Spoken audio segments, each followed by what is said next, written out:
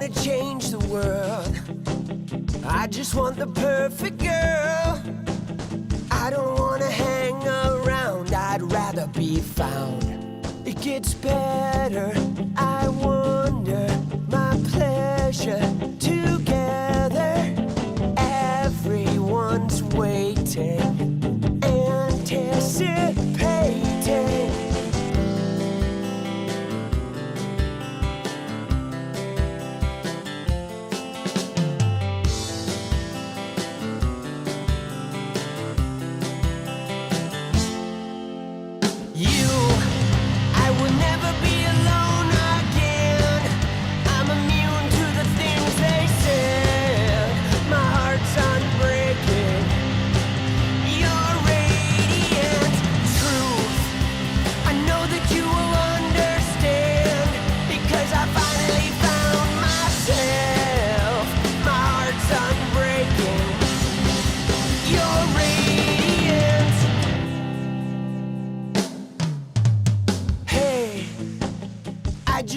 Change the world, but I'm not gonna wait my turn. I don't ever want to come down, I'd rather be found.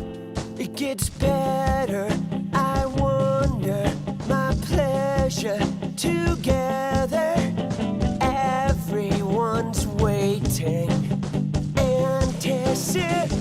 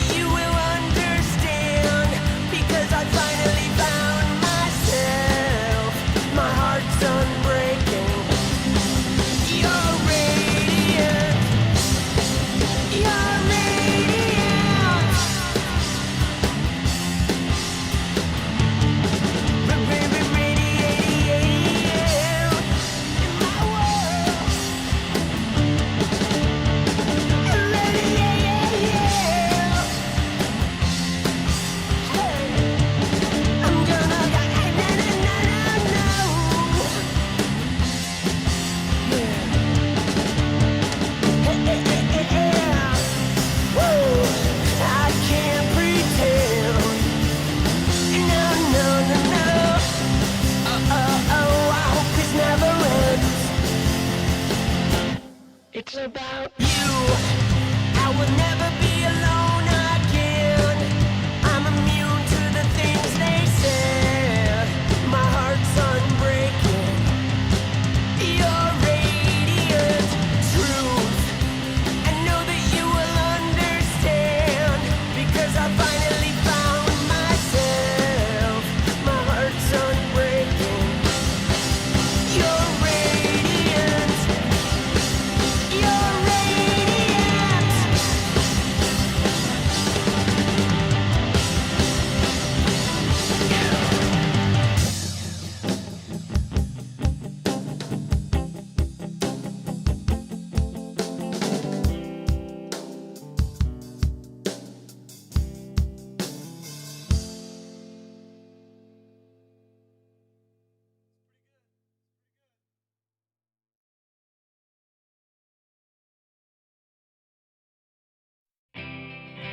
Do you need anything like I need you? It's over. Do you need anything like I need you?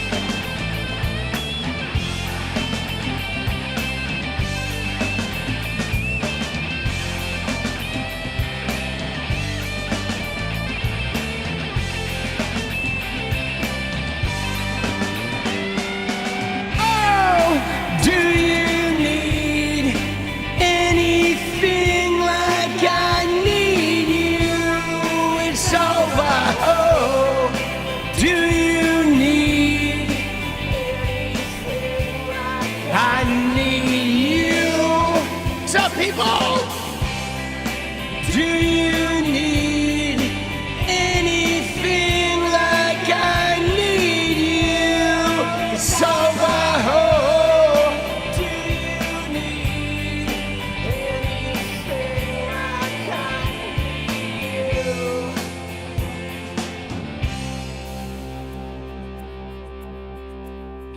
Let's go. Yo, yo, yo, yo.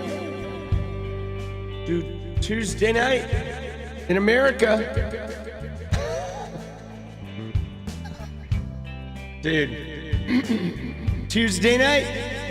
Just waiting for a pine box. You're mad and sad? Yeah, no, I think I saw something about what's going on in Austin. Right? You guys are having ice situations. Good. And they're trying their best to screw over voting rights.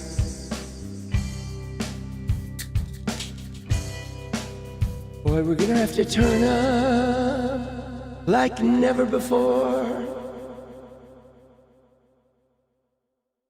Well, let's go.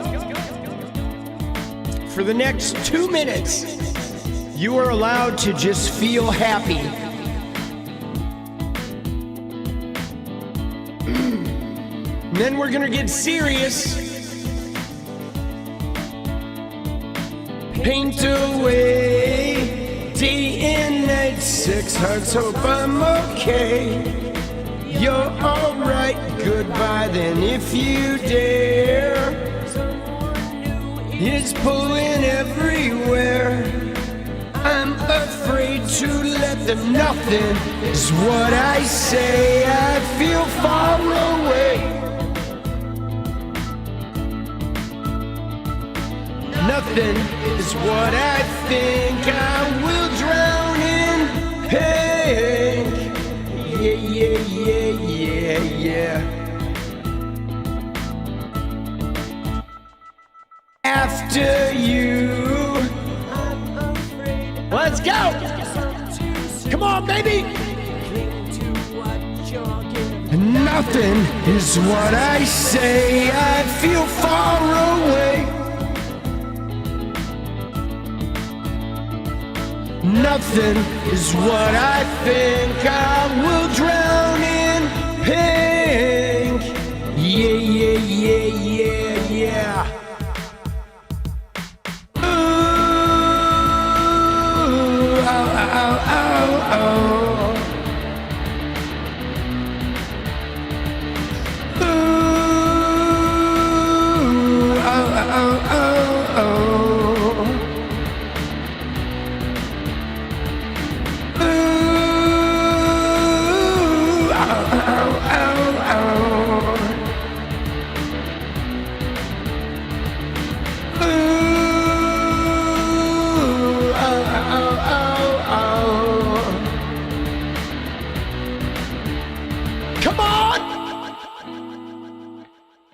Ready? Let's get into it. Oh! Let's go. Dude, we're bopping out. Let's go. Dude, I like that song. That's a good tune. It's groovy. How we doing? How we doing on Tuesday? How's everyone's mental health doing? Right? Woo. Let's go. Dude, it is chaos out there, right? With the mega shitters in charge. Dude, they are so desperately trying to like cram the fucking SAVE Act through there. Dude, it's gonna get gnarly, guys. I was wading into the voter ID debate on Twitter a little bit because everyone's like obsessed with this whole voter ID concept. And what's wild about it is I don't really have an issue with the concept of voter ID. I really don't. If you can meet some stringent qualifications to make sure that it's not a tool of disenfranchising and, it's not a poll tax, right? which is like the government has to get you the ID, right? Means if you can't find your birth certificate, if the rural hospital closed, whatever, the government has to do the legwork and get you your ID. That's number one. Number two, the government pays for it, okay? Just like they do like Social Security cards, which they provide, they do the legwork, right?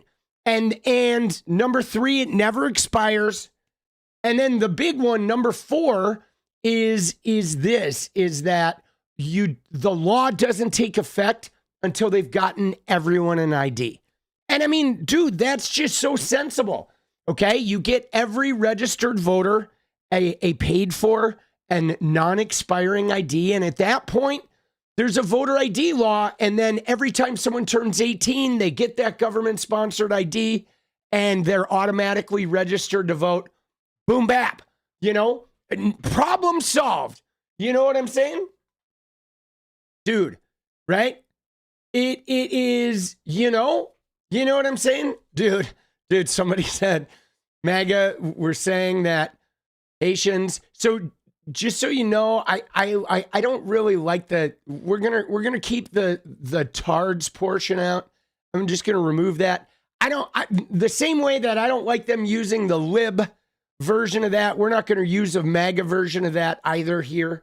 You know what I'm saying? I understand your zeal and I don't hold anything against you personally, but I don't like that language. I don't like that word. I don't think that word is necessary. So we're just going to bounce that word out. But I do understand what you're saying. That and you know what's crazy, guys? You ready? I mean, bringing up Springfield, Ohio, is they're about to engage in a campaign of denaturalizing. They're going to, I guess denaturalizing is not the right word because many of them are not officially citizens. But here's what's happened in Springfield, Ohio, guys. And this is so shitty, okay? So over a period of 8 years, including during Trump's term, those Haitian immigrants went to Springfield, Ohio, and they fucking saved the town, okay? That place was dying economically. There were nobody to work the jobs there. The whole county was fucked. And a bunch of Haitian immigrants came over the course of years and they rescued that town, guys. They came in, they did the jobs, they did them well, they saved factories, they saved manufacturing, they basically saved the entire economy of the county that Springfield, Ohio exists in. And what thanks did they get for doing this? The Vice President, J.D. Vance, and Donald Trump basically made up nothing but abject lies during the election about them eating the pets, memeing on this town, on these Haitian immigrants, shitting all over them, lying about them, right? Death threats, school bombing threats, etc., in exchange for their lies. And now they're going to go, and even though they're all here legally, they're going to go and remove their legal status and then deport them back to Haiti, which is totally unsafe country, by the way. Okay. Isn't that wild, guys? That is so fucked up when you think about it. That is, Vance is from Ohio. That's why he did it. Because it was his state. It was a way for him to tie into the racism in his own state. I mean, guys, that is just so, this is the type of shit about the Trump admin that I have a problem with beyond all of his total just lies and his disgusting self. And obviously him being, a pederast in the Epstein files. What it is, guys, is it's the fact that he will fuck over people that have done right by him. Always. Okay. From, the Polish immigrants who worked on his buildings and then he refused to pay them because they were Polish immigrants and they had no legal recourse to hurt him. And he has consistently done this shit where he has had people do right by him, do good work for him, or come through totally for him. And then he turns around and completely screws them over and just absolutely like jerks them around, refuses to pay them, harms them in some way. And like, guys, that's just low integrity. You know what I'm saying? That's like low vibrational shit that people that are good leaders and people that have like any type of decent shred of like human, connection, don't behave like that. You know what I mean? You don't behave like that. And he did the same shit with the country, with treaties, right? He'll win an election and then he just starts pulling America out of treaties.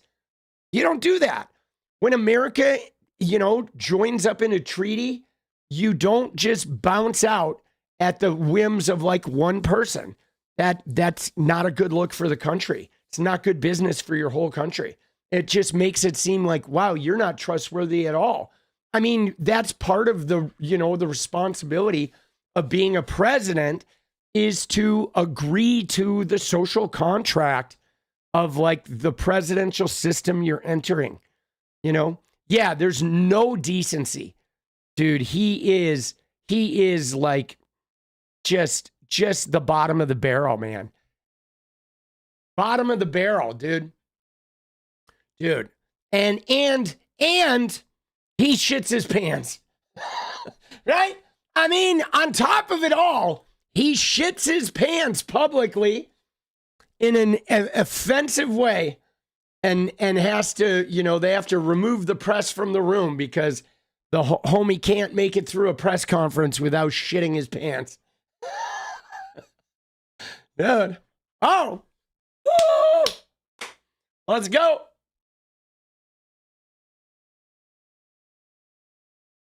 And anyway, somebody asked how Springfield, Ohio voted. So Springfield, Ohio is still mostly white people, guys. Mostly white rural people. So I'm sure Springfield voted for Trump. Right? And they're going to vote for him to remove those immigrants, and then their economy is going to crash. And then they're going to blame the Democrats for their economic crash. I mean, we know how this goes. Okay, we know what these low vibrational people do. Okay, they shit on themselves and then they blame the stains on Democrats. Like, oh, I just shit my pants. Yeah, the Democrats made me do it. Dude, they think the rent will get cheaper. Jesus. Yeah, what idiots, bro? What idiots? I mean, I'm going to tell you this, guys. Maybe something's changed, but, rolling back to when I lived in LA, it's 25 years ago. And maybe it's changed now. But back 25 years ago, it's not like undocumented people were each living in their own, fucking like big ass apartment and shit or renting houses. Like, I mean, dude, I knew undocumented people. There were usually like multiple families sharing one small apartment. They were like, living within their means, right? I think the number one problem, I'll be honest, the number one problem that these racists have with immigrants, it isn't even about housing and jobs here. They're mad that they send money back home, okay? I think that's the thing that bothers them most of all, is that a lot of immigrants come here and they will work here. They'll work multiple jobs here. They'll live totally lean. And then they send money back home. And that really makes them mad. Okay. Because they'll send money back home. And I think some will even come here and work for like 10 years. And then maybe they even go home and they have a good life in their home country. But like, who cares? Like, it shouldn't matter. You know what I'm saying? Like, people, you come here, you work. We got jobs. You want to work the jobs. I don't care what you do with your money, right? Send the money back home. Like, stay here, work for 10 years, go live that back there, buy a ranch. Like, you fucking deserve it. You know what I'm saying? And it's like, who cares? I just don't understand this fixation on other people's business. Like, you ready? Like, let's look at Hageman. okay? Hagman from Wyoming, okay? Dude, the George Santos in drag, right? You know, like Harriet Hagman or whatever her fucking name is. Dude, we gotta take a look at this ghoul, okay? I'm serious. Because check this out, guys. Look at this. All right, you ready? Now, think right now. Let's think about some of the issues. Let's think about some of the issues we have in this country. All right? Just peruse. Let's follow me on this journey. What are some of the issues we have in this country? What do we have? We have data centers, right? That are jacking up our electricity costs. So, people's power bills are doubling because of data centers. That's number one. It's a big problem, okay? Like access to electricity, access to utilities because of data center use. Big problem. Number two, dude, people don't have enough money, man. Wages are stagnant. It's not a lot of money coming in. Healthcare costs skyrocketing, right? Food costs are still elevated. People are having trouble with food. A lot of housing situations, okay? Housing is too expensive. The floor prices of housing has been jacked up, right? Dude, ICE, mass marauders are out there. I know some people think it's a great thing, but you could say, hey, man, the immigration shit is like gotten a little out of control. We need to address this, right? So there's a lot of real problems, guys, right? There are a lot of real problems that we're struggling with, yeah? Okay, well, so what are they talking about in Congress? Let's look. The Republicans, guys, they have both houses of Congress and they have the presidency. So they could be passing legislation to address utility costs, data centers, housing, right? Wages, the cost of living, right? That's what they should be doing, right? They have both houses of Congress. They have the presidency. They have the full Monty, guys.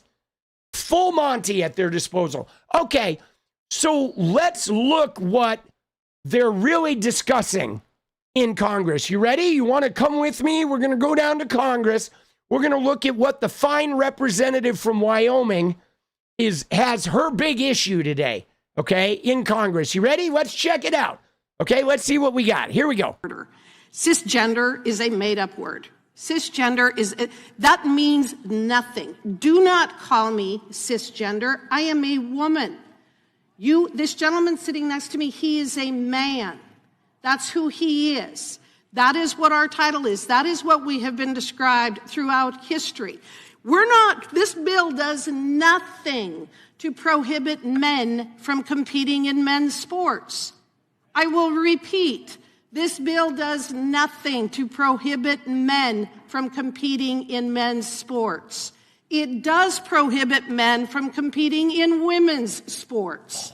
It is that simple. All we have to do is look at what happened during the Paris Olympics, where we watched a dude beat the hell out of a woman in a boxing match, and we have people on the other side of the aisle who actually believe that that is okay.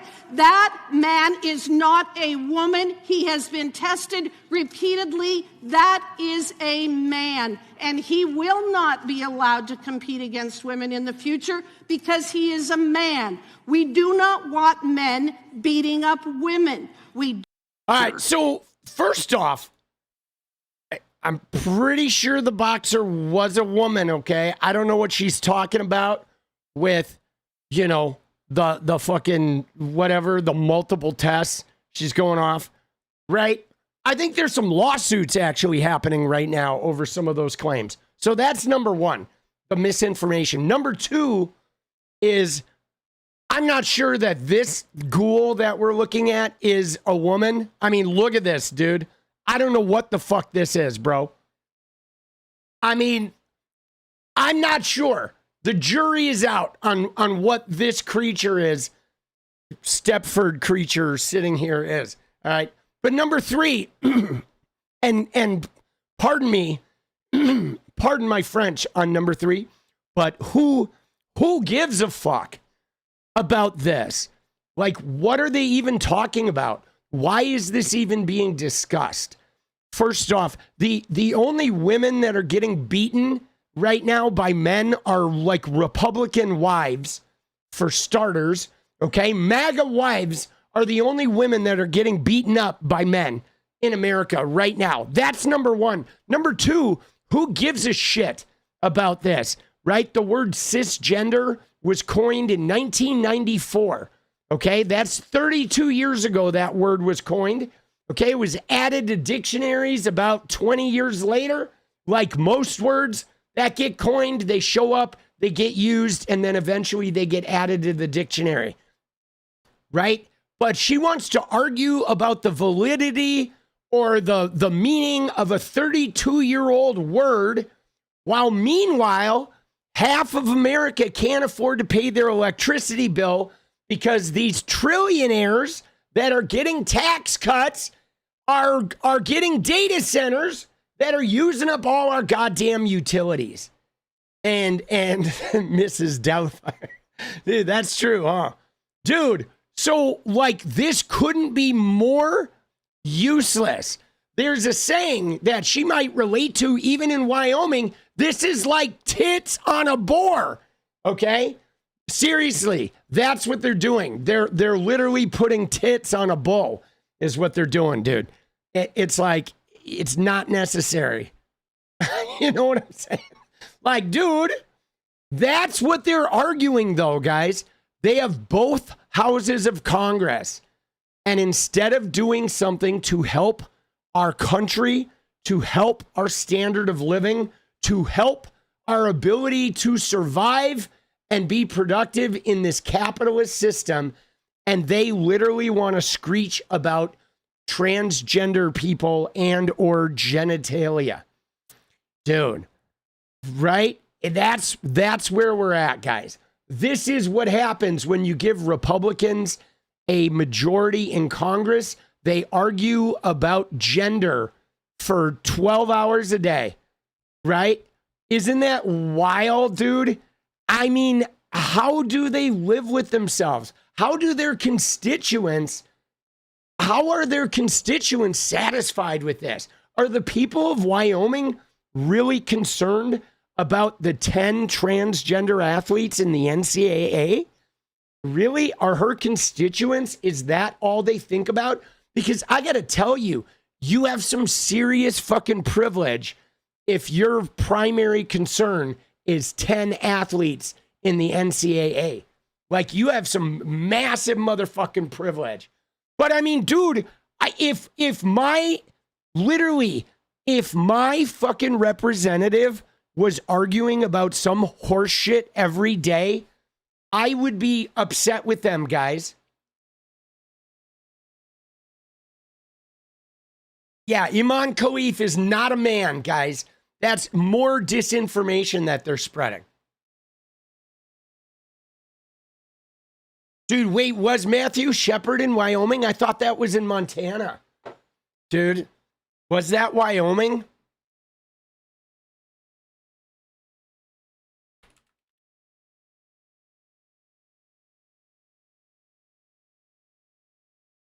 Oh, no, it was in oh, no, that was in Colorado, dude.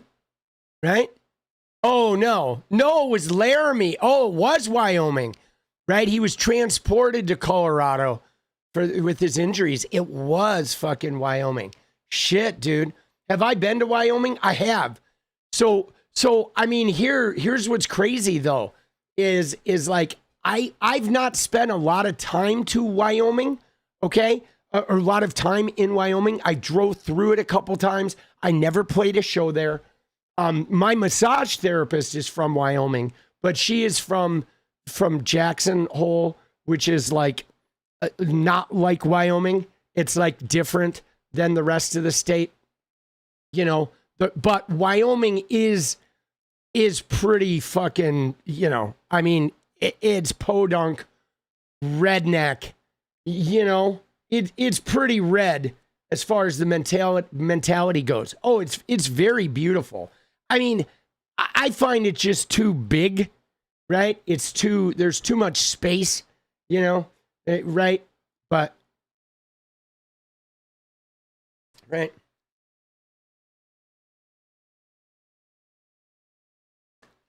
Dude, well, Mike Petty, you're gonna have to just buck up there, buddy. Right? We can't spend the rest of our life crying about 2021. I mean, you're not wrong. They should have moved faster with that shit. They didn't, but here we are. Okay? If you were expecting Joe Biden to lead the charge of like some type of arresting fucking campaign, like that was never gonna happen. Joe Biden is a conservative, fucking reach out the hands to the biggest racist in America. So, like, expecting anything from that guy, like, I consider the little shit he did to be, like, a big win. I expected nothing from that man. Thinking he was going to be 80 years old and somehow go in there and, like, feistily, take Trump down. I think that's a little unreasonable. Dude, Biden is, like, I mean, at this point, it's even a toss-up. Where, if Biden had lost that election and we had just gotten Trump out of the way, if maybe, I would think if there hadn't been a pandemic, I think we would have been better off with Trump winning. I'll be honest, though. The Trump not winning with the pandemic, Trump winning would have been devastating. Okay? It would have. It would have been devastating. Like I'm glad Biden won, and I know we're going through some shit now. But we probably should have just gotten him out of the way, right? Dude, but Trump, it shits his pants, guys. Right? Dude, Trump shits his pants. I don't care what you say. You know what I'm saying? I don't care what you say. Trump shits his pants. All right? Fuck off. Dude, Trump shits his pants. Yeah, Biden should have run after Obama. That would have been the move, right? Dude, let's go. Okay? Dude, so I did not see the email. Dude, link me to that email about the Zorro employee. Dude, so guys, you ready? We're gonna pivot though here. Okay, we're going to pivot real quick. I do want to see the Zorro email. I'd love to talk about that. Dude, no, Biden did some really good shit, guys. He did some really good shit. Like a lot of the jobs that came back to America, Biden was a great president to get us out of that pandemic. He did a great job with the shit he did, right? But if there hadn't been a pandemic, I think we could have just run through Donnie's 8 terms and fucking booted his ass along. I mean, at the end of the day, though, guys, there's no excuse, okay? You can blame Dems, you can blame Biden, you can blame whatever, but guys, there's no fucking excuse that 77 million Americans or whatever showed up and voted for that lying piece of shit, okay? That lying trash who lied about an election for 5 years, the grab him by the pussy guy, the guy who did nothing his first term, the guy who botched COVID, the guy who committed an insurrection, and yet our citizens still voted for that guy. We deserve the asteroid. Okay? You don't get to blame Dems. You don't get to blame anybody but the stupidity of the American citizens. Okay? We deserve everything we get because we're idiots. There's no other country in the world that would fucking vote for that dumbass. Nobody. Okay? Nobody in the world would vote for that dumbass. You know what I'm saying? Nobody. And dude, there's no telling that even with the perfect candidate, if anybody would have voted for him, right? Because Americans are fucking dumb, bro. So there you go. And I've watched him, dude. I watched him give Reagan a second term. We watched him give George Bush II a second term. Americans are fucking dumb. Okay? That's it. That's the truth, dude. Americans are brain dead. They are. They're brain dead. All right. All right. Now that I got that off my chest. Yeah, no, a lot satted out.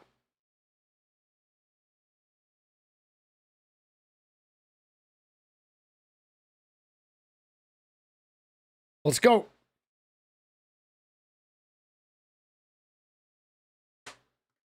Where's the email? Yeah, like show me the email. Give me a link. Tell me what file number that email is so we can find it. All right. You just link the Zorro link to your latest post about the emails on Blue Sky. All right. See what we got here.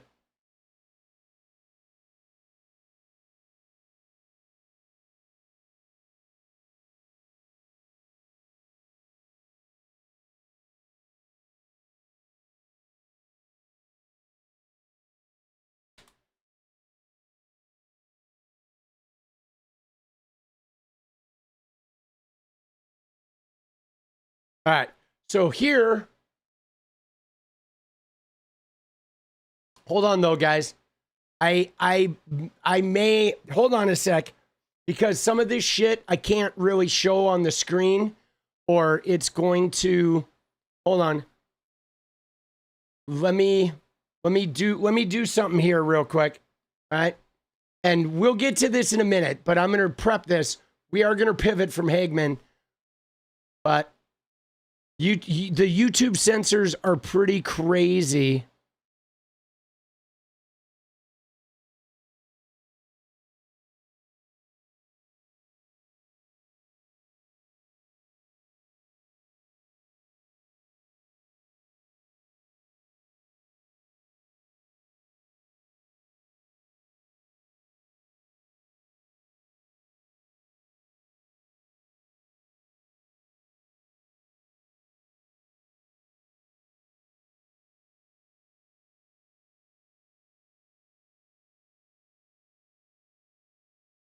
All right, so hold on.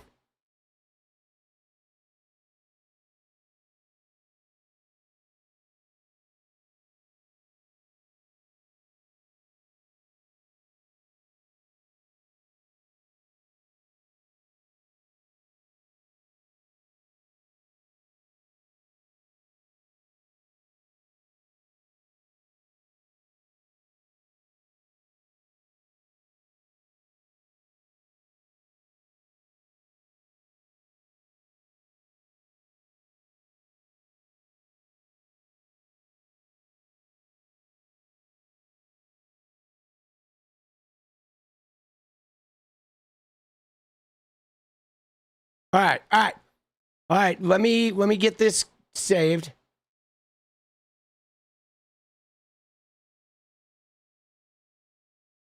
Okay. All right, we'll look at that in a little bit. All right, we're back.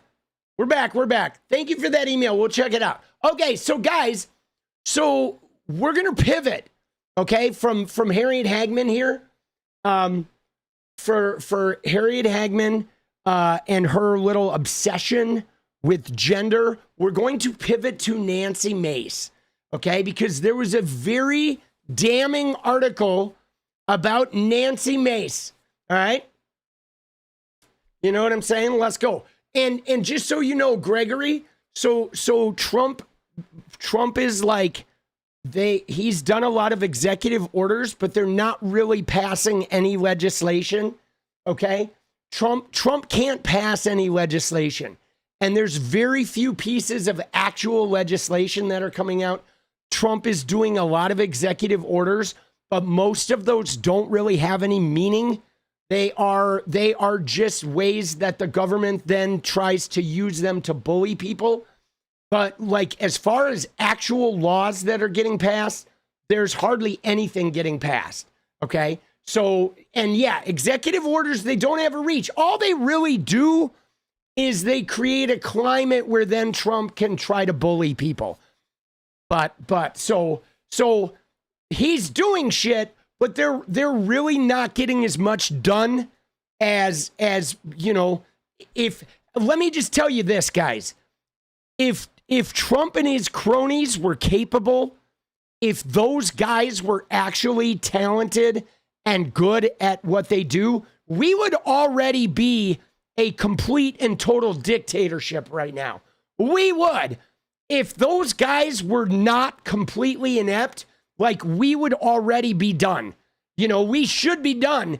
And the reason why we're not done is because of their ineptness. They cannot be undone. So crawling wind, no, the executive orders can easily be undone.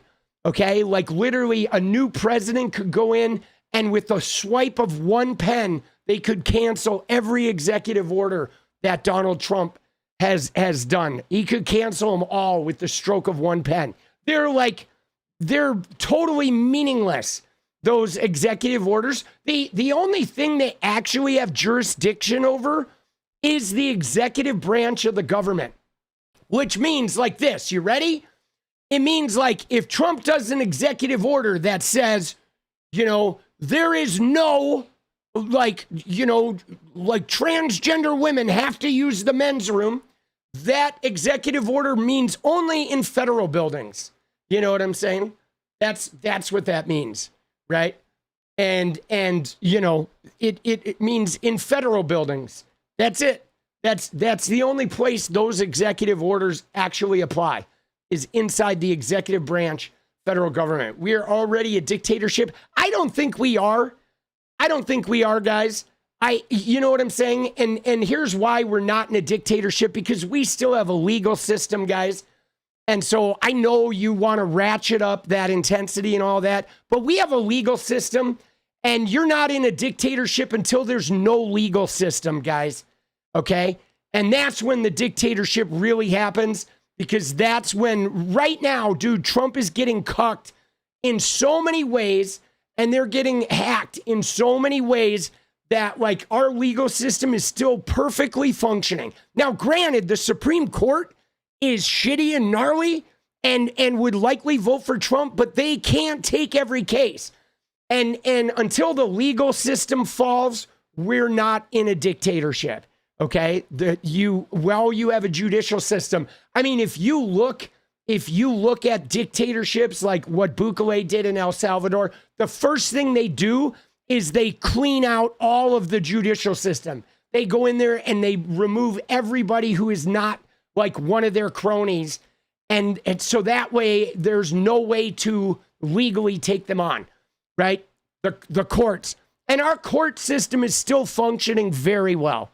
It's still functioning very well. I mean, there's a reason why the National Guard aren't in Oregon, in California, in Chicago, in New York City, right? It's because of our legal system. There's a reason why they don't have unredacted voter data from all the states. Legal system, right? We are not a dictatorship yet. We are, you know, we are a fucking, you know, a semi-police state. Okay, we are a semi-police state at this point. I'll give you that. But we are not a dictatorship yet, guys. And guys, here's the deal.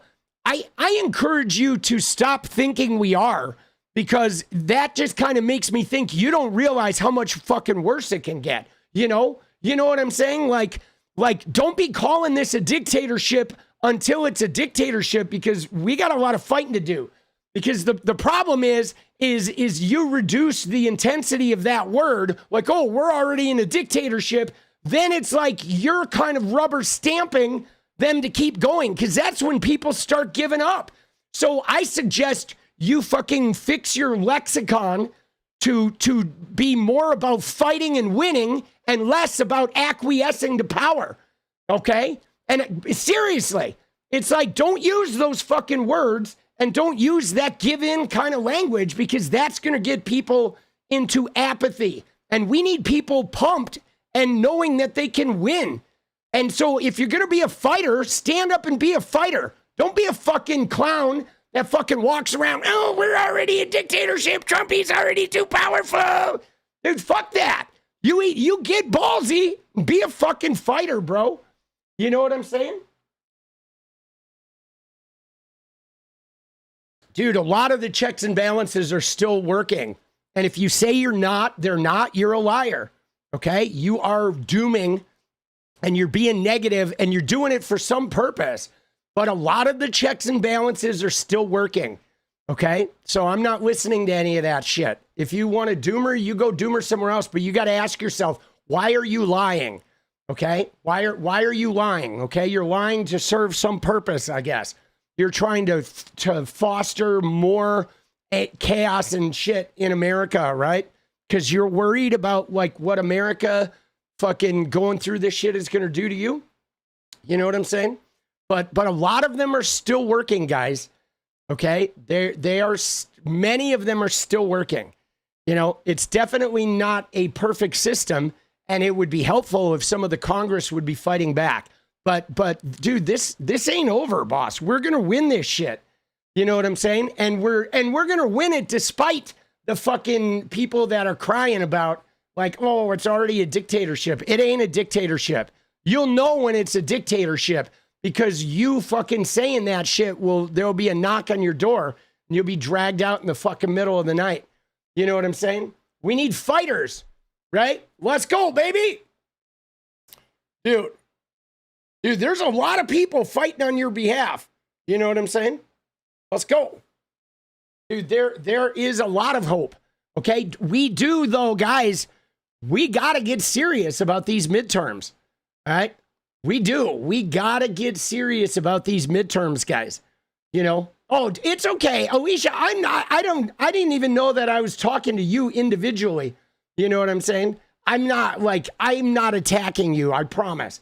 I understand the feeling of doom. I just think though that like we have to fucking, you know, you can't fight when you doom. You know what I mean? Like dooming doesn't make for good fighting. Okay? It breeds apathy. You know, it's just important. You're good. Right? I mean, we're all feeling the doom. Like, believe me, we're feeling that shit.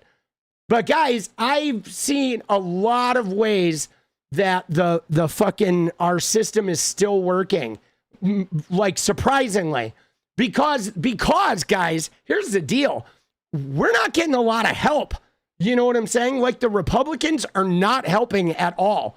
What we are right now by definition is 𝗙𝗪𝗔. Let's go, Grando. What is 𝗙𝗪𝗔? What's the official definition? Government by the least suitable. Dude, yes. Oh, shit, bro.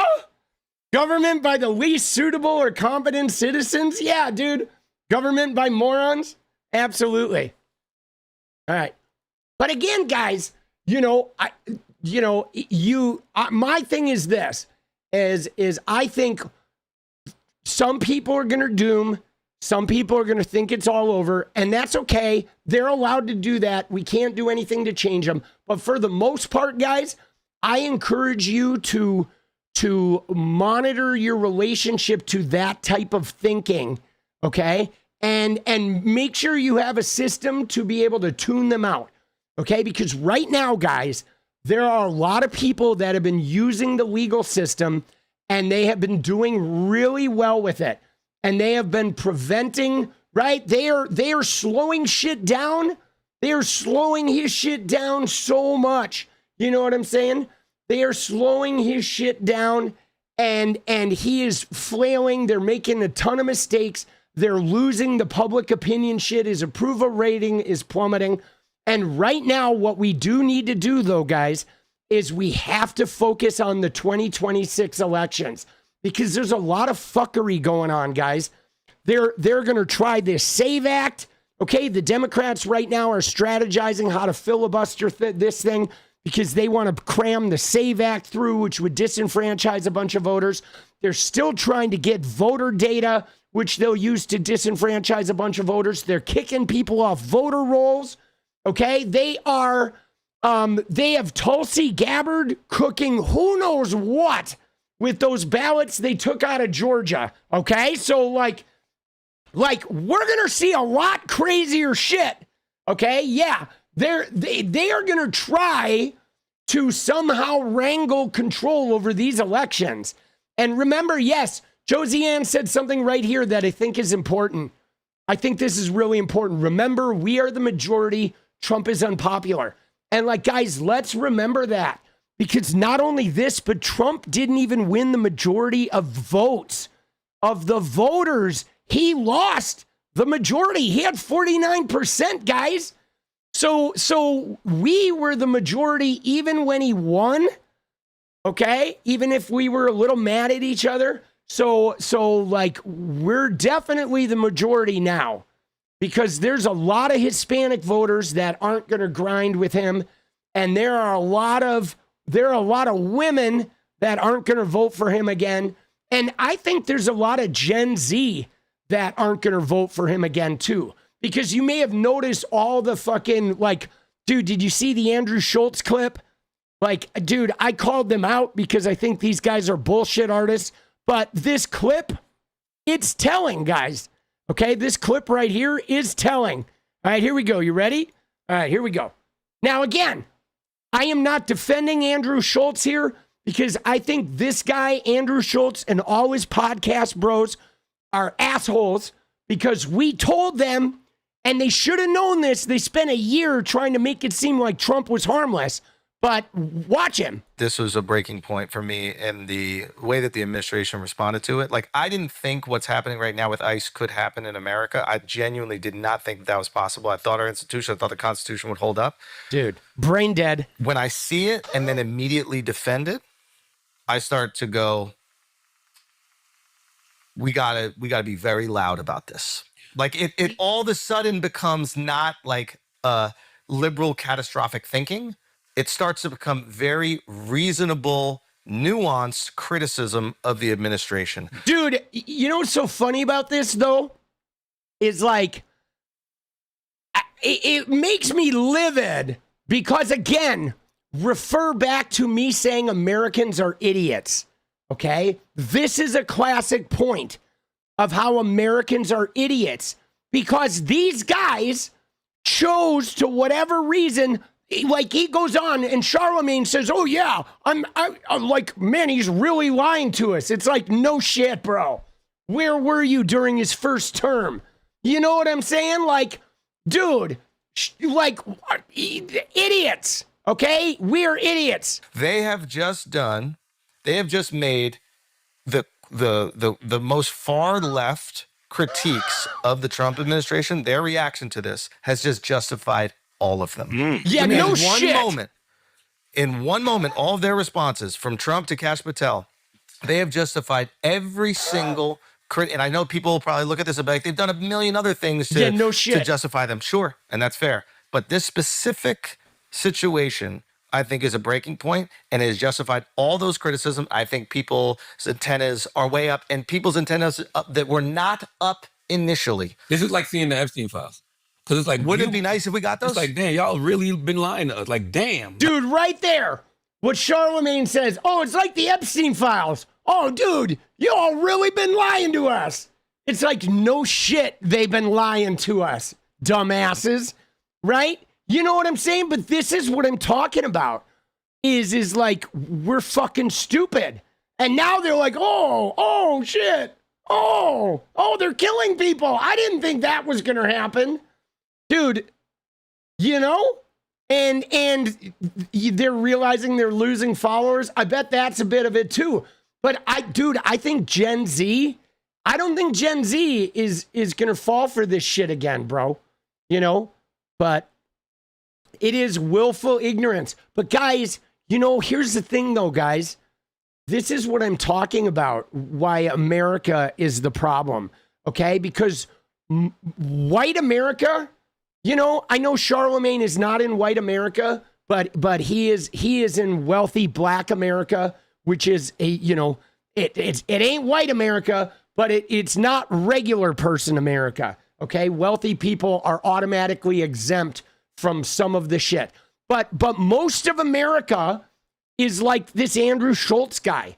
They're just white dudes that don't need to be fucking smart because nothing's going to affect them anyway. Okay? And Andrew Schultz will be like, wow, there's a real breaking point for me. But dude, he's not affected by any of this shit. You know what I'm saying? Except maybe he's going to lose some worker that does really good work for him for cheap. But he's not being affected. He's being affected in a very Trumpian sort of way, where like some pleasure, some luxury he's used to is being slightly deluxurified, you know, through this thing. But he's not actually suffering any of this stuff. And so they're so insulated that like they can flippantly make those choices and it's never going to affect them. You know, and now he's like, oh, I've reached the breaking point. It's like, dude, shut up. Dude, Charlemagne, Charlemagne was like, I don't know, dude. I felt like he was not really all in on the defeating Trump. You know what I'm saying? I don't know if he was a Trump supporter, but he was definitely like, didn't want Kamala Harris to win. You know what I'm saying? And he knew that like, he's going to be fine. You know, surfing the vibe. That's a good way of putting it. Surfing the vibe. That is a good way of putting it, guys. You know, that they just go along with the vibe, right? They do. They go along with the vibe. If the vibe is like, oh, Trump is memey, people are liking the memes, fine, we're going to like the memes. Oh, shit, now everybody's mad at Trump and people are dying in the streets. We're going to, I'm so compassionate. I can't believe people are dying in the streets. Dude. Dude, they are, dude. So phony, bro. They're so phony. Dude, it's hard for me, though, because I've always liked Charlemagne, dude. I have. I've always liked him. I've always thought he's had some really, I don't know, some really sensible takes. I guess what's hard, though, is like you can't ditch the elitism, you know? You know what I'm saying? Like you can't ditch there's a certain elitism that comes with being a multimillionaire that like you can't shake that, you know? You know what I mean? I don't think you can shake that like when you have that, there's an untouchability that comes with that, you know, you don't have to make good choices. You know what I'm saying? I mean, for me, guys, it's always been like the speeding ticket thing. Okay. I've always looked at it as like the speeding ticket paradox. Okay. And what do I mean by that? What I mean by that is like everybody speeds. Okay. Everybody does. We all speed. It is something that universally everybody except maybe your grandma speeds regularly. However, for most people, you can't afford to get a $300 speeding ticket. So we speed every day, but we have to be cognizant of, you know, cops, fucking speed traps, like, you know what I mean? We speed, but we have to speed with the conscience and with an awareness of like, man, I can't afford to get this big ticket, right? But when you have $20 million, you don't fucking care, okay? You can blow right past a fucking speed trap because you know that ticket, or like you can send your lawyer in there and do some shit. You just don't even have the worry, okay? You can park in a red zone, pull up next to the fire hydrant and run in and out, and you don't even care about the parking ticket because $55 is like less than nothing.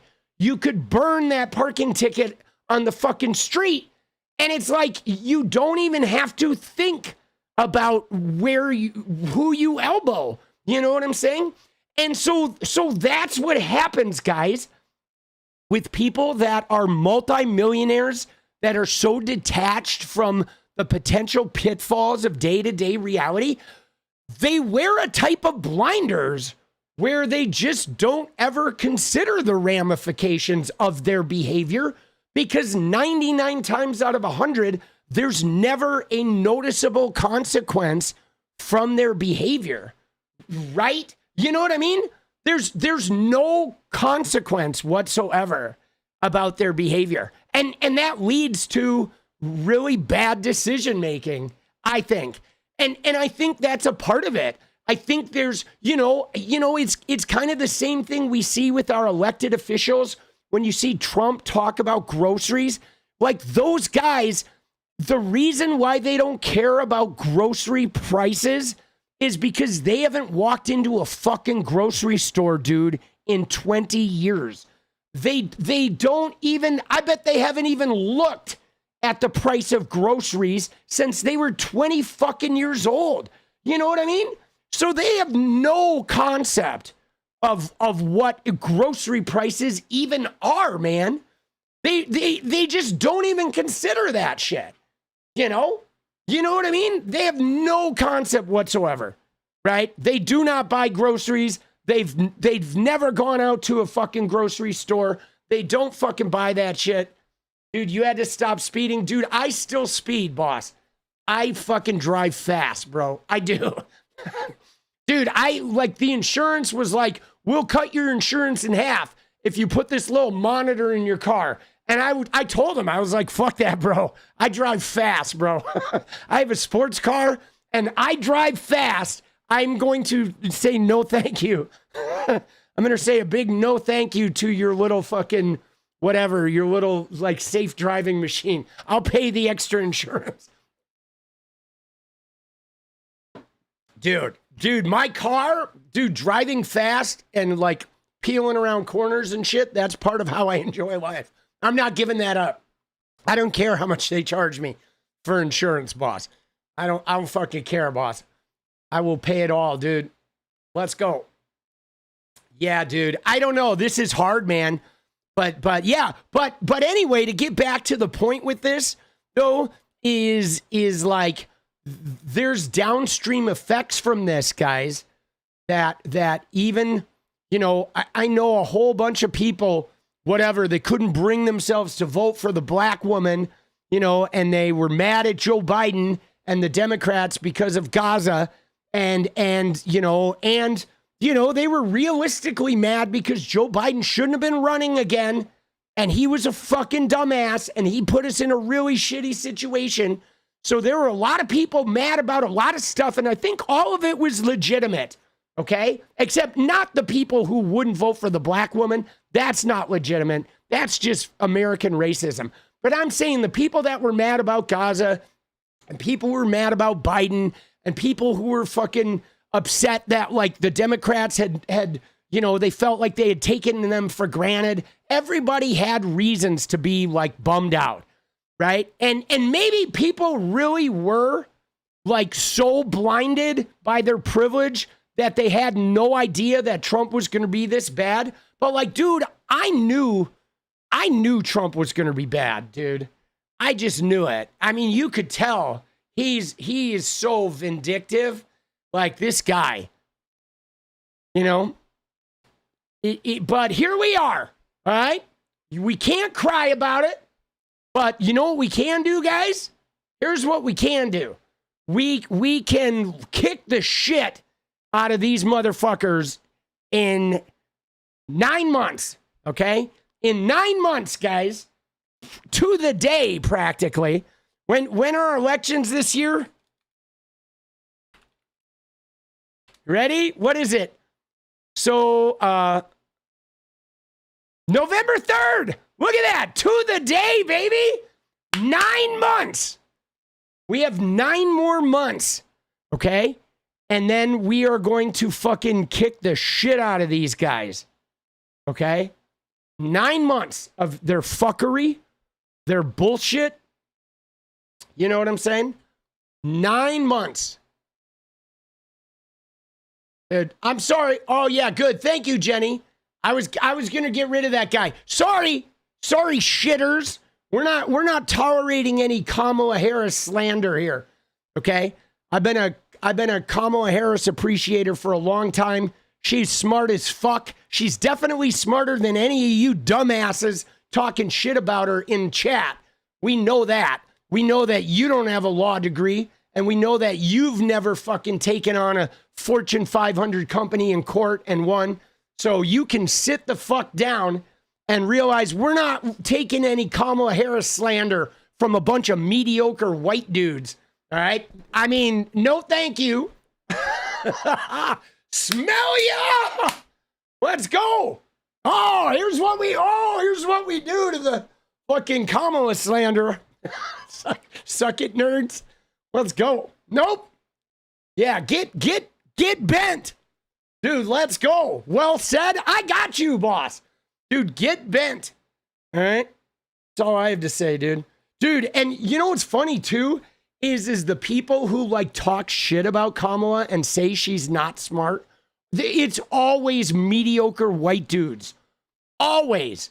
Okay? You know what I'm saying? Like, always. Dude, it's crazy because even with, like, I know a lot of black men didn't vote for her, right? And they had their reasons, but I never really saw the black men dissing her.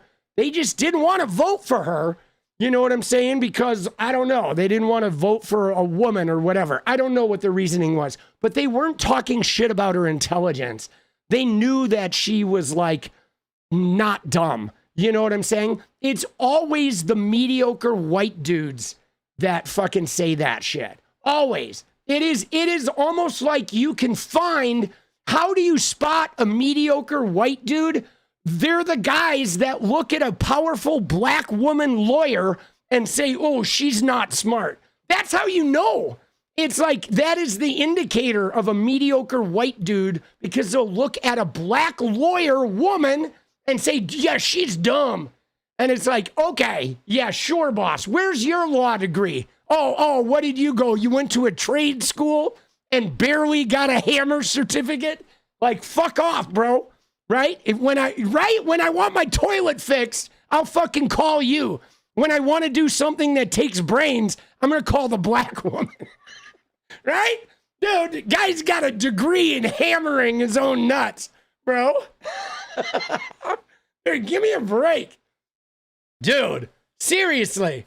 Like, give me a fucking... You like that? That hammer certificate. Dude, why are your nuts so swollen? Oh, dude, I just got my hammer certificate. I've been at home hammering my nuts. And celebrating. Like, goddamn, bro. Dude, take some Advil or some shit. Dude, that shit... Dude, like, what are you doing, homie? Dude, bro. Like, what are you talking? Oh, man, bro. That shit is funny, dude. The Nutcracker Suite. Dude, 9 months, guys. Right? We got 9 months, and we are going to win this shit, dude.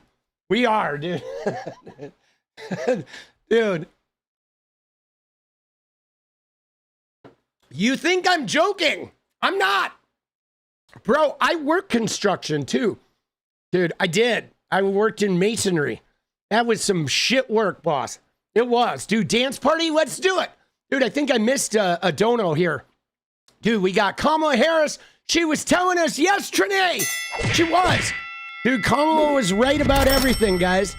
Oh, dude, I should get a hat made. That would be a great hat, wouldn't it? Kamala was right about everything. Oh, dude. I'm going to look into that. Maybe we get one that says Kamala was right about everything. That would be a great hat. That would be amazing. Dude, first off, I gotta shout out Tony.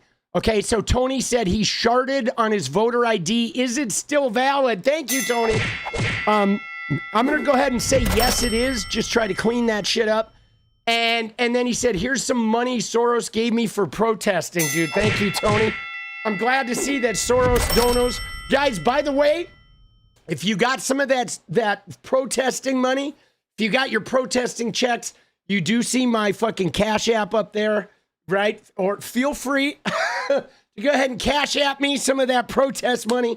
I did not protest, so I didn't get a check. So if you want to share the wealth, right, of your big protesting check, I do accept Cash App, right? If you want to spread that shit around, dude.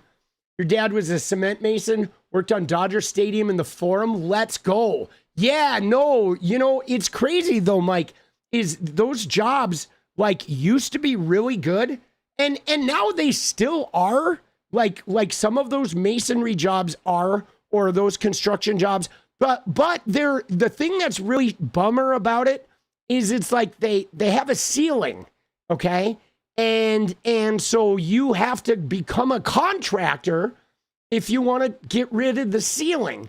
And this is the problem with a lot of the jobs just in general, right? Our job markets, like, you know, you have a ceiling, and the construction jobs, I feel like their ceiling is scrunched, right? Like some jobs, you may start at like $12 an hour, but you're going to finish at 30, okay? But other jobs like construction, you start high, but you don't go any higher, right? So you start making money and you're like, wow, this is great money. But like 20 years later, you're making the same amount of money you were making 20 years ago.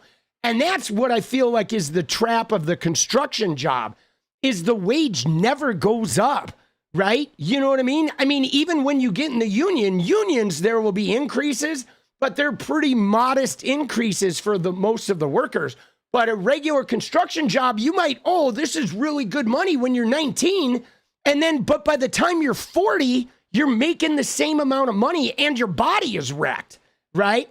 And so that's what's sort of like, you know, a little fucked up, bro, is I wish those guys had more like space to grow. You know what I mean? Like you want people to be able to, and yeah, the union ones are good. The union ones are like getting guaranteed raises. They're always having access to healthcare.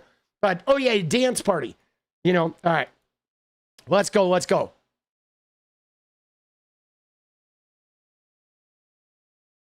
Let's do it.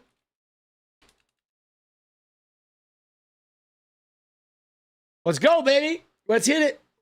But yeah, dude, that's what I don't like. I don't like that those guys don't have like they don't have room to grow, man. You know? And I don't care what job you're doing, guys. I feel like people should have room to grow, you know? And because of the way the income is distributed, like most people don't grow. Their shit doesn't grow, man.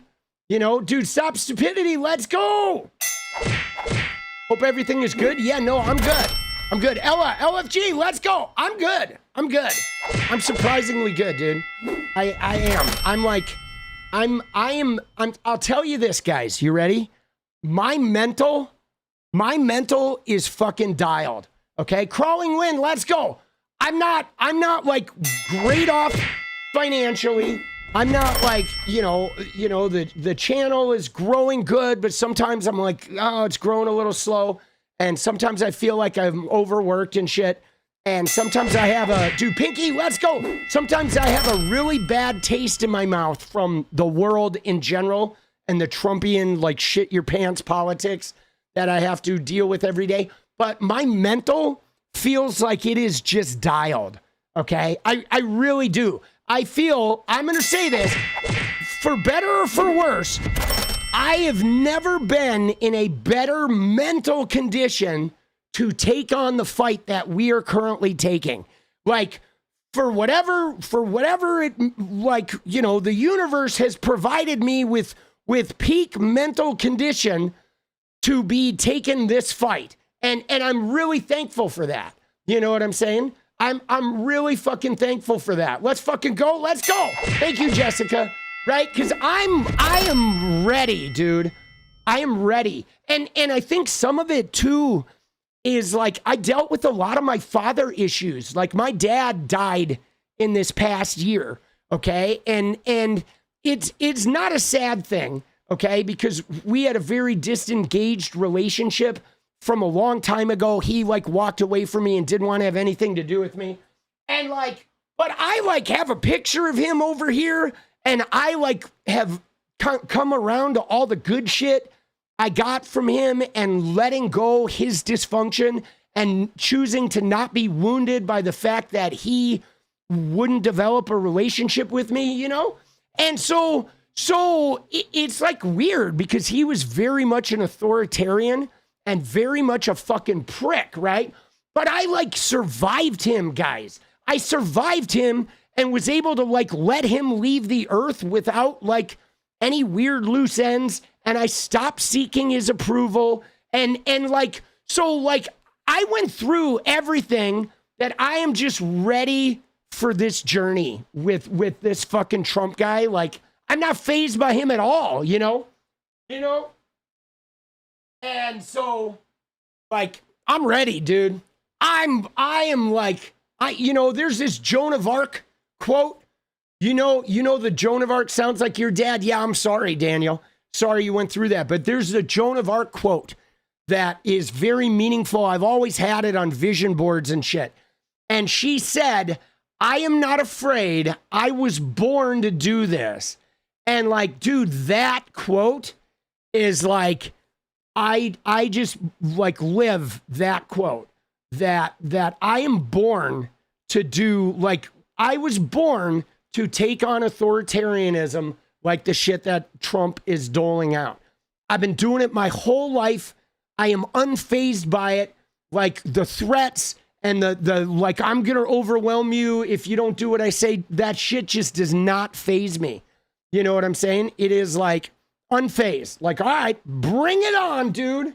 It's like me and Joan of Arc are going to kick your ass, right? You know what I'm saying? We're going to kick their ass, dude. So I'm ready, right?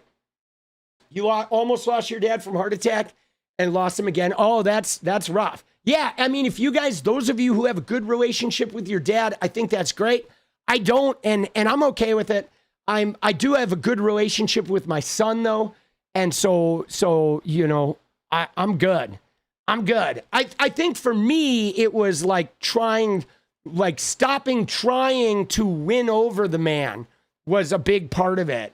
That was a big part, was the disengage, where you realize that this authoritarian bully is, you're never going to be able to please them. So you have to stop trying to.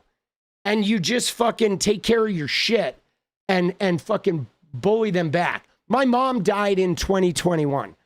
And I had made peace with that too before she died. I mean, we weren't close, but that's okay. Right. You know, but I definitely made peace with them both. You know, I did it before they died.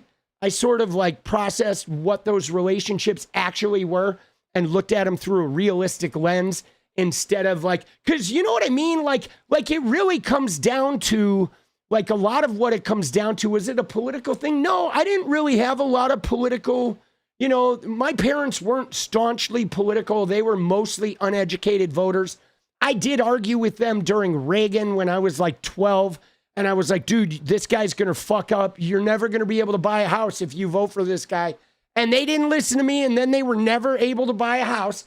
And my mom did later admit, you were right about Ronald Reagan. I'm like, I know I was. I know I was only 12 and you didn't want to listen to me, but I know I was fucking right. But anyway, so what it is though, is a lot of times when you have those dysfunctional parental relationships, okay, the source of your pain is not the dysfunctional parent. It is your attempts to win over the dysfunctional parent. So it's actually your own behavior that causes you the suffering, because you keep trying to play their game and win at it, but you can never win the game. So the ending of suffering involves you ceasing to play their little game. And you know, and then when you do that, they kind of freak out a little bit and are like, wait, what? Why are you playing anymore? It's like, fuck you, you know, sorry. You know, that's your shit, not my shit. That sounds like a YP there, buddy. That's a your problem, right? Oh, shit, dude. But here you go, baby. All right, you ready? All right.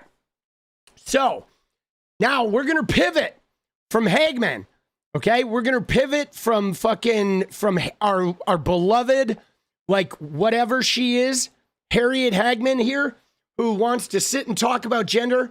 And we're going to bounce over to Nancy Mace, okay? Because Nancy Mace, guys, this shit is wild, okay? It's wild. First off, the story of Nancy Mace is wild, okay? But the other thing, guys, that's crazy is how Nancy's replying to the story.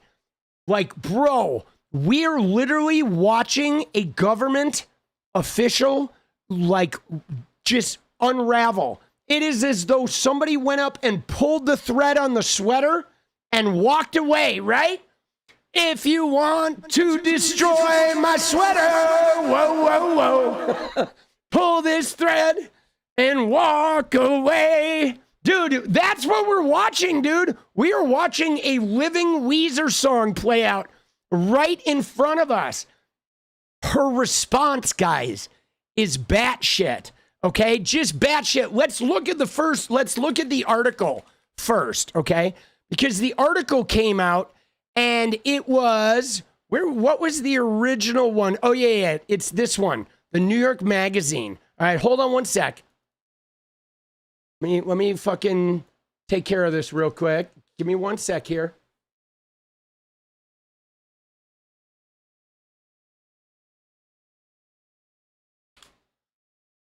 All right. New Yorker. Dude, this shit is cray-cray, guys. Absolute cray-cray.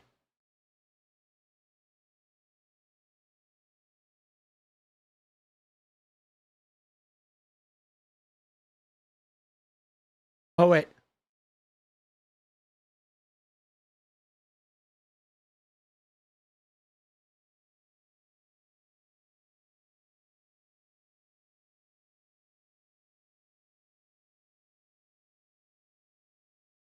There we go. There we go.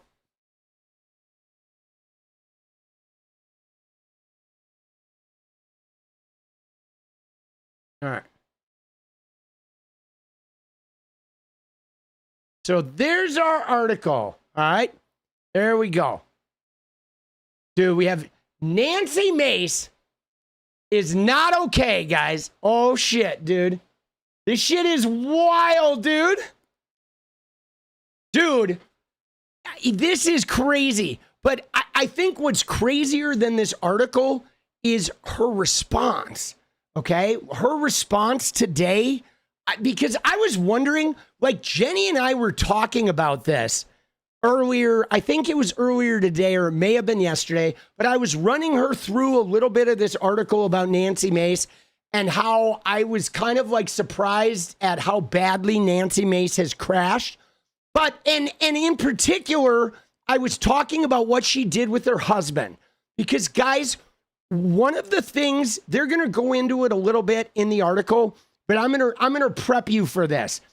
So there's a thing in the Constitution that protects congressional speakers on the House floor, okay? Which means you can go onto the House floor as a congressperson and you can talk about anything and nobody can hit you with a defamation suit, okay? You have a wide latitude on the House floor. Anything you say on the House floor as a U.S. representative, they cannot hit you with a defamation suit. It is like protected speech, okay? It is like a safe zone that allows them to talk freely and openly about anything. So what Nancy Mace did is she went through something with her husband, whether she was abused or whatever, something went on in that marriage, and she went onto the House floor and basically talked about it, okay? And had photos, you know, naked photos and all these accusations of abuse and shit, and something that the husband could not sue her for. But like, after she did that, she had like a breakdown, okay? And I mean, she was kind of leading up to a breakdown, but like her staff didn't even know like what she was going to do that day. And she has been spiraling ever since. And so this article came out, and me and Jenny, we were talking about it. And I had said to Jenny, I said, man, it's got to be really hard for Nancy Mace to like wake up and see this article, and she's not going to have any idea like who on her staff was like leaking this shit, because she has a staff and a bunch of staff members are talking in the article, but she has no idea like who's talking who, right? And so I was like, I wonder how she's going to respond. Like, what is her reaction going to be? And today we found out the reaction, and it's even worse than the article, okay? We're going to see the reaction, but look at the picture they chose. They chose a picture of her just stressed, beaten, kind of avoiding the camera light, which is very weird. Like Nancy doesn't do that very often. And as you can see, she's aged. I feel like she's aged like 30 years in the last 2 years. Like she really has aged brutally. But yeah, I know the stress, you can see it. Like she's just tight. Okay. But so the article, here we go. Says Nancy Mace is not okay. Something's broken. The motherboard's fried. We're short circuiting somewhere. You're not sad for her? Oh, I'm not sad for her at all. I'm not sad for her at all. I do, for me, watching people crash is like, I mean, I have humanity. So watching any human being crash is like, affects me. Like, whoa, you just hate to see that. But I'm not sad for her. She got herself here by all means. You know what I mean? I mean, I don't know what kind of trauma she suffered in a relationship. But you know, you have the option of dealing with trauma healthy, or you have the option of dealing with trauma in a way that hurts everyone around you. And I think you do have a measure of personal choice there, right? Which, you know, you do. You like, we, you know, I mean, we sometimes suffer great trauma and it is heartrending, but we do have a choice in how we respond to it. Ella, let's go. All right, here we go. So right up until she lit the fire, some of the Representative Nancy Mace's own staff and advisors didn't know what she was going to say on the House floor in February 2025, let alone that it would be a pivotal moment in her life.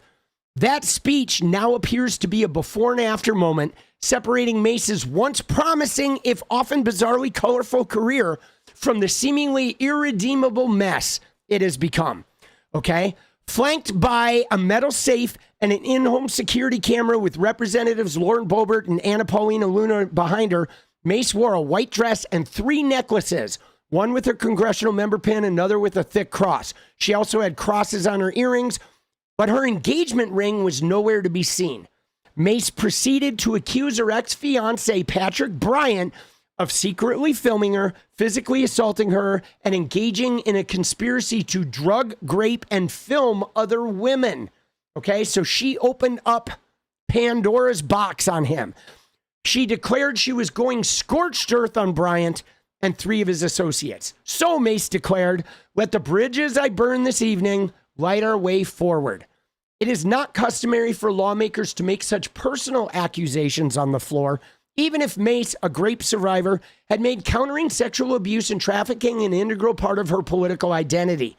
Bryant would go on to vehemently deny Mace's allegations and sue her for defamation, though by making her remarks on the floor, she could ostensibly retain immunity from a defamation lawsuit under speech and debate clause of the Constitution. He did not return a request for comment, and he's under a gag order, as is she, barring them from discussing their legal battle. Many of her former staffers are inclined to believe her allegations of abuse against Bryant, even if they never saw anything untoward, but the chaotic and highly public fashion in which she has gone after him makes them question her judgment and overall well-being. Now, this kind of harkens back to what I said, was even her staffers kind of think, yeah, she was actually abused by this guy, but something has broken in her and nobody can seem to get her back. Like, you know, and I think that's sort of the tragedy that, you know, it just sucks when people, you know, when people go that route. You know what I'm saying? And it's not uncommon. And yeah, though, you know, though, see, day trader, here's the thing. Somebody who has been traumatized with SA is often likely to support the SA monster. That's really it. That happens sometimes. If they have unhealed trauma around that shit, you know what I'm saying? That is a very common occurrence. Okay, please don't pray your mental health issues away. It's not healthy. Yeah, that too. Stop stupidity. But dude, yeah, no, it's really common.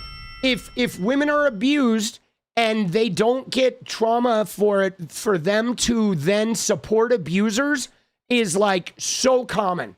It you know, men and women, it's just a common reaction.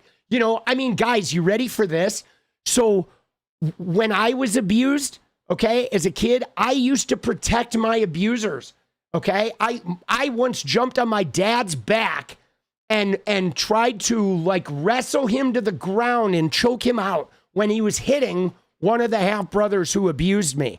Like, you just do this weird shit, man. And yeah, though, she needs serious therapy, okay? And again, I'm not protecting this woman because this woman is dirty and grimy and she deserves the fall she's about to have.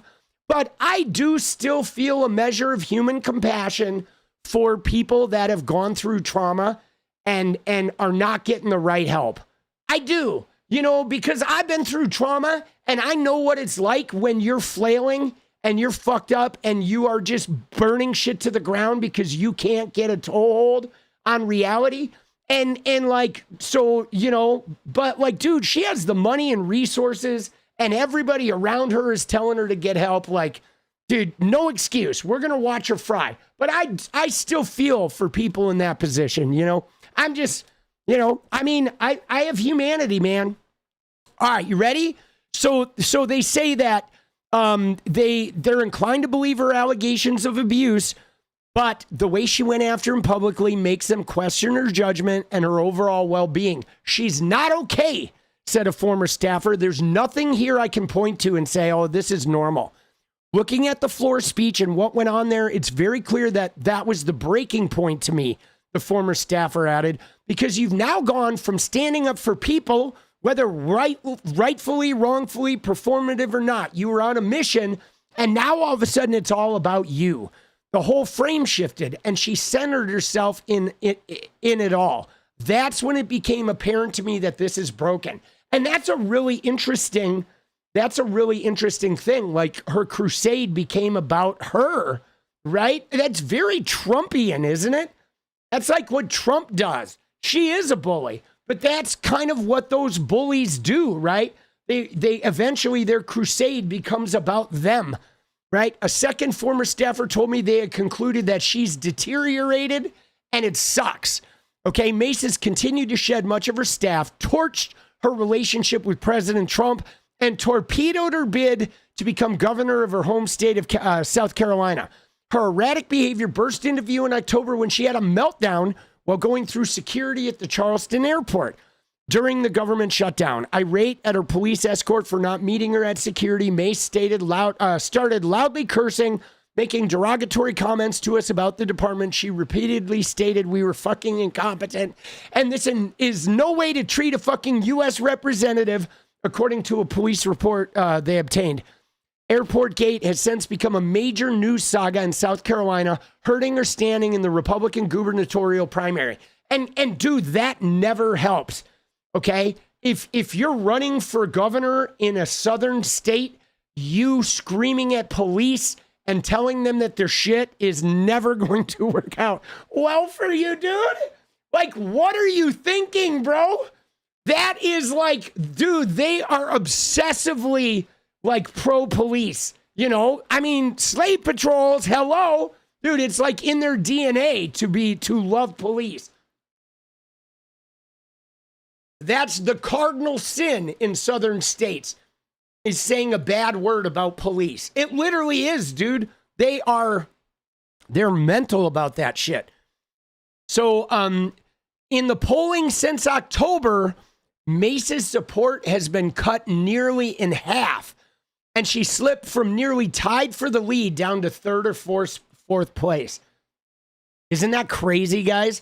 She was like almost tied for the lead. She was like the front runner or the near front runner in the South Carolina governor race, and now she's like third or fourth place in the primary. That's brutal, guys. Just a crash. Like, we're watching her crash, dude. Okay, here's another thing that I didn't know about. Mace is also now the subject of a House Ethics Committee inquiry. The committee did not release any specifics in its statement released January 16th, but Mace's office responded with a letter from her attorney about lodging expenses and reimbursement practices. A source familiar with the matter told me Mace's use of her House office staff for campaign purposes may be the reason why the committee is considering taking up a formal investigation. So she's being investigated too for like misusing her like staff and money. Bro, she is just crashing, dude. Right? And what's more though, you ready for this, guys? You ready for this? Let me tell you, I wonder too if this investigation got amplified because she went against Trump and she voted for the discharge petition, right? You know what I'm saying? Like she flipped and voted to support the discharge petition on Epstein. And so I think maybe her own fucking former party is now like increasing the fucking putting the screws to her, dude. Yeah, I mean, couldn't happen to a more terrible person. Dude, let her fry, baby. All right. It didn't have to be this way, according to Mace's former staff members and Republicans who know her. While many of these sources say they would never bet against Mace wiggling her way out of a jam, they increasingly think her career might be beyond redemption. Okay, unlike her disgruntled ex-staffer crew, I actually don't hate her, said Austin McCubbin, former consultant for Mace who has known her for years. I want the best for her. I think the best thing for her is to no longer be in the media all the time and to enjoy private life outside of electoral politics.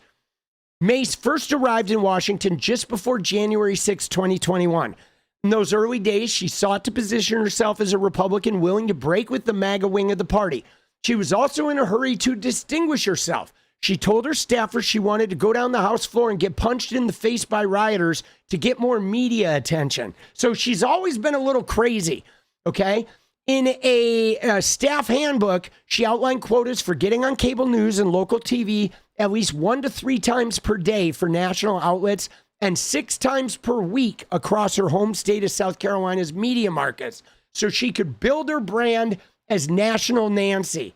Her staffers, as well as many inside the Republican Party, thought she had potential, a willingness to both take risky heterodox positions and to submit enthusiastically to the ludicrous demands of the modern attention economy. Now, guys, I'll be honest, you know me, I don't like Republicans, but when she first came in, I thought she had some promise. I really did. She was vehemently open about the January 6th shit. She would break with her party. She defended like the fact that they needed to figure out a way to like deal with women and abortion rights. And she seemed like somebody sensible that was going to fight to retain, you know, some shred of dignity in the Republican Party. Like she was going to battle back MAGA. And so I was like, damn, dude, maybe this is what we need. A powerful woman that is like socially forward, right? She did. She supported gay and trans rights and women's rights. And, you know, I mean, I think she was still like anti-abortion, but she was like not in a forced way. She wanted more to like protect women's right to choose to an extent, but then also like not have it like, you know, late term or whatever, which I didn't agree with that shit, you know, because I think abortion rights should just be uniform. You protect the mother always. But anyway, there were a lot of people who thought, wow, maybe this is going to be the kind of influence that can moderate these zany extremists, because she is a fighter, guys. Okay, she is. You know, I mean, oh shit. All right, we're going to pause. We got to get the dance party, guys. Holy shit, we need 11 and 3, baby. Dude, let's go. We're gonna get into this. We're gonna get the dance party secured, and then we're going to finish this. Dude, I have a lot of thoughts on Nancy, dude. Oh shit. Yeah, I had a lot of hope for her, boss. I really thought, man, this is like, right? And then, dude, I do not know what happened. Stop stupidity. Let's go. We're halfway there, guys. 10 and 2, baby. 10 and 2. We got this. We got this. 9 and 2. Good vibe vet. Let's go. Coming through. Let's go, baby. Oh, shit. Let's go. 9 and 2. 9 and 2. 8 and 2. Stop the stupidity.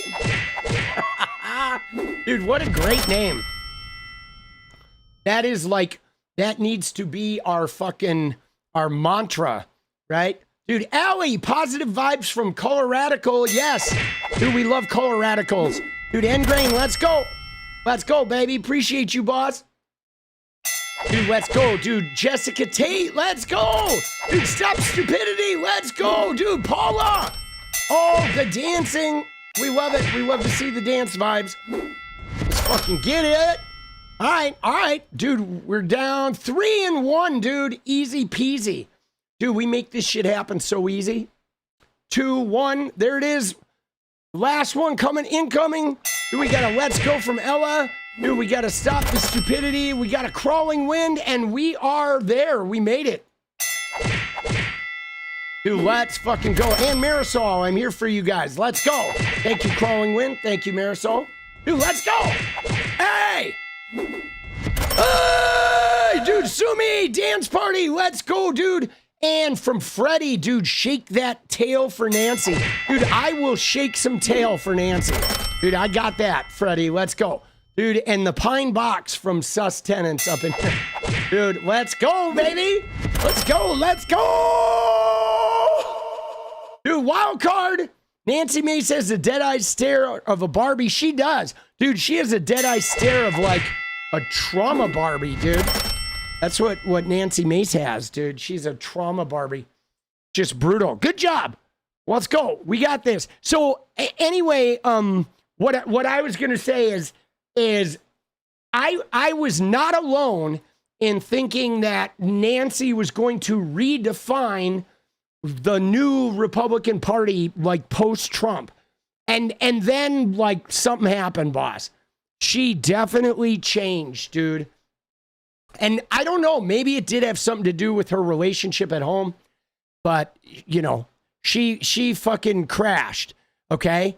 So one person, I like this right here, said she could come off as a bit nuts, but that wasn't necessarily a bad thing in the age of Trump. One person close to Mace recalled the way Bill Maher described meeting Trump for the first time.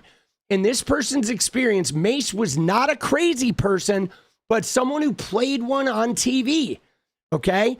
5 years in, however, it's unclear if Mace actually knows the difference between the two. According to former staffers, we've moved way past that now, the person said. Something's broken, the motherboard's fried, we're short-circuiting somewhere. Back then, she came across as a breath of fresh air, according to a former staffer. And then I got into the office, and after 6 months, I was like, man, this is one of the worst people I've ever met. I'm going to move back to South Carolina. Dude, think about that, right? That's really rough that someone was looking forward to working with her. And once they got in there 6 months later, they're like, wow, this is like the worst person I've ever known in my life. That's not a sales pitch right there, guys. Her antics were a problem well before Airport Gate. During her first term, staffers said Mace would command them to bring her liquor after midnight to keep parties going at her home, which is technically an abuse of her office according to House rules. Look, when I worked for her, our poor scheduler was getting calls at 2 o'clock in the morning to come bring her bottles of tequila. A former staffer claimed of incidents they recalled going back to 2021. So that's another thing. Like, I know I've seen a lot of pictures of her with like wine. So there is, I think there's a drinking problem and maybe an associated drug habit that's like working along with this, that she's in an active, you know, she's in some type of active addiction that's really gotten blown apart. Because, you know, when you get into positions of power, if you have an addiction, it has a way of like creeping up on you and blowing shit apart. When they weren't buying booze for her, they were doing her housework, according to former staffers. They said she made her aides clean multiple properties she was renting out on Airbnb instead of paying for a maid. On election night in 2022, for example, Mace instructed her aides to spiff up her $3.9 million home in Isle of Palms for a watch party, according to a former staffer with direct knowledge. She would routinely do the same when she rented out her Washington townhouse.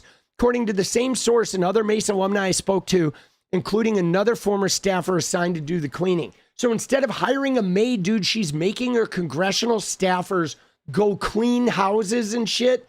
Dude, that is so brutal, okay? That is so fucking brutal, boss. Like, not cool. She was obsessed with monitoring her reputation online. In addition to reportedly having her staff create burner accounts to defend her, Mace allegedly instructed a staffer to go on Reddit forums about the hottest woman in Congress to boost her standing in the rankings and comment where needed. So she's like got some vanity issues there too. Mace was very adamant about getting the staffer to upvote any posts about the Congresswoman and her attractiveness, according to a second former staffer. We were scared of her, said one of the former aides. She would make staffers cry. She would threaten to fire them, take their money away, not give them raises, not give them days off, religious days. Intimacy only exacerbated the situation. The closer you get to her, the harder she messes up your brain. A different former staffer said, it's the classic story of never meet your heroes.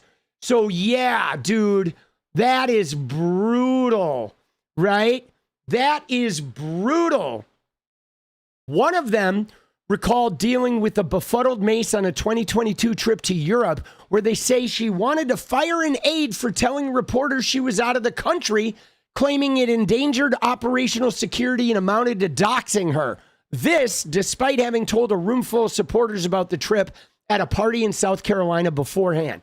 She would definitely do it excessively, they said, of the Congresswoman's drinking and marijuana usage. And again, not to say that most members don't or most staff don't, but it got to the point of where it was an issue.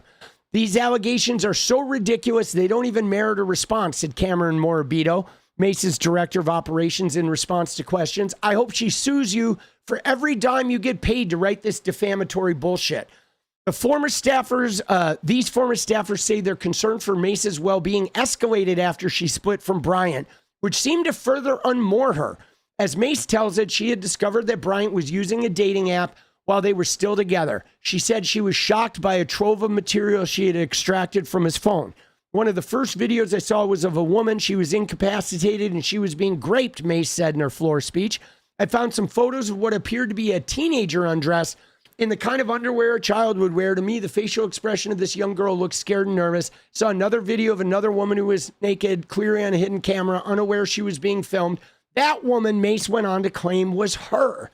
Months after her speech on the House floor denouncing Bryant, she showed an image of her naked body in a House committee hearing, claiming the image belonged to Bryant, was taken without her consent. She also showed censored images of other women. Staffers didn't know what to make of Mace continuing to use her committee and her office to go after Bryant. So there you go again, dude. She is like flipping off on this personal crusade and like showing pictures of herself at committee meetings and shit. Dude, she's like way out there. Now, guys, a lot of this behavior to me seems to sound like she had an out of control drinking problem. I'm serious. That's the kind of shit that like people who are drinking all the time do. They do really outrageous shit and they have no concept of their behavior being out of bounds. Okay? You know what I'm saying? In a 5-page letter filed on January 21, Mace accused the South Carolina judge handling her civil litigation of enabling perjury and presiding over a kangaroo court, in addition to announcing she would be firing her attorneys. I respectfully inform this honorable court I will not be silenced, Mace wrote in a letter first reported by Fitz News. When I delivered my floor speech almost 1 year ago, I brought handcuffs and said, if anyone would like to arrest me for standing up for women, here are my risks. That offer stands today. Mace launched her gubernatorial campaign in August at her alma mater, the Citadel, a military college where she was the first woman to graduate from the undergraduate program. But morale among her staff was already cratering, with a former aide describing the mood as everyone was checked out and like, fuck Nancy. And this was before she started her campaign. After President Trump posted an AI slop video showing him in a fighter jet dumping feces on No Kings protesters in October, Mace tweeted a version of her own where she was in the cockpit of a similar plane doing the same to Bryant. Later that month, in an interview with CNN anchor Caitlin Collins, Mace struggled to defend her behavior during the airport incident, claiming the report was falsified despite an internal investigation confirming the testimony of the officers she berated. It increasingly felt like Mace didn't know when or how to stop. Turnover in her office was among the highest in Congress from 2021 to 2024, and she is currently without both a chief of staff in her House office and a campaign manager on the trail back in South Carolina. Dude, she's so screwed. She has no chief of staff, and her campaign has no campaign manager, bro. She is just flailing, bro. Oh, man, dude. That is so brutal. 𝗵𝗂𝗽, a respected Trump world operative, was her last connection to the president's inner circle until he resigned in December and declared his boss and had turned her back on MAGA. One factor in his departure was her decision to not pay 𝗵𝗂𝗽 for his services, he claimed. I'll never have a chief of staff again, Mace said in one of two on-the-record comments she made to me. I'll never have a campaign manager. I run a pretty flat organization because I don't believe in gatekeepers. Those positions become such filters that you can't even get a drip of coffee through. The more bridges Mace burned, the more she seemed surrounded by a ring of fire. She desperately needed a Trump endorsement in the governor's race, and despite her evaporating political capital in Trump world, for a 2-day period in November, the president was calling her to change her vote on the discharge petition for the Epstein files, which had divided the Republican Party between those who wanted more transparency about Epstein's connections to powerful people and those who were sensitive to how these revelations were hurting the White House.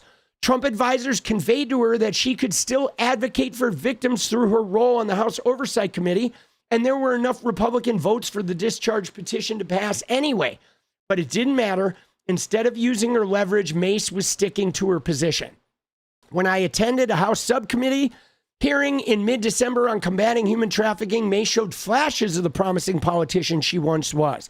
In a drab, windowless room inside the Rayburn House office building, she rattled off a series of probing questions, expounded on gloomy data on child trafficking and the technological challenges around fighting it.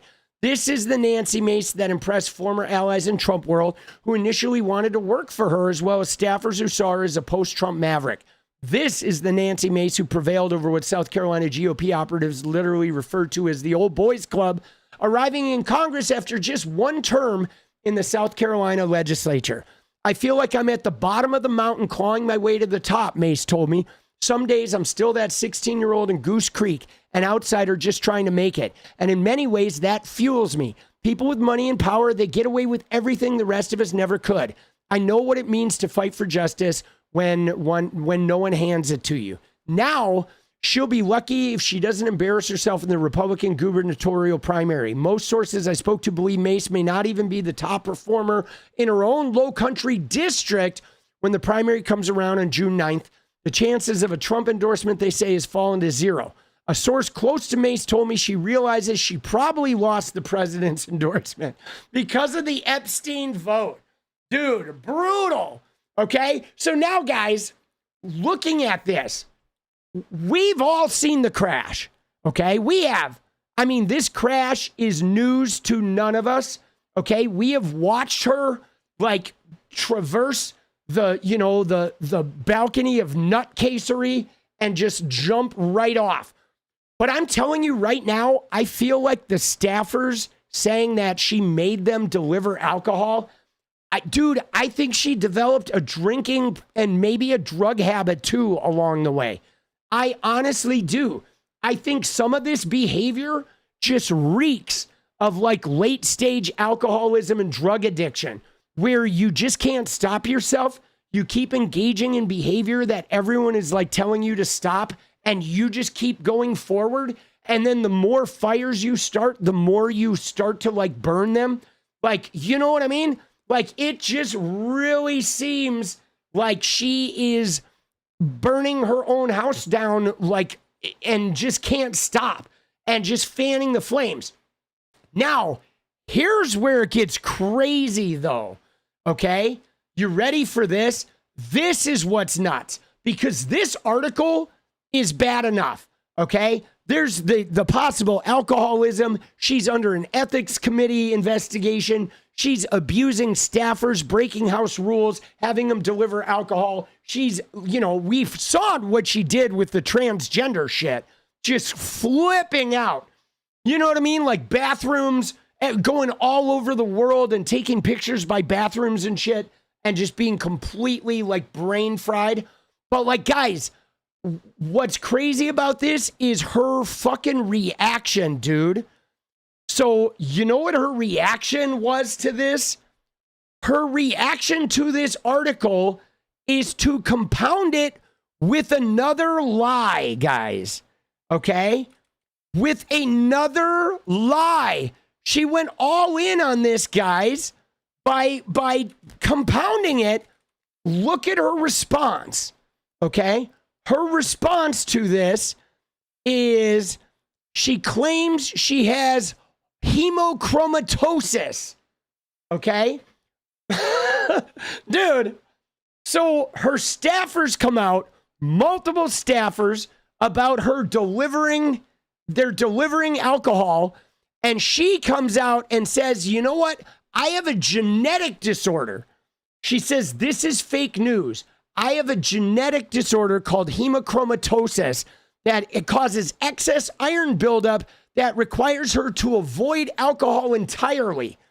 Right? But like, guys, dude, there are so many pictures of her chugging, bro. Chugging. You know what I mean? Like, dude, we've been watching her for years, boss. Okay? And like I said, I have seen numerous photos of her, right? Look at that. We did it. Here she is drinking margaritas. Margs? Like, come on. And so Bradshaw also gave me this, we got some wine moms thing he said. I don't know what this thing is. But, oh yeah, no, this is one of the photos, okay? I've seen a zillion photos of her with a glass of wine and shit, and her fucking whatever, doing her little content stuff. So, guys, she is now making this insane claim. She's making an insane claim of hemochromatosis. That's what she did. Look at this. And she does a cup that says not tequila. All right. Press really should fact check before running lies. I have a lifelong genetic affliction which prevents me from consuming much alcohol. It's called hemochromatosis. Look it up. Okay. But like, guys, dude, this is like the crash of crashes, right? The crash of crashes. I mean, dude, that is something a completely blown out addict would say. No, wait, no, I got a medical condition. Yeah, dude, I got elephantitis of the nuts. Dude. Like, bro, this, you know what this is? Dude, she pulled the Prince Andrew, boss. She did the Prince Andrew. Remember? Oh, there's no way it could be me. I don't get sweaty. I have this rare genetic condition where I don't sweat. Dude, she did the Prince Andrew, bro. What an idiot. Dude, that didn't work for him, homie. There's no way this shit is working for you, Nancy. Oh my God. Dude, Nancy Mace does the Prince Andrew. I mean, dude, look at her face though, guys.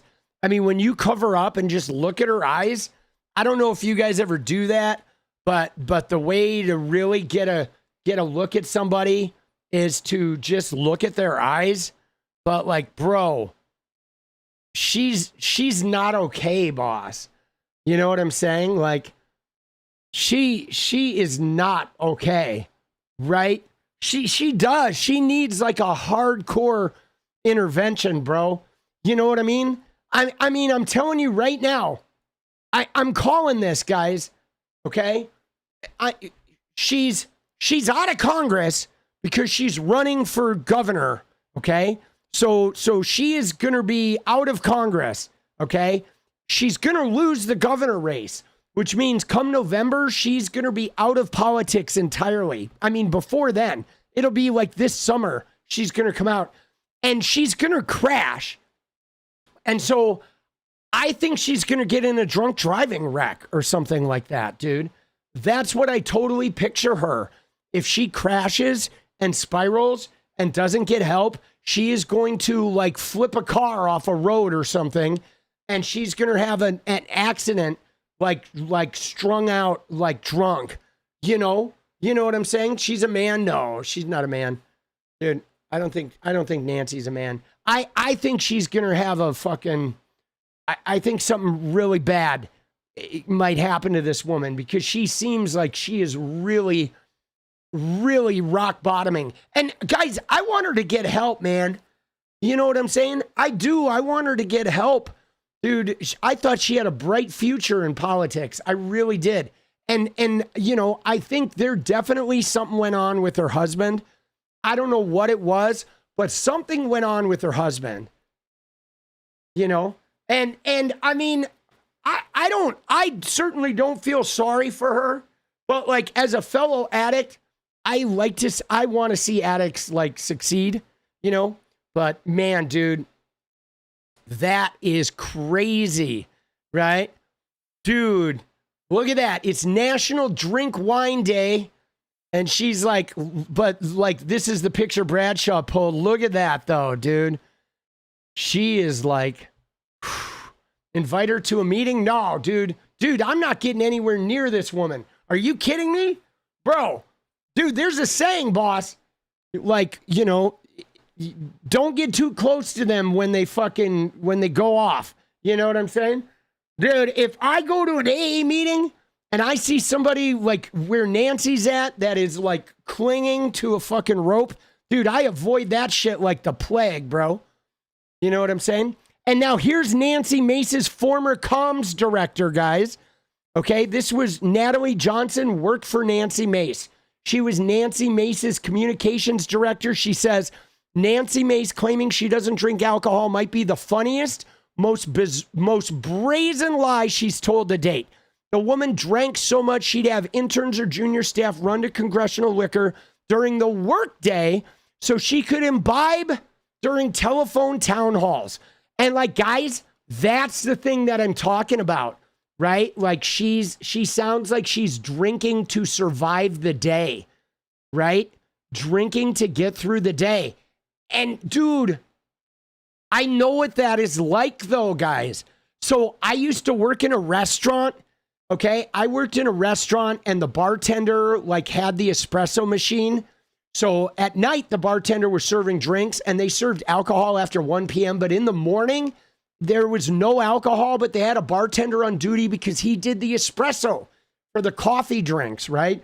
But so what I did when I was full blown in my addiction was I always made sure that I tipped the bartender like $30, even if he fucking made me nothing, right? He made me a couple coffees. I'd give him a 20 spot or $30, you know, once or twice a week and just totally fat my tips to him. And then what would happen is he would do two things for me. One thing he would do is he would put tequila in a paper cup and I would give that to the head cook. And then I sort of owned the kitchen. If I fucked up an order or somebody changed their shit, the head cook would put me ahead of everybody because I made sure the head cook always had his tequila. That was number one. But then the other thing the bartender did for me was I would go up in the morning and I would say, I need an espresso. And he would fill an espresso cup with Jägermeister, which looks just like espresso, right? And so he would pour me Jägermeister espressos so I could fucking get through my shift, right? Because I would be showing up like massively hungover and I would have to get back on the horse to be able to like finish my shift, right? I'd be showing up like still drunk. And so, dude, I just recognize that day drinking mentality, you know, that survival drinking. And so I feel like, I think Nancy is like, she's there, dude.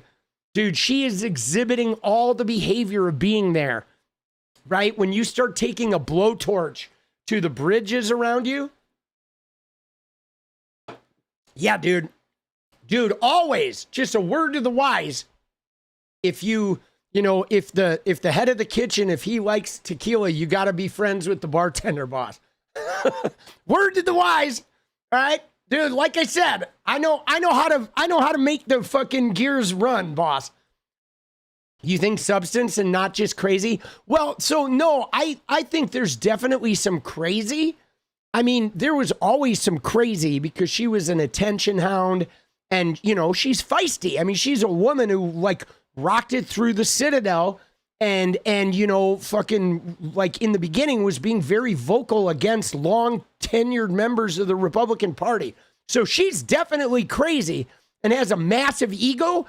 And it's possible that something broke in her with her, whatever she went through in her husband. But I also think there's a substance situation going on, because I think, even when you're crazy, if you're grappling with mental illness, you try to sometimes you try to hide that shit. You try to cover it up, I mean, people that are grappling with mental illness are real susceptible to addiction issues, right? Because you try to like tone that shit down, you try to numb that shit.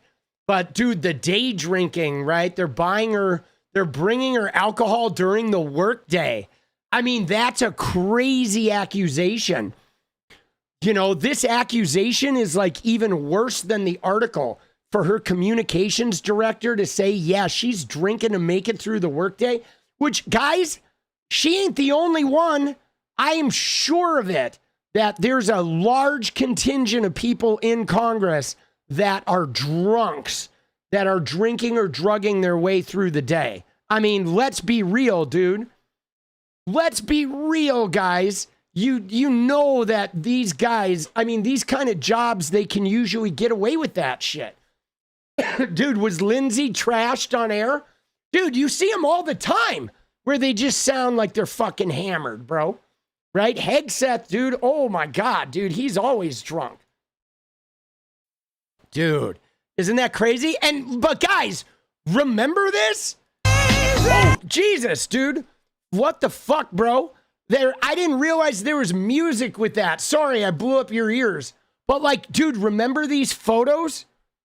Remember when she was driving in the van with her staffers where she drove from South Carolina up to Washington? Remember? And she was taking these photos? Now we know, dude. She's just getting hammered, bro. She is out there just getting hammed, dude. Yeah, she was in her pajamas. She loaded her staff into a van and she was like driving from South Carolina to Washington. It was like during a storm. And she was like, we're getting to work for this. We're going to fucking Washington. And she was like making TikToks and shit all the way up. But dude, I remember tweeting about this, guys. I remember back then, let me see here. It was right. Where was it? Right. It was back in July. This woman has to turn tricks in the truck stop parking lot just to survive. Trump's economic policy is really hitting people hard. Right? Dude, it was this. When I was like, dude, go check out the truck stop. We found this woman turning tricks. We want to get her off the street. Yeah, no, it was back in July, dude. Oh shit. Let's go, dude. There we go. Homie's playing a little Fortnite. Right? Oh man. Dude, right? It was when they were trying to do the bill. That's what it was. It was during the big, beautiful bill that she was like making a big spectacle of like, I'm driving through the storm to go and sign the big, beautiful bill. But if you look at her, guys, she's struggling, boss. You know what I'm saying? She is struggling.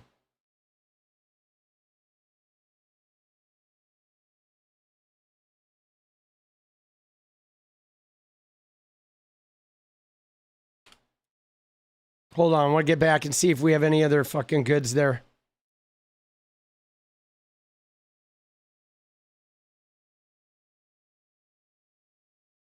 Dude, what was that photo? Dude, oh, they're holding. I was like, dude, is that guy grabbing her? That photo seemed weird. But yeah, man, she is spiraling, boss. Right? Dude, she is spiraling. So her congressional, right? Her congressional campaign is like just in the dust now. You know what I'm saying? And maybe, guys, maybe this is why she became obsessed with bathrooms, because maybe she was brown bagging, right? She was brown bagging in the bathroom. But here's her little statement. Here to educate the fake news today. They really should fact check before spreading lies. I have a genetic condition. I've had it my entire life. I was born with it. It's called 𝗙𝗪𝗪𝗪. I know many of you out there might have the same genetic condition.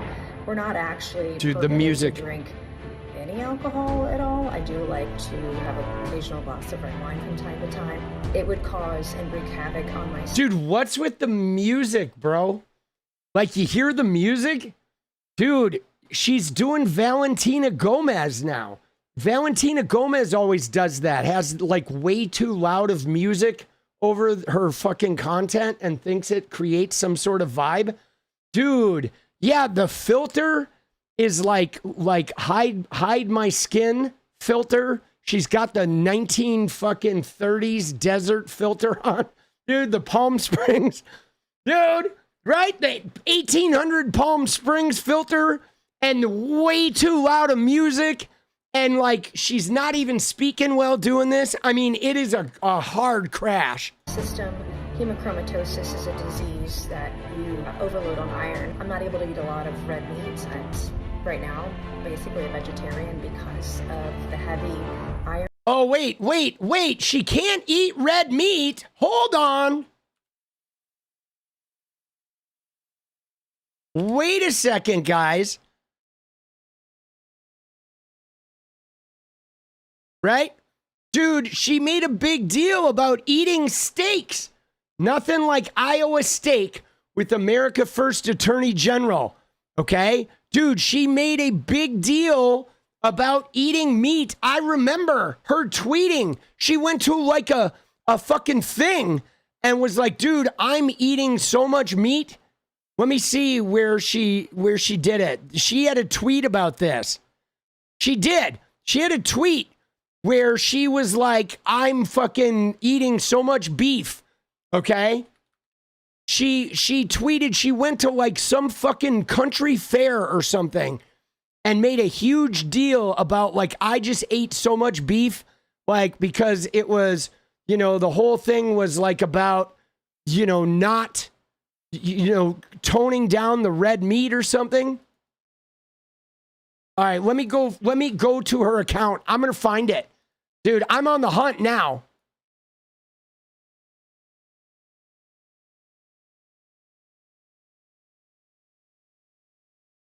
She totally did this, guys. She totally did. We're gonna look this up real quick. Steak, meat.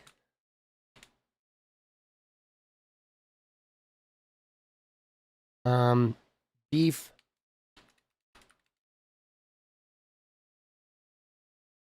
Fuck, what was it? Cattle.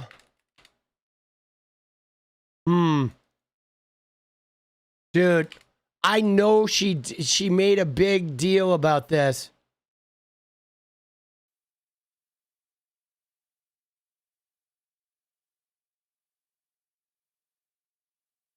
Oh. It was a county fair. Yeah.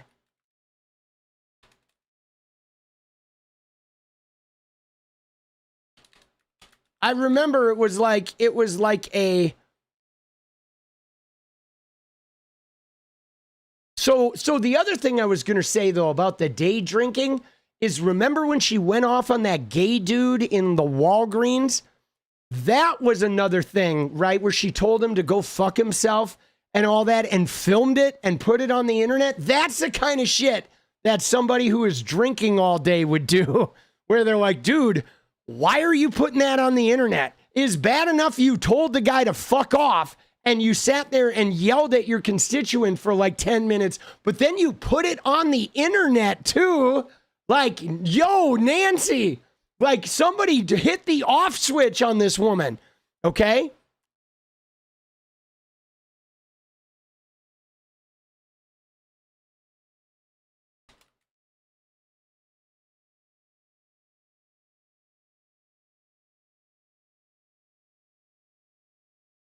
Dude, beef comment. Oh man, I know she made a comment about this. Let me see here. Let's go in AI mode.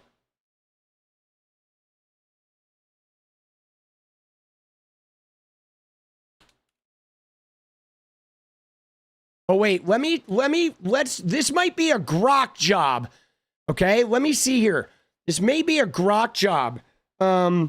Did Nancy Mace tweeted about red meat or eating steak at one point at a county fair or something in response to liberals? And you find this tweet?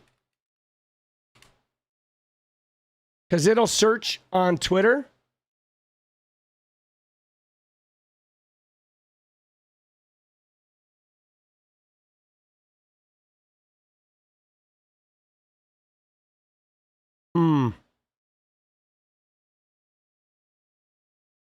Dude.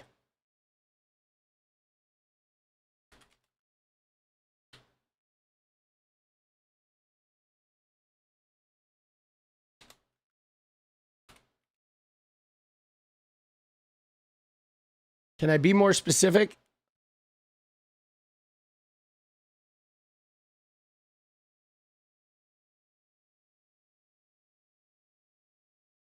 All right. Dude, I swear she said something about fucking steak, but all right. Dude, I don't know. I don't know where it is. There was something though where she was like at a county fair and maybe it wasn't in the words. Oh, you know what it is? Hold on. I know how we can find it. We can find it by looking, did she ever tweet from a county fair? I think it was in a video. She didn't type it. She just said it. That's what it is.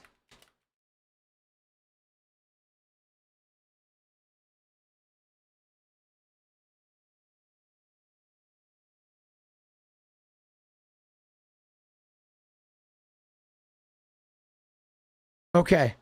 So let me see.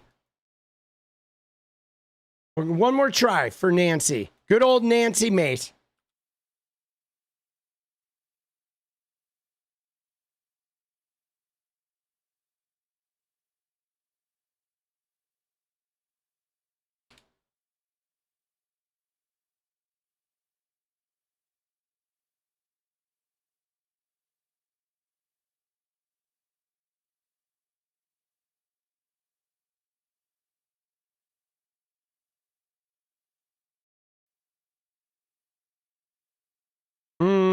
Dude, man. All right. Not finding it. I swear there's a video though. There is a video. Fairgrounds. What are they? Carnival. Dude. Oh. Yeah, it's hard because I don't know what word. Look up hemochromatosis. I mean, hemochromatosis is really, it's just like an iron thing, right? It's some type of iron. Isn't it like the body creates excess iron or some shit like that? Dude, whatever. It's not really affecting her, but let me see if we can go back and find the video. All right? Maybe I'll find the exact video, right? We'll look back in a little while and see if we find it, because I think I'll recognize her in the video. She's like on location. She was out at this thing, right? out at this fairgrounds or whatever. And was this it? Florence, a couple things happening this week. Number one, I had a press conference with several moms on Thursday morning, and wouldn't you know, there was a media blackout. All right, so let me see if this is one. It was one of these types of things. Again, dude, she's got the weird music. It was one of those where she's out and about.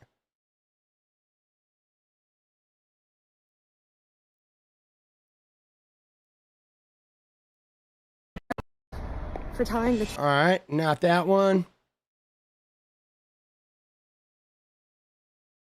But she's like out on location, and I swear she makes a comment about, I ate a lot of red meat, right? Like we just had a lot of red meat, you know, and yada, yada, yada. She was like rubbing it in because people were talking about beef, dude.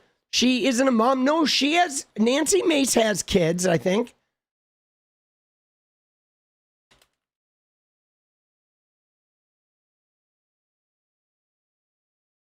I think she has a kid, right? Yeah, 2 of them. She has 2. Isn't that frightening, right? Can you imagine? Dude.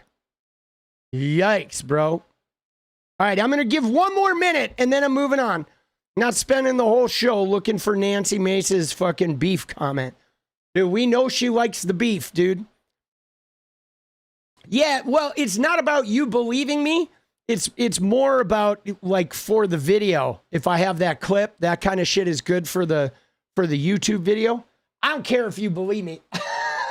That doesn't bother me at all, right? It's for the video. Everything's for the video. Oh shit, right? Love ya. Seriously, do appreciate you. Big love, big love. Dude, 3 hours? Nah, like 5 minutes. 3 hours.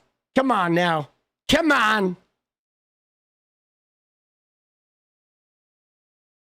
Dude, we're going to spend the rest of the stream, dude. Dude, you want to see what my mental illness it looks like? This is it, dude. Dude, yeah, no, I know the beans one. That's the 𝗙𝗪𝗪, right? The beans. Although that's not, like, that was, I know that one. That one was at a barbecue place, right? Where she's standing in front of that food. I have that video. But this is like her saying specifically, I just ate a lot of, like, we're loading up on red meat. Oh, and that would be so good, dude. Oh, wait. All right. No, now we're getting there. All right, 1 more minute. Last minute, dude, and then I give it up. I'm not crazy. Come on, Nancy. Do it for me, baby. Where you at? Crazy? Come on, crazy. Law and Order. Dude, she is like outrageous, boss. Like she has crashed so hard, dude. All right, we're at Charlie Kirk Founded in Discord. Let's go. No way, dude. You found it, Ella?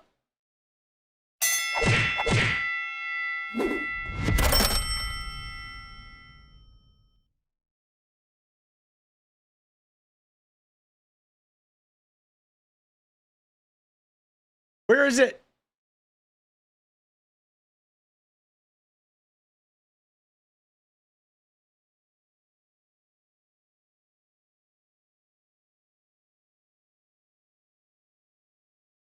It's in React on stream? Okay.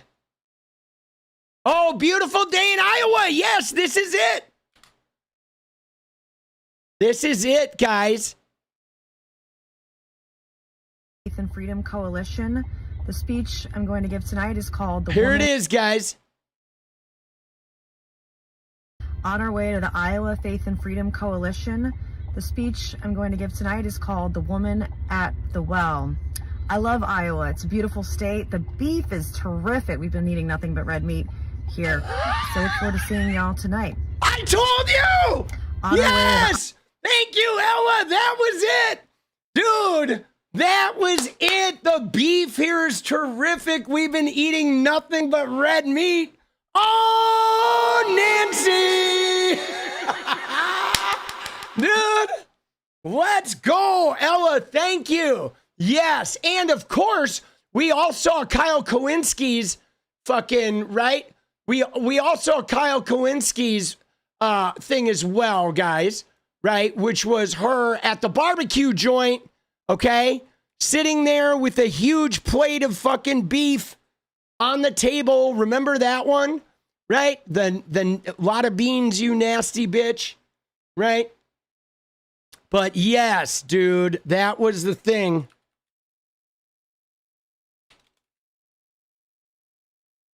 Right? Here is the one, the Kyle Kowinski tweet. That's a lot of beans, you nasty bitch. But there it is with her saying they took me out for barbecue. Right? Dude, let's go. Look at that, dude. That is a lot of meat. Be an alcoholic. Dude, what a statement. Guys, that is the most alcoholic statement I have ever heard in my life. I am not actually able to be an alcoholic or I'd be dead. I can't eat red meat except when I'm at the Faith and Freedom Coalition in Iowa. I know with the music, dude, this is like a fucking, a Hollywood B movie, right? It's a B movie about like surviving the war, He's dead. So the fake news, fact check. The next time you want to make up some lies and BS about me and my personal life. Oh man, dude. Yeah, what happened to her? I mean, that's what we're trying to figure out, dude. Look at her. Like, she is cooked, bro. She is like trauma and stress and too much limelight, too much fame. Okay, fame and trauma and alcohol and some type of addiction, bro. No, she said phlebotomy. Phlebotomy. Not lobotomies. Dude, craziest though, guys.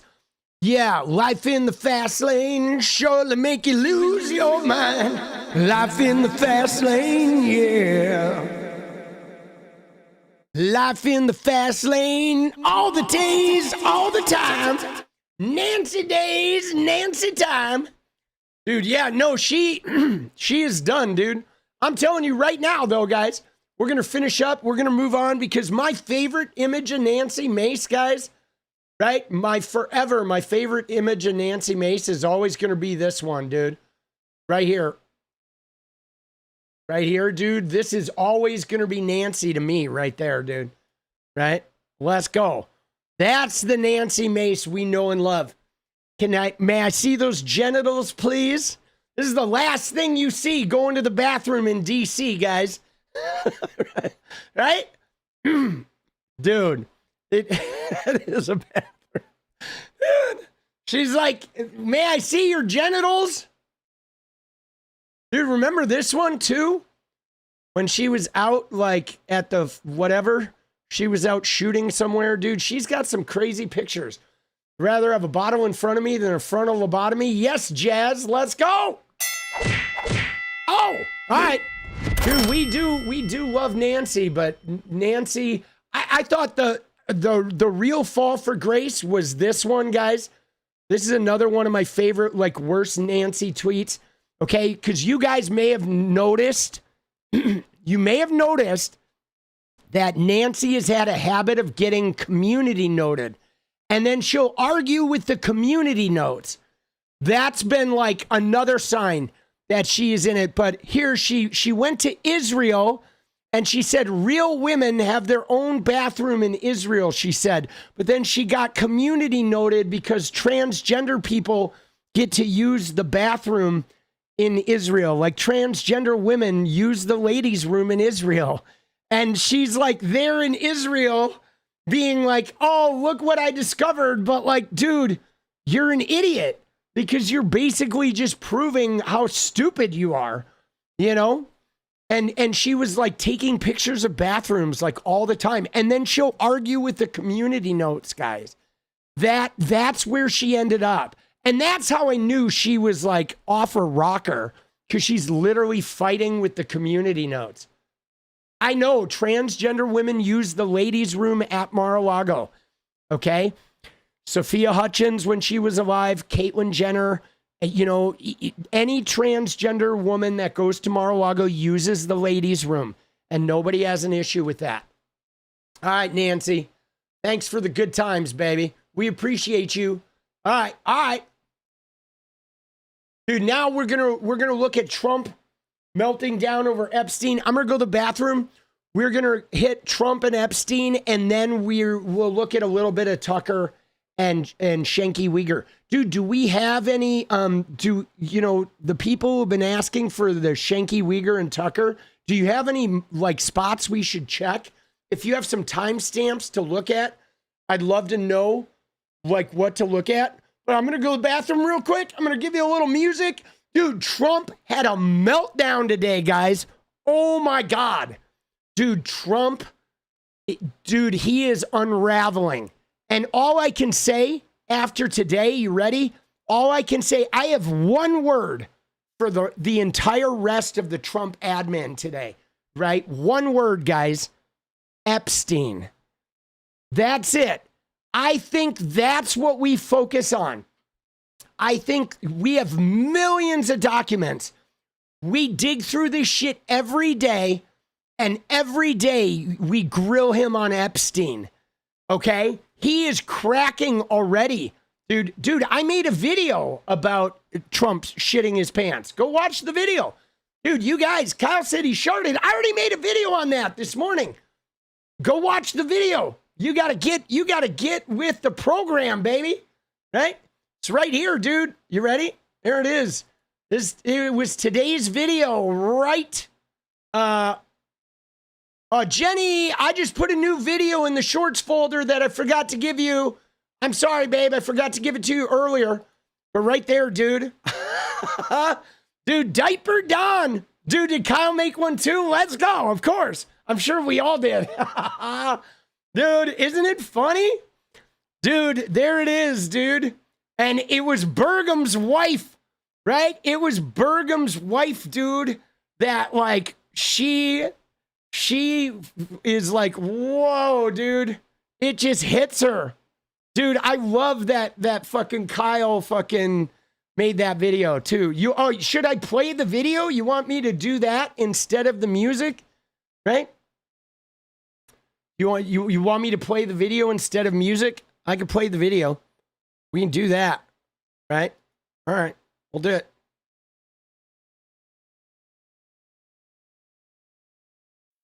All right. Here we go.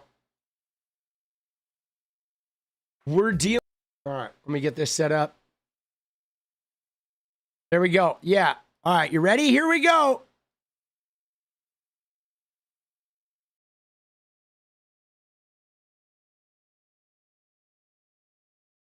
We're dealing with like some high level grime, and it's hard to have those feelings, right? And they're, right now they're trying to, they're talking about whatever, the zombie filibuster or whatever.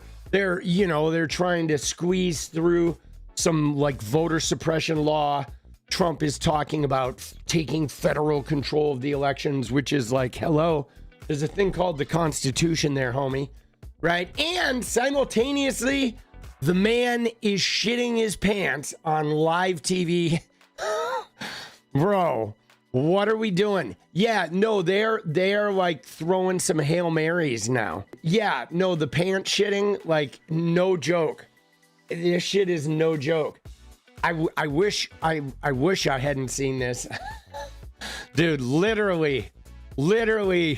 They are literally mega shitters right now. There is video. When all else fails, we can count on the fact that, the president of the United States is shitting his pants.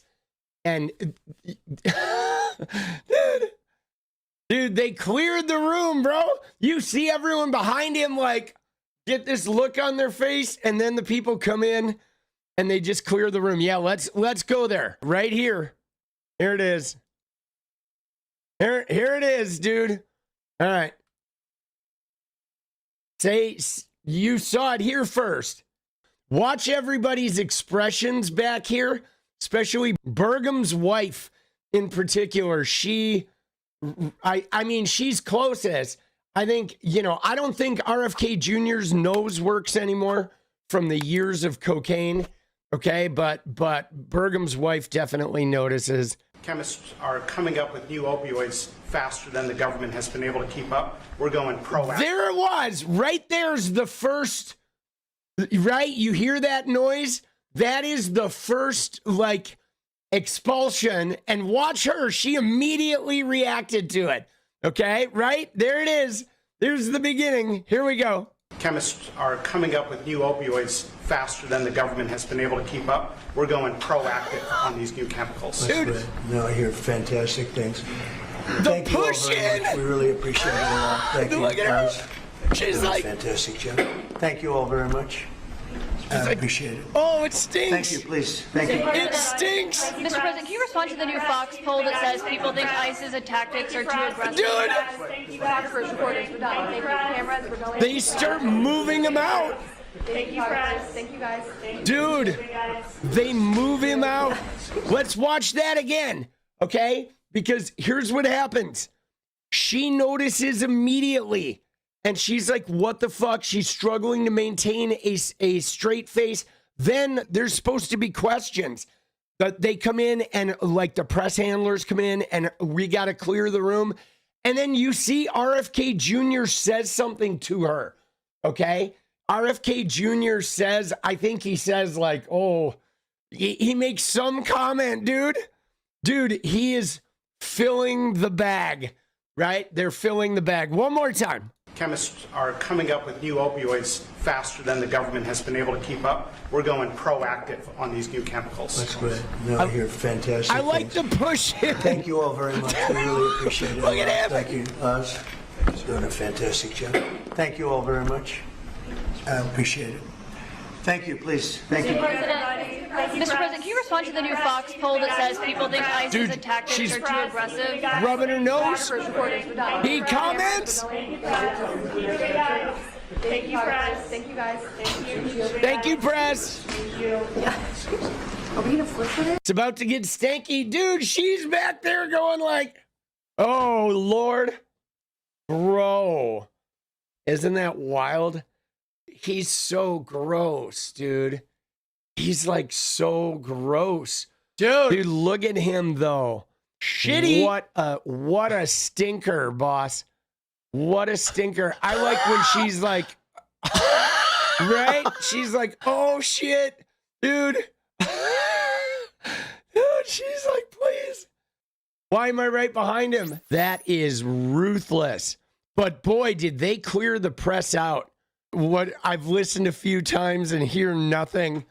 Dude, what are you talking about? That's the problem. That's the problem, New Jersey conservative. You listen and hear nothing. Okay? You're also the same people who look at the Epstein files and insist Donald Trump is not involved. The guy's name has been mentioned 40,000 times. And they're like, yeah, no, he's had nothing to do with this. All right, bro. Dude, there we go. Then there's a section at the end about TPUSA, right? Getting shitty. But there it is. Dude, isn't that crazy? Dude, Teflon Don just slides down his pant leg. Dude, gnarly. The guy, he is just shitting, bro. He shits his pants. And so, guys, you can say what you want about Biden or Obama or whatever, but they never shit their pants. Okay? They didn't. That is unique to Trump. Okay? Trump is the pant shitter. Yeah. Never happened to the rest of us, boss. That is a Trump only, dude. Dude, what a clown, boss. Isn't that wild? What a clown. Now, I was going to say, there was somebody who had said something before I went to the bathroom, where they said something about the noties. And so if you guys are wondering about noties, I want to fill you in on YouTube. So the YouTube noties is like they have a cap on the number of notifications you get, right? Dude, Tony said, long live chairman of the board, Hunter Biden. Yeah, dude, Hunter. So what it is with YouTube, right, is you only get like 3 or 4 notifications in a 24-hour period. So what happens is you'll get a notification, but after a couple, you don't get any more. So, and I do a stream and 2 to 3 videos and 2 to 3 shorts. So I have like 5 to 7 pieces of content, and you're only going to get noties for like 3 or 4 in a 24-hour period. So you may get noties at night for like the 2 shorts and then a video, and then you won't get any for the rest of the day, which is like it's a pretty bizarre system.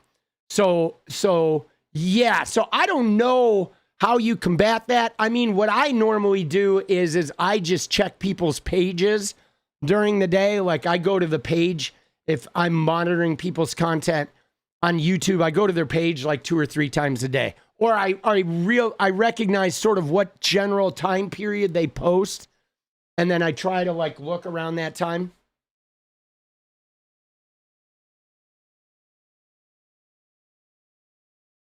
Oh yeah, no, the announcements channel in the Discord. That's a good idea. Yeah, no, that's a good idea. Because they do get pinged in the announcements channel. Everything does. The Twitter does. All of that stuff does. Right? Good call. 3 p.m. and 5 p.m. are huge time slots. Yeah, not really for me. I normally do, mine are either 7 a.m., 11 p.m., or like 6 or 7 p.m.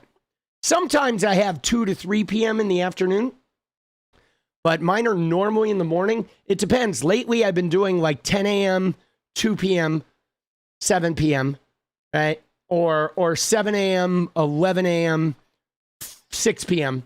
There's usually a gap because I sleep somewhere in there, right? I do sleep in there somewhere. There's like a 3-hour sleep in there. Dude, I need to get a sleep schedule. And we're not quite at a Tucker and Cenk time. We're getting there. We are jumping over to Donald Trump's meltdown, and then we'll look at Tucker and Cenk. But we do have to look at the Trump meltdown today because he fucking, dude, he was on one, boss. Okay? Let's find this.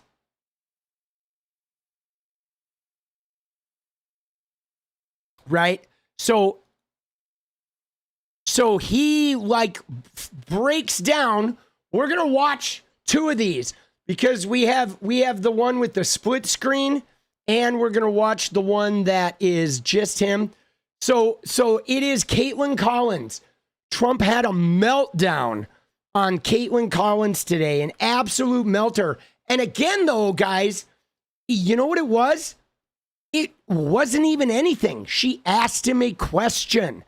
It is like Epstein is burning him to shreds right now. Yeah, that email about the Brazilian, that shit was weird, dude. That shit was messed up. We're moving on from that. But so he had a fucking meltdown, okay? He is melting down about Epstein. And guys, this is what I'm talking about, okay? This is, I'm telling you right now, this is how we know, okay? Guys, there's an age-old thing. If you're a content creator, okay, there's a saying as a content creator that you let your comment section be your guide, okay?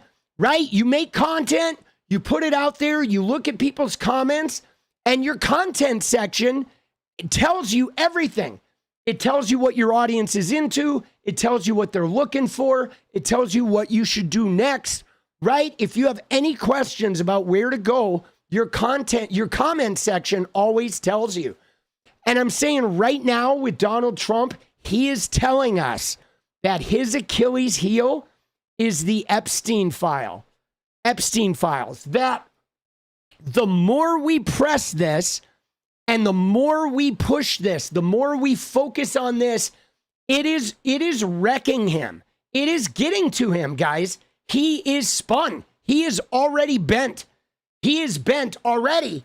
And dude, we're on the beginning of this. It is absolutely his kryptonite. So I said right here, dude, we have 3 years left. We have like 1,080 days, okay, to deal with this disgusting, degenerate fucking piece of trash. And I think we should unearth and focus on and hammer away at and ask him questions about this on every single one of those 1,080 days. Like no rest, no mercy, right? And continue pushing for the remaining 2 million and make it a campaign issue and continue reminding him that he said they were going to release. And guys, there's millions of documents for us to pour through. And, you know, there's other shit going on. Like New Mexico is trying to go, do an investigation at Zorro Ranch. And I think Ron Wyden is still looking into the financial implications, some of this bank shit. And I think we just need to keep hammering. Yes. We are going to hammer away on this, guys, every single day. Okay. And so Caitlin asked him a question about it. And her question was simple, guys. What do you say to the Epstein survivors? All right, here we go. You ready? Watch. Something that people care about. Yeah, what did you say? Go ahead. What would you say to the survivors who feel David got You are the worst reporter. No wonder CNN has no ratings because of people like you. You know, she's a young woman. I don't think I've ever seen you smile. I've known you for 10 years. I don't think I've ever seen a smile. The smile thing. You know why? You know why you're not smiling? Because you know you're not telling the truth, and you're a very dishonest organization, and they should be ashamed of you. Okay, go ahead. You mentioned health care, and the bill that was just passed does not include your health care savings account. So this is a question for you and maybe for Mr. Speaker as well. Dude, what a prick, bro. Right? You see that? And the thing that bothers me, though, is why don't the rest of these reporters just ask the same question? That's what I don't get. Why don't the rest of the reporters just continue to ask the same question? They sit there and listen to him say that shit, and then they move on. That is so smarmy. They're so gutless. These turds. They should all ask the same question. Just over and over and over. What about the Epstein survivors? What about the Epstein survivors? Just make him fucking snap. I'm so tired of that cowardly nature. Did you see that, though? Dude, he was so out of bounds. Okay, now let's see. Caitlin Collins has a split screen. Okay? She has a split screen while she sits there as he fucking has a meltdown. Let's see it. Maybe get onto something else. But what would you say to people who feel like they haven't gotten justice, Mr. President? Something that people care about. Yeah, what did you say? Go ahead. What would you say to the survivors who feel like they haven't gotten justice? You are the worst reporter. No wonder CNN has no ratings because of people like you. You know, she's a young woman. I don't think I've ever seen you smile. I've known you for 10 years. I don't think I've ever seen a smile on your face. Well, I'm asking you about survivors of Jeffrey Epstein, Mr. President. You know why you're not smiling? Because you know you're not telling the truth. And you're a very dishonest organization, and they should be ashamed of you. Dude, so it was so funny, though. He said, you know you're not telling the truth. But dude, she's asking you a question. He doesn't even make sense. Oh, you know you're not telling you the truth. Dude, she's not even telling you anything. She's just asking you a question about the Epstein survivors, and you are having a fucking meltdown. But guys, dude, this is how we know. This is the barb, guys. He is basically announced, hey, world, if you want to know how to break me, just ask me a couple questions about Jeffrey Epstein, right? If you want to know how to break me, just ask me a couple questions. Ask me one question about the Epstein survivors. And, oh, man, dude, I mean, the only thing you could follow up is, all right, so I can't ask you about the Epstein. Would you like to comment on the fact that you shit your pants yesterday? Can we talk about that? Right? You want to talk about Epstein or you like fucking stanking out Bergham's wife? Right? Let's see. Which one? Where are we going? Epstein, shitty diaper. You know, lead me there, Donnie. Dude, he's so triggered. You see that shit though?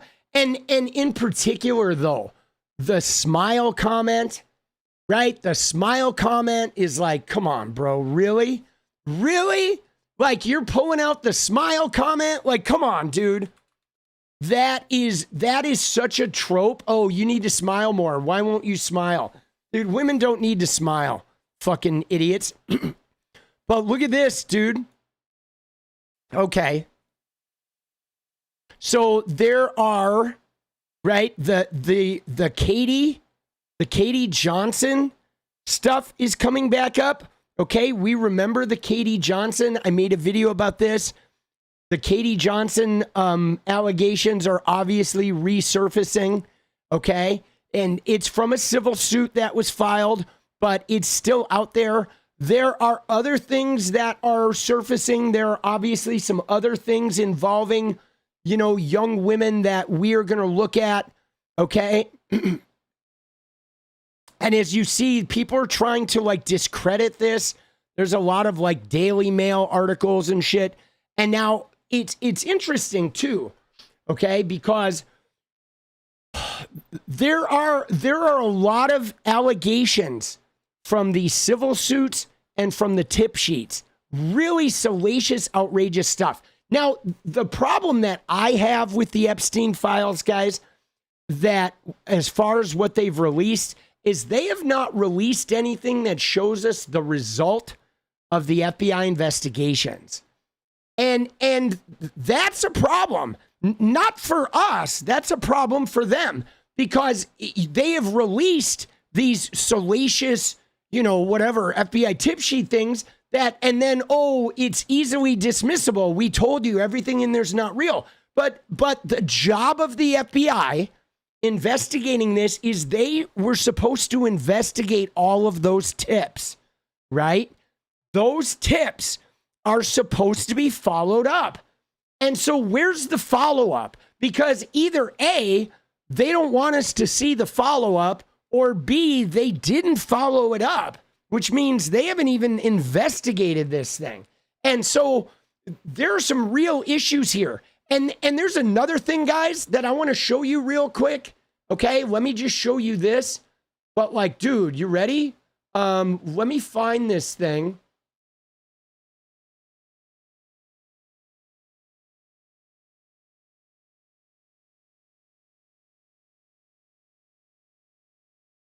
Oh, I don't know if Jenny put it in the folder. Let me see here.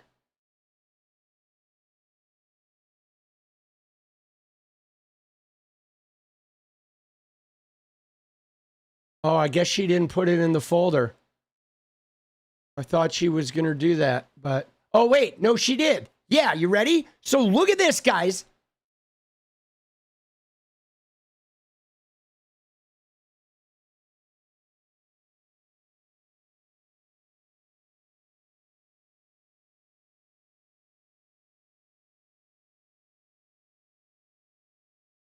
Here, check this out. This is insane, guys. This is one of the documents, and this is not the only document, but this one right here is EFTA 88218, okay? It's a PDF document. It's 338 pages, guys. Look at this shit, bro. Look at this. You see this? This is a 338 page document, completely redacted. Dude, what the fuck is this? Right? What even is this, bro? 338 pages. This is a new one. This is from the recent, from dataset 9. And this is not alone. Like, Jenny's been downloading for a couple of days now. We're downloading all of these. There's like, we won't be done for like 2 months, okay? The number of documents is insane. You have to download them individually. So for one person to do it, it's a lot. But there are a number of documents like this that are 40 pages, 60 pages, 120 pages. This one is 338. And there's not a single page that has anything unredacted. The whole document is fucking redacted. Now, you ready? This is illegal, okay? Their redactions can only be victims and can only be like identifying details that could out the victim. You can't redact entire pages, okay? This is completely breaking the law, okay? And try select all and paste. I don't think that's gonna work, but we'll try it. All right, let me fucking open this and oops.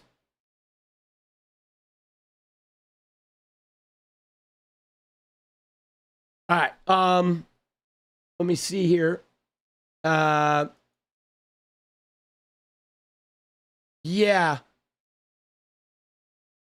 Yeah, no, when you select all, it's just a bunch of redacted pages.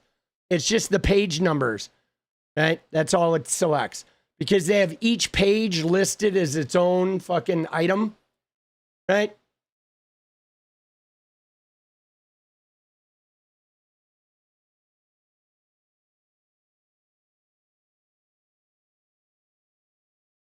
Isn't that crazy?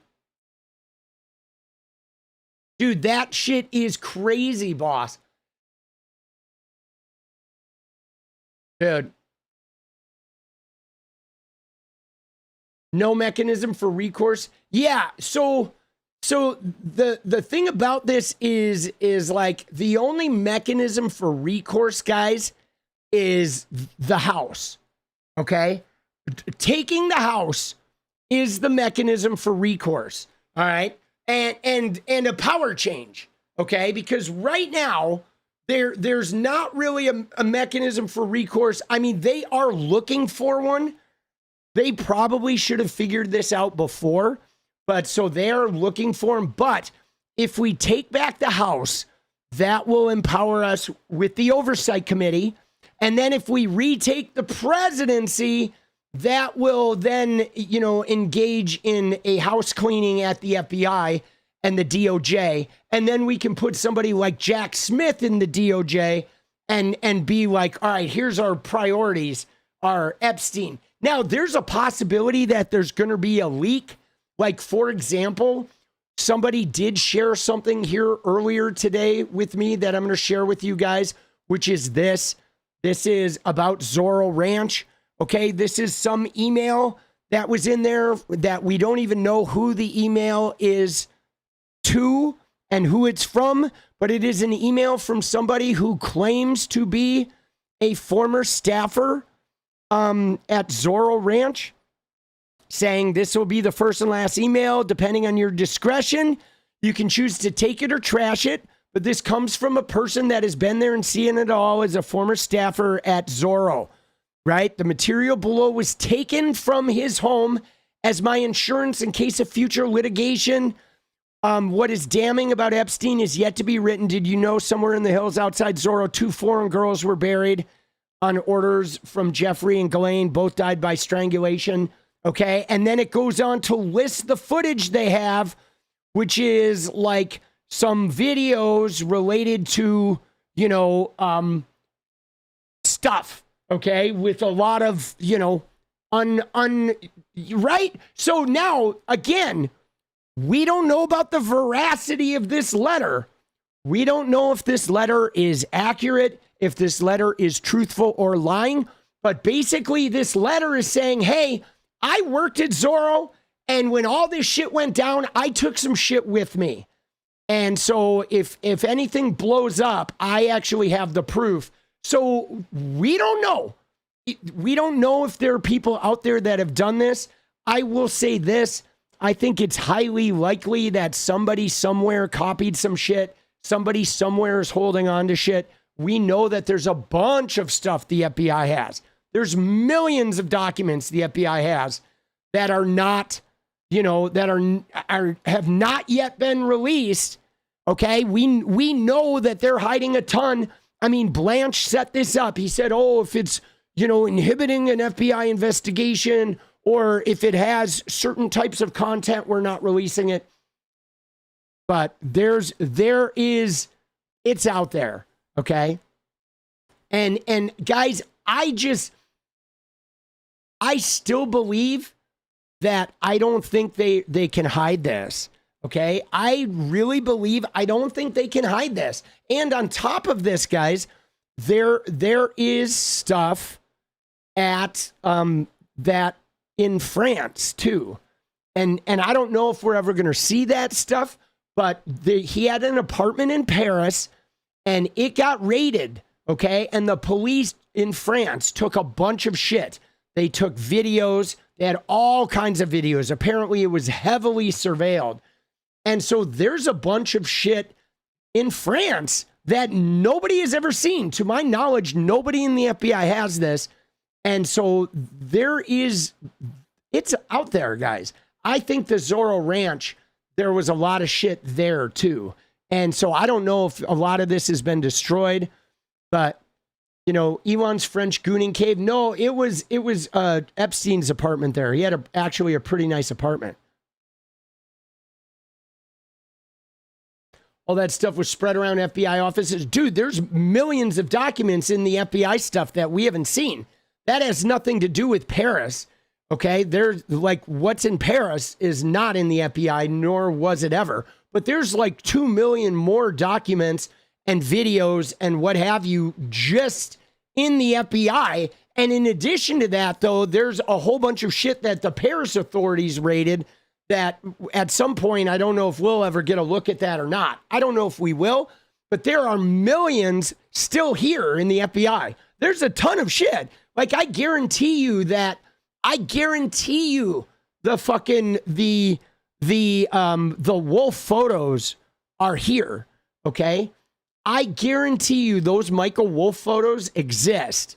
I guarantee you they do. If they didn't, and if Trump really had nothing to hide, he would have already sued. Okay. He's not going to sue Michael Wolff. That's going to be like Benny Johnson's suit. But I think I literally think, guys, we hammer this until 2032. I shit you not. 6 years, right? 6 years. And you put a permanent stake in the MAGA party, in the heart of the MAGA party, right? 6 years, right? We take back the House. We investigate for 2 years. While we also investigate ICE and other shit, we win the presidency, we take back the Senate in 2028, and we have all 3 houses, and then you start prosecuting and start deeply unearthing this shit all the way through till the next presidential election. And you make this Epstein stuff the subject of 2 presidential elections. There's enough here, guys. You know what I'm saying? There is enough. I mean, as it is, guys, I feel like this is going to last for several years. We haven't seen the half of it. I mean, people are going through all the shit that we have, and they're going to be making connections. And then you watch. What's going to happen is there's going to be an email that somebody sees that seems totally innocuous. And then a year from now, something's going to happen. And that email we saw is oh, wait a second. Now that email makes sense. And right. And we're already seeing those kinds of connections being formed that it snowballs, right? It's once the truth gets out there, I think it cannot be stopped. That has been my life experience. And there's never been a time like this shit is now out there. And think about the media climate. People like me are going to make videos about this every week for years. And I'm not alone. And the people on TikTok, like there are 1,000 content creators that are making these videos just every day, dude. Every day. You know, am I concerned about anything happening to the files? I mean, not really. I don't think you can be concerned about that, you know, because like I said, I think the thing about these files is a lot of people have seen them and a lot of people have had access to them. So if they started like making things disappear en masse, I think that would be problematic, right? Like if large numbers of these things that were involved in Ghislaine's trial all of a sudden disappeared, there would have to be culpability. You know, it's like the Nixon's tapes where I think the absence, when you find out they deleted shit, that tells you almost more than what they deleted, right? You know what I'm saying? I mean, yeah, I don't really worry about it because I don't think it all needs to come out necessarily.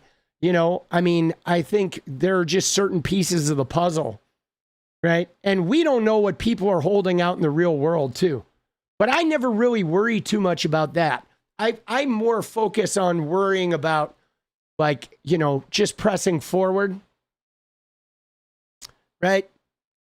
You know, you just got to keep pressing forward and know that, like, sure, a whole bunch of shit's going to be destroyed, but it's like the Zorro Ranch thing, okay? They should have searched Zorro Ranch when he got arrested in 2019. They didn't do it, right? Then what ended up happening was the cops and the sheriffs wanted to search it, and the Trump admin said, nope, we're federal, we're taking over the case, we got this, stand down, and then they never searched it.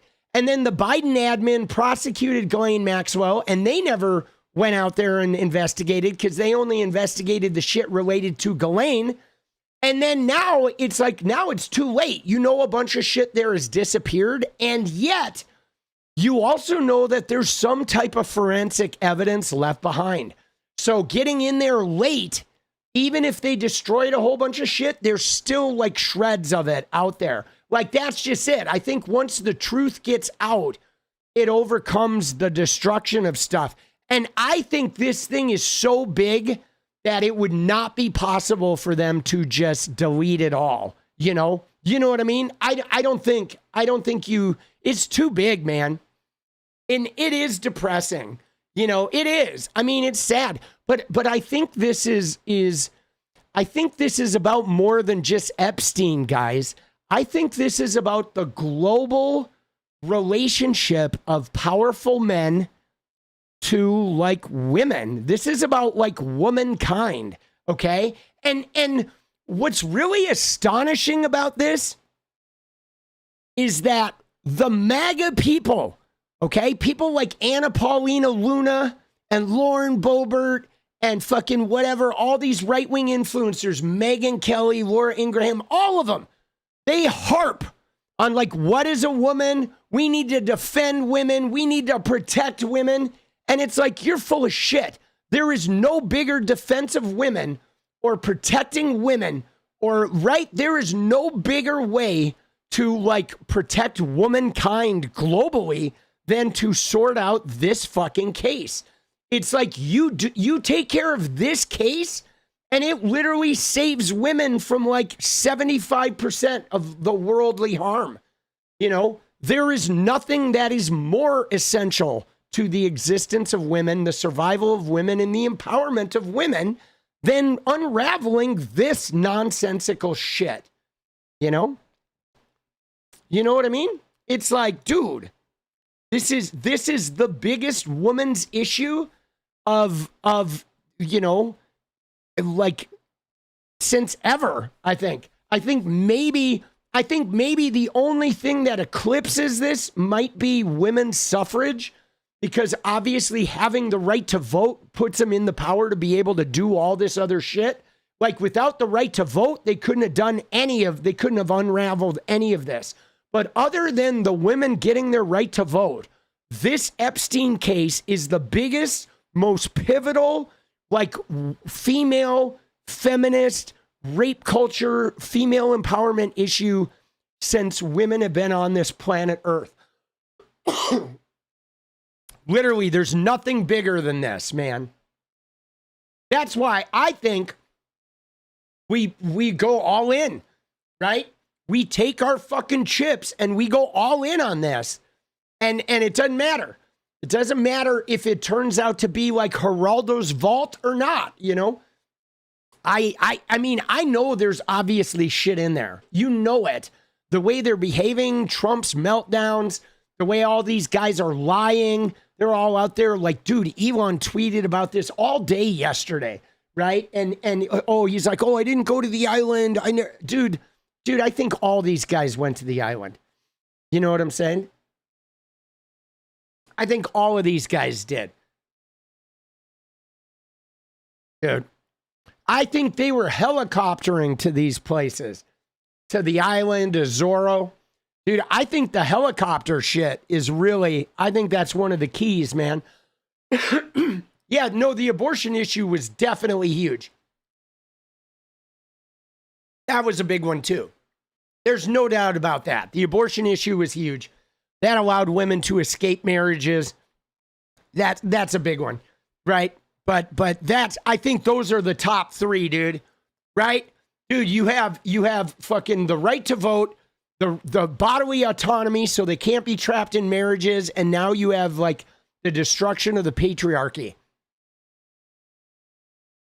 Boom bap. Dude, there's a girl's diary in the files. Yeah, I haven't read that yet. Is that what you're talking about, Anna? You're talking about the diary in here? Because some of this shit, I'll be honest, some of this shit I have to read before we bring on stream, because YouTube is being pretty hardcore, guys. Okay, because of the nature of this. And because of the nature of this subject matter involving minors and involving the activities around it and the fact that it could open doors to a lot of shit, YouTube is being very fucking like, they're being real careful. And I understand. I think they have to be careful. But so what I could do though, guys, is if I read it, I can go back and I can blur shit out. And I can block it so I can have it on screen, and then we can kind of talk around what's going on here and talk in code. But it just requires a little bit of prep work. And there are some pieces I pulled aside that I do want to talk to about that. So, because I think we do need to look at some of that shit, but I want to do it in a way where we can also be safe and fit into the community guidelines. Because I think it's important to get it out there. And I don't think YouTube is trying to prevent it from getting out there. I think YouTube is just trying to prevent a lot of other shit from spiraling off the rails if they give too much rope to this, right? Like if they make censorship leeways for this, then other people are going to go in and put a lot of other negative shit in there. And I respect that. I do. You know, as much as I hate when I get pinged and I have to often, you know, I have videos that get demonetized and I win a lot of appeals and occasionally I lose an appeal. YouTube has the best moderation and you know, interfacing with the moderation system after the fact of any other platform. Okay. TikTok is the worst. Dude, Twitch is pretty good to work with. They're pretty like, you know, YouTube is a little gray area. Sometimes they don't tell you exactly what the problem is, but you eventually know what you need to dance around, you know, and they have loosened it up quite a bit. Like they used to be real hard on talking about adult essay, but now they've loosened it up where you can talk about adult essay, right? And so, you know what I'm saying? Kyle did a good hour listening. Yeah, but so Kyle has a little bit of an advantage that I don't have, okay? Because Kyle has a dedicated YouTube person. So the Kyles and the Keith Edwards and the Brian Tyler Cohens of the world, they have a little more rope to play with because they have YouTube reps. So they can go and do a piece of content and alert their rep and make sure that it gets looked at as like newsworthy. I don't have that. And I'm not going to have that for a while. Like we When you're my size, you have to do the dance because you don't have the rep. And it was the same at Twitch. Once I had a Twitch rep, when you have somebody inside the building, you have a lot more leeway to sort of push the boundaries because you have a person inside that's helping you navigate that shit. But for me, Kyle could put something on his stream and then I could play his stream on here and I would get demonetized. Okay. And I've had that situation before too, right? Where, you know, even using news outlet stuff. So we have to be a little more careful. And yeah, you don't get a human, but when you get to a certain size, you have a dedicated partner rep. And I'll have one of those too, eventually, right? You have to earn that shit though, right? And so those guys definitely have a little bit of leeway, right? You put a vid and react on stream. All right, thank you, Ella. I'll check it out. I'll check it out later, but we're moving on right now though. We're gonna go look at a little bit of this Tucker shit. But yeah, I'll go look at Kyle's video though tonight though. I'll go see what he looked at, right? And see, you know, what he's covering, right? See, I want to, like, what I'm going to do with this is I think for like the next year, I am going to personally over the next year try to look at every single thing they release from all 12 data sets. I'm going to go through and I'm going to absorb everything. I'm going to read every document in there. Even if it takes like a year or two, I want to read all of it and just put it all like in my psyche and see if like what jumps at you. Because guys, I think this, you ready? I believe that we have an opportunity to break this, right? Because if you study the way investigations go, like investigations get cracked open by the detectives noticing patterns, and you know, a different detective will notice a different detail and shit just jumps out at you, right? And so I think we're in a unique situation where if 10,000 people worldwide look at all this shit, you're going to have 10,000 opportunities for people to see new and different connections that nobody ever saw before. So that's another thing that I think these files getting out to the general public are going to create more triggered like discoveries that are going to crack new things. And there are going to be new pieces of information and new threads that are going to get discovered just by like random mom and pop people looking over this shit, like that couple that solved a bunch of the, Zodiac puzzles, right? There was just a mom and pop that liked to do fucking anagrams and puzzles and shit. And they saw it and they sat down, they cracked that shit that the FBI couldn't crack. And so I think we're going to fucking do that. You know what I'm saying? Like we're all going to have those experiences. And it may take 10 years, but dude, we got time, we got time. Right? All right, you ready? Dude, we've been trying to get to this, guys, for weeks. Okay, we have. It's been like 3 days in a row. We bumped Tucker and Cenk Uygur. So let's look at it. Dude, Cenk Uygur goes on the Tucker Carlson show. Why don't we do it? Jesus Christ, that's loud. Fucking A, bro. Sorry, guys. Blew out your ears. I should have tested that. But, like, dude, look at this. Dude, it's only got 200,000 views. I feel like that is like small potatoes, actually. Okay? Right? And, this is like an 11-minute. Let's see what we got here. Let's see what we got overall. That's just one video. Are they under the live or does he not post the whole thing? Oh, he posts it all on Twitter, doesn't he? He does it on Twitter, doesn't he? Dude, Tucker crashed out, bro. Big time.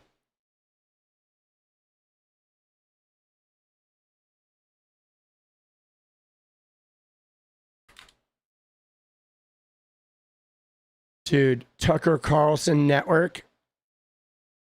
Dude, what a weirdo, bro.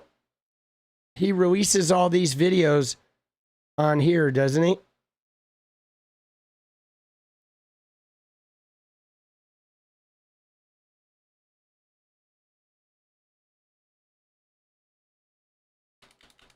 𝗙𝗪�la𝗙𝗘𝗙𝗧.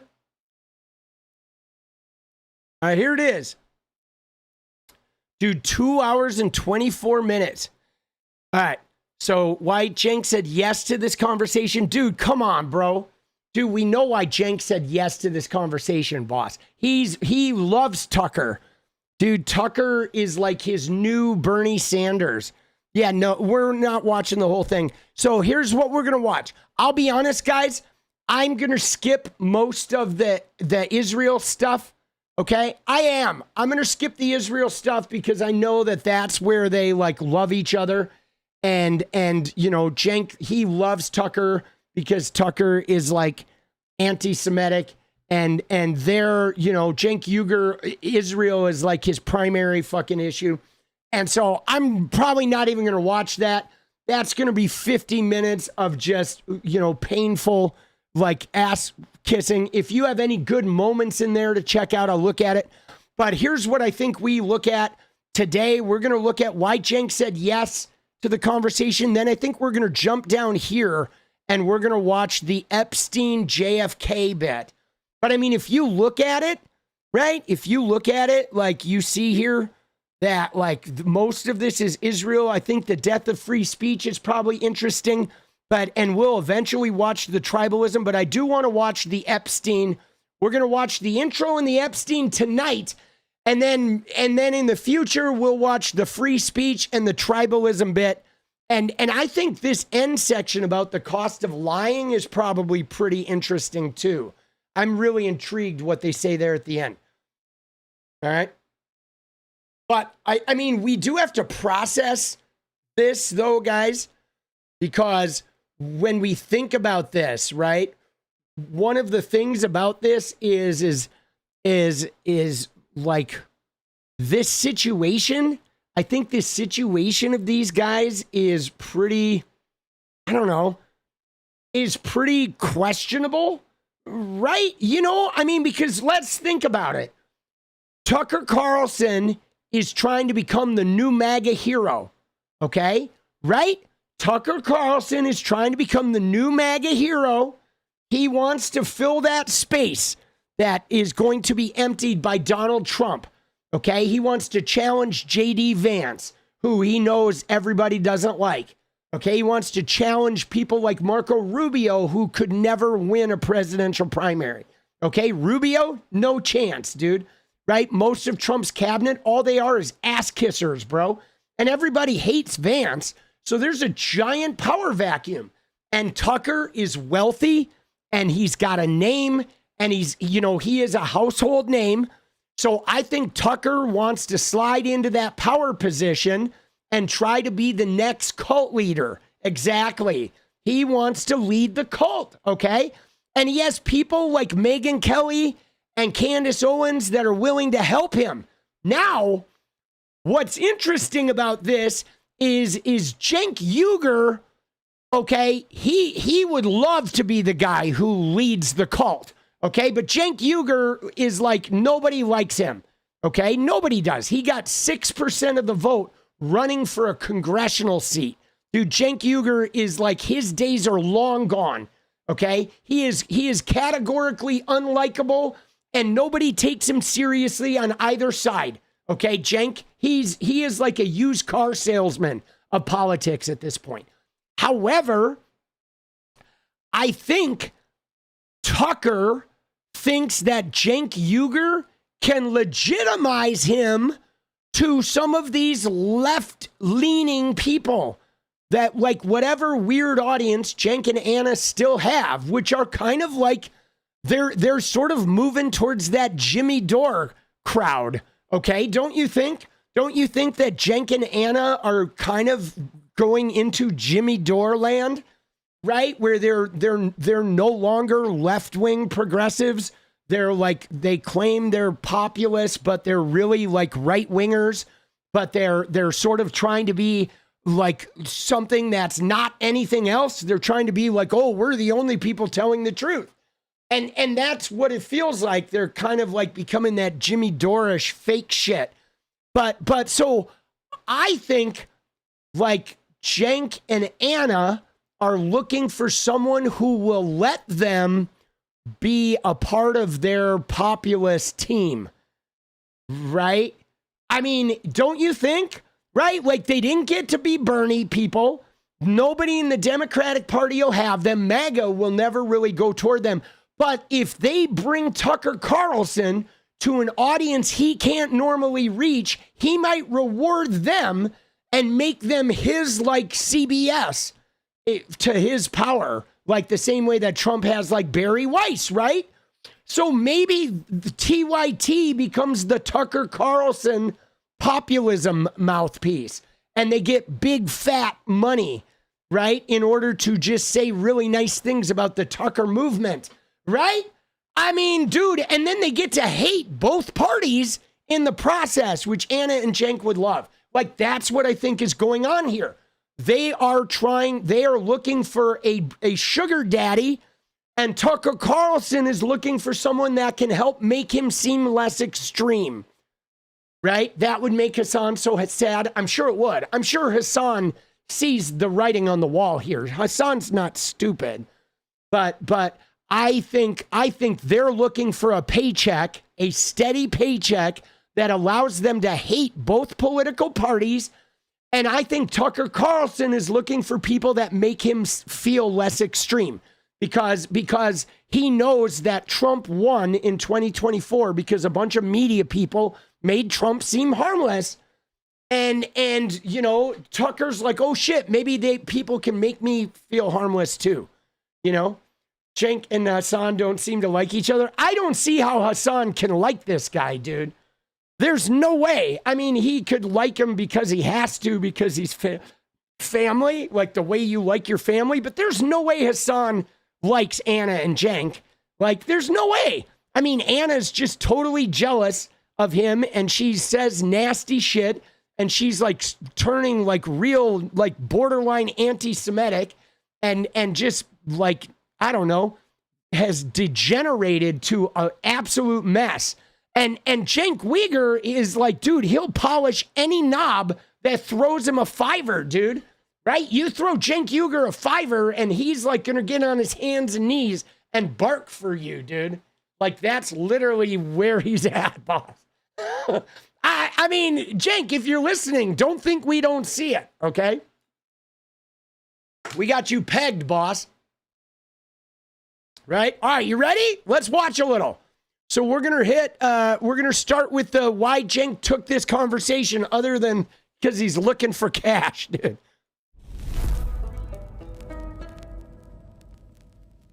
Good to see you, Cenk. Good to see you, Tucker. I haven't seen you since we had a debate years ago, I think, at Politicon. Totally different world.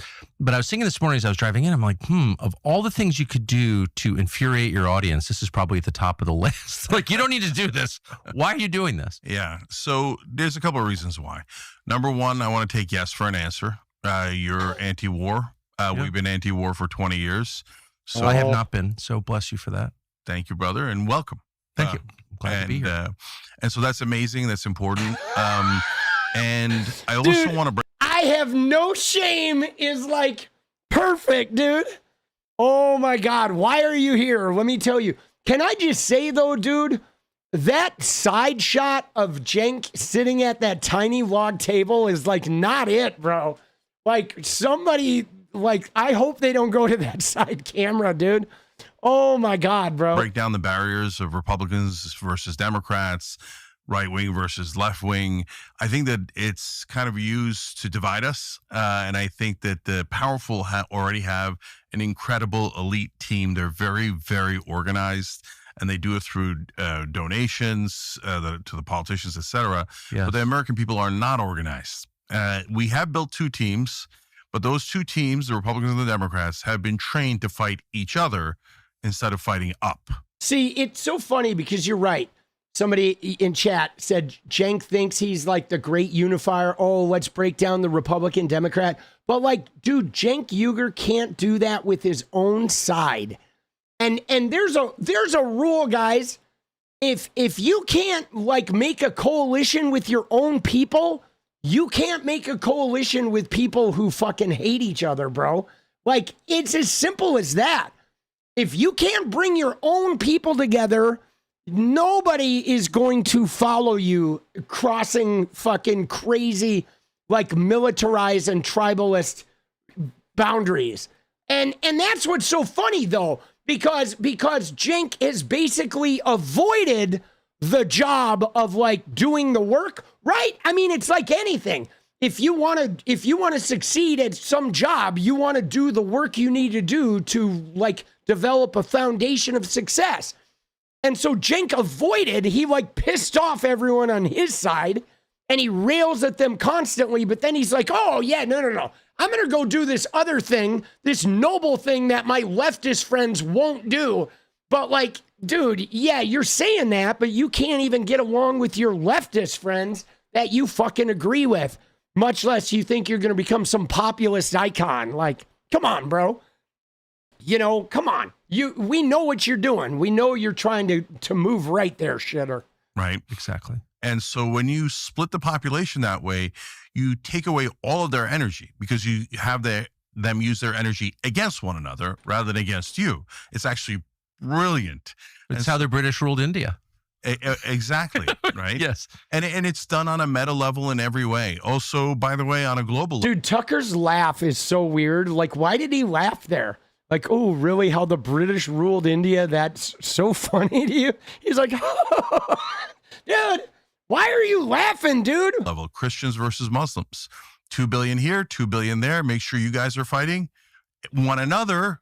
And hey, look at that. We've used up all your energy fighting one another and not looking up. Oh, yeah. Or like, dude, like Cenk Uygur fighting the leftists. Noticed, yeah. Okay. So, and then, of course, the third issue is Israel. And so that's what I want to talk to you a lot about today, I hope. And I think that that's an animating issue for a number of reasons, not because it's the end all be all, but because it is deeply symbolic. Dude, and so whether it's because it's the only issue that really, like, Cenk Uygur's become kind of a one issue voter. Him and Anna too, dude. They have. That's what it is, dude. That's really what this is about. That's why the 2 hours, like an hour and 20 minutes, is going to be about Israel, because it is their big unifier. You know what I'm saying? It's Big Pharma or Big Oil or APAC. They are buying our politicians. And so you're a rare person saying that. I'm a person. See, again, though, and I saw what Anna says. It's a huge issue. But guys, I'm telling you, the issue isn't Israel buying our politicians, okay? The issue is our evangelical Zionist politicians using Israel, buying of them in order to get Israel to set off their religious war. But the problem isn't Israel. Israel is not controlling us. It's like what Congress is doing with Donald Trump. Okay, the Zionist Christians in America and these big billionaires are like allowing Israel to think they're buying us in order for us to get Israel to continue warring there and with using us as their like shadow protector. But it's really, it is like being instigated by our own leaders. You know what I mean? It is like our own leaders are dangling a monetary carrot in front of Israel, and Israel is like developing this powerhouse lobby, and that lobby is just generating receipts, right? And so Israel thinks, ooh, we've created this thing to buy influence for Israel, but the evangelicals are just creating a situation where Israel is dumping a whole bunch of money here, and then we have somebody that goes to war for us, like all the time, okay? And they're hoping to bring about the rapture. And so the real problem is American Christians that are trying to bring out the rapture, okay? Like, Israel's just a fucking pawn, man. And it's weird, though, because I feel like a lot of Americans make it like Israel is the bogeyman. So like the American evangelicals just keep like building up storehouses of power because they're like, no, oh yeah, like they let us look at Israel. And the American like Heritage Foundation is like, the more that you are mad at Israel, the more we get to just cram secret legislation down the pike, right? And like, so, I mean, not that we shouldn't cut funding to Israel, but we have to stop the evangelical Zionists in our own government, guys. Like all of this, the money to Israel, the redevelopment of Gaza, the hiding the Epstein, the transgender laws, trying to get rid of transgender people and trying to reverse gay marriage and trying to put the Bible and PragerU into schools and TPUSA, all of that is about creating a theocratic evangelical government here in the USA. And you know, like if we want to get rid of AIPAC, fine, let's do that. But let's stay focused on the crazy evangelicals here and what they're doing to America. And like, let's not like make it seem like there's a big bogeyman that we need to be fighting other than our own leaders. And that's the problem that I have, is I don't care if we dismantle AIPAC, and I think you got to arrest Netanyahu, you got to stop the genocide, but dude, we have to fucking get rid of our own leaders, guys. Or like, you know what I'm saying? And that's like, we have to get rid of some of these Zionist evangelicals in our own government, or we're going to be screwed. You know, we are, dude. We, you know, the Heritage Foundation, they're every year now, they're bringing out some new piece of like, we're going to reshape American society, like stuff. And it's all scary shit, dude.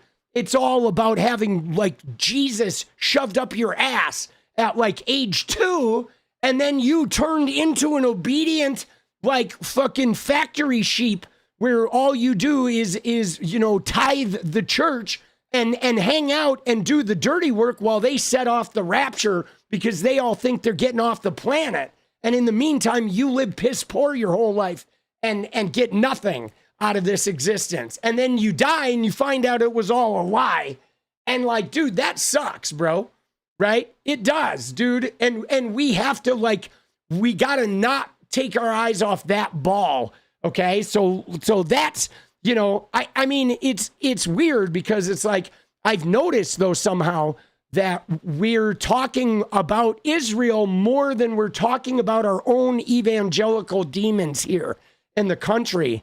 And that I find bothersome because I think they want us to talk about Israel and fight about Israel because they're doing bigger and crazier shit, you know? You know what I mean?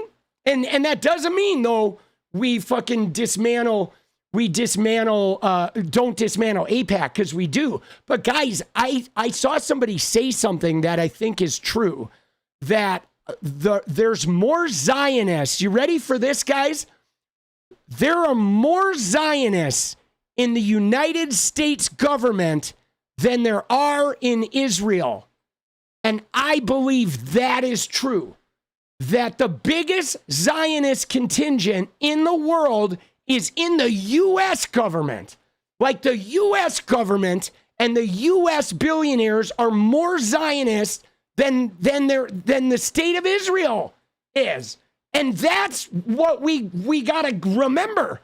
It's like it's like the Zionism is like more powerful here in America than it is even over there, man. That's fucked up, bro. Right? That I think that's very true. When I saw somebody say that, I was like, oh shit, that's true. It's like the real Zionist government is here in America, right? Dude, crazy, right? There's a massive historical event. Reminds us when the white supremacists and Zionists work together. Dude, what are you talking? Is that like the Crusades or something? Yeah, I think the Christian Zionists are the ones that are World War II. Oh, interesting. Yeah, dude. Yeah, they give the path to ethnic cleansing, right? You know? All right, you ready? Let's watch these guys. And they mainstream media works against us, and they try to shut us up and say, shh, don't tell anybody about money in politics. Yes. No, these politicians are honest and honorable people having debates. They're not having any debates. They're cashing checks. And so I want all of America to know that. And at the end of the day, Tucker, if we don't unite as Americans, the powerful are going to rule us forever. Dude, it's so funny, though. I'm sorry, guys, but just between you and me, before we go further, I do have to give a disclaimer. Every time Cenk Uygur, talks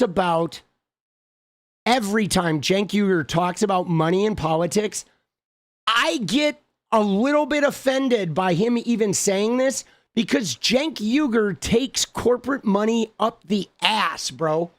Polymarket, Katzenberg, right? I mean, he is the biggest corporate sniff off. He is the biggest corporate chair sniffer, money seeker. I will sell myself to anybody who gives me money and I will fucking, do their bidding. He is the biggest corporate money whore I think I've ever fucking seen, bro. And then he simultaneously says, oh, I'm here to get the money out of politics. By the way, you hear that sound? That's when you give me money. Right? Yes. Accusations equal confessions.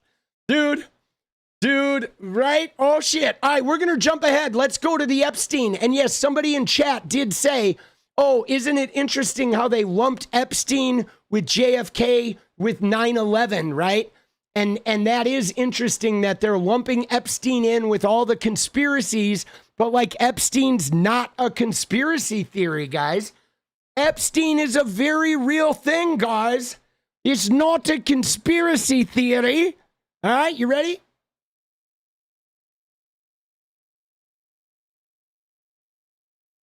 Pedophile tourism. I'll go to America. You're threatening to wreck my family, but you're the one who doesn't feel safe? Because it's always projection. They're always the victims. So, why do I say Jake Tapper? Jake is just representative of the mainstream media overall. Israel keeps taking more and more land. You could see it on a map. They just took 53% of Gaza. And Jake and the rest go self-defense.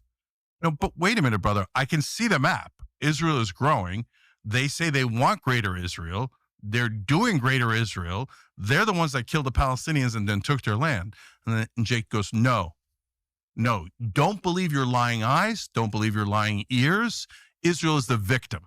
They're always the victim. They're going to fire you, Who but does they're Jake the victim. work for? Why would you? That's absurd. Why would you say something like that? What is your mission? Okay, and I challenge Jake. I challenge all of cable news anchors. So why don't you talk about, for example, one of hundreds of things that we've mentioned here, but another one is 9 Americans killed in Israel over the last 3 years. 9 Americans killed not accidentally, but by Israeli settlers or the IDF. Murder. Actually? Actually. You know how much? I didn't know that. Yeah. So sorry. Do you know how many consequences there's been? 0. Our government does not ask for them to be arrested. What do you mean? An American citizen is killed? What about 𝗦𝗂𝗽𝗍𝗍? He's the American ambassador. Who just met with Jonathan Pollard, the traitor, in the U.S. embassy without telling the CIA or Donald Trump. 𝗦𝗂𝗽𝗍𝗍 is not our ambassador. He's their ambassador. I know. Okay. It's sad to see a man so degraded. Yeah. So where's our justice for the 9 Americans? Dude, isn't that funny? To see Tucker say it's sad to see a man so degraded, and then I look at these two clowns, and Cenk Uygur is about as degraded as they come, right? And Tucker Carlson was talking about demons attacking him. I mean, both of these guys would literally they would eat feces if it meant they got some sort of political power, right? You know what I mean? These guys would literally, they have 0 shame.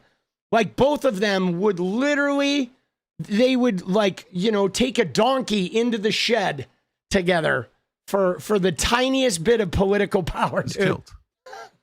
Are we going to even ask for justice? Or is Israel literally above the law?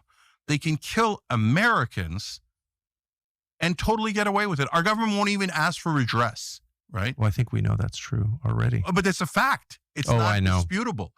And then you got Tom Alexandrovich. So he's the guy who was an Israeli cybersecurity official, goes to Vegas and looks to rape an American girl, right? So he's like, oh, this is a great opportunity for basically pedophile tourism. I'll go to America, and I know as an Israeli, I won't be held accountable. So he gets caught in a sting operation. Got him. Okay, good. Gets caught with 8 other Americans who were also involved in that operation. The 8 Americans are in jail right now in Nevada. Alexandrovich back to Israel. Free ride. How? But wait, you can't say that the Americans who did something terrible. Dude, how? That's easy, guys. Like, why is he surprised about this? Who is Benjamin Netanyahu's really, really good friend? Right?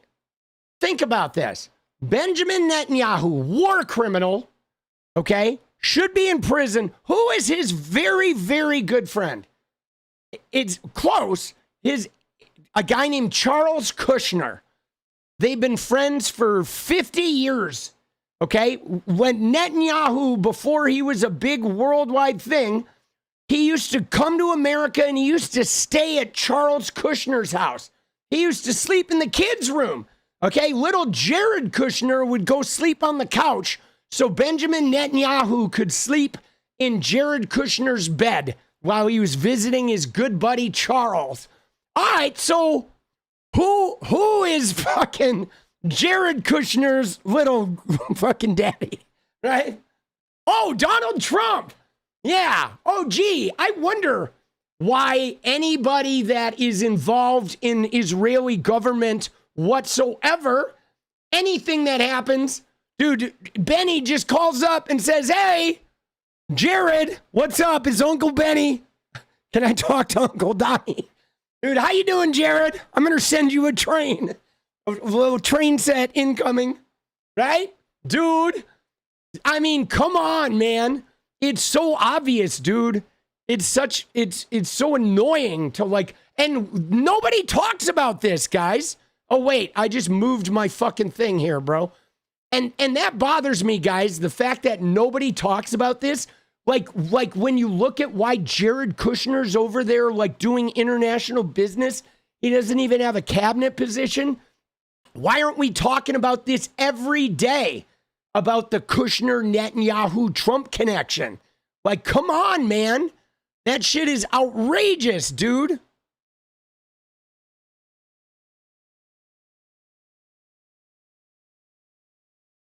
Incredibly quiet. Okay. And hey, Mike Huckabee, if you want to prove me wrong, get out there and fight for it. Say, God damn it, they killed 9 Americans and I'll fight like hell. Forget tomorrow. Forget yesterday. Do focus on tomorrow. Go get him, Ambassador Huckabee. Let's see what you got.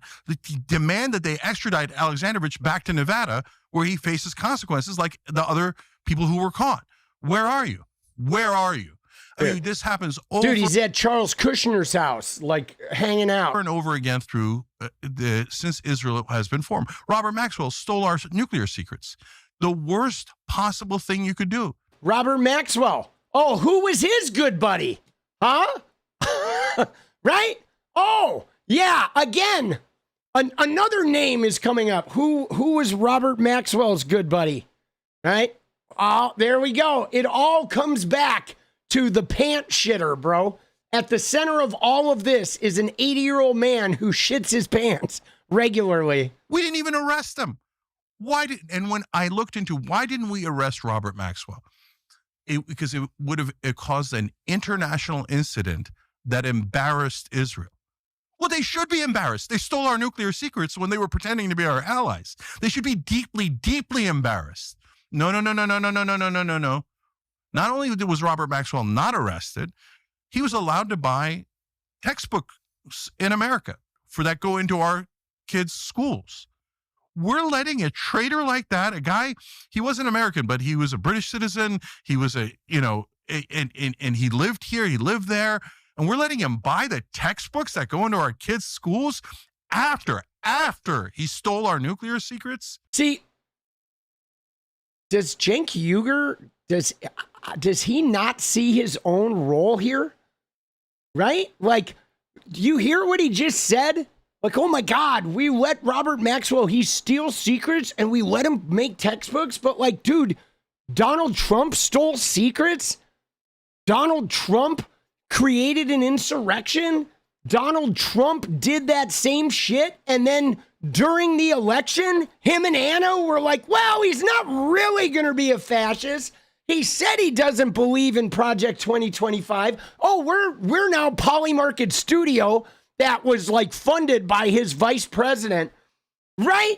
He's like, oh, he sees Robert Maxwell and the audacity, and then he like basically like stands next to the Trump train and is like, that's not really the same thing, dude.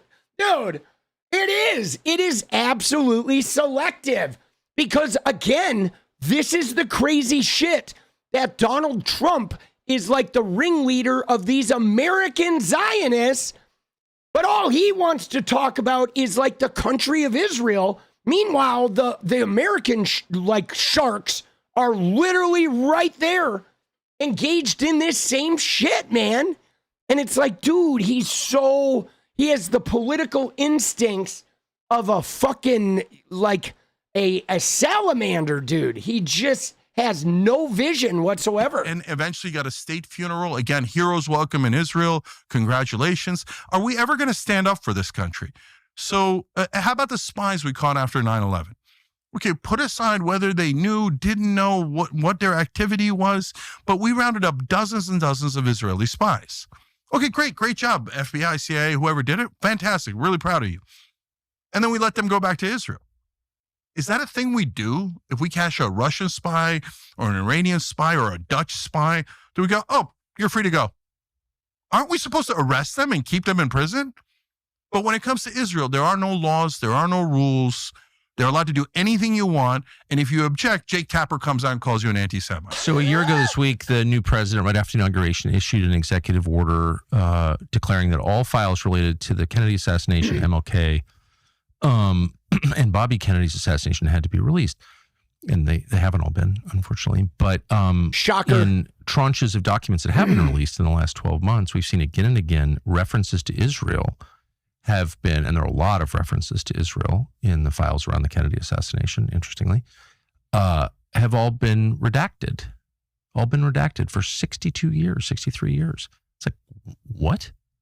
I don't understand. Like, why would that be? Why are there two monuments to Jim Angleton in Israel? The number two at CIA. I think it's all very, very odd. And dude, the two guys, one cup, bro. Just fucking, you're killing me, bro.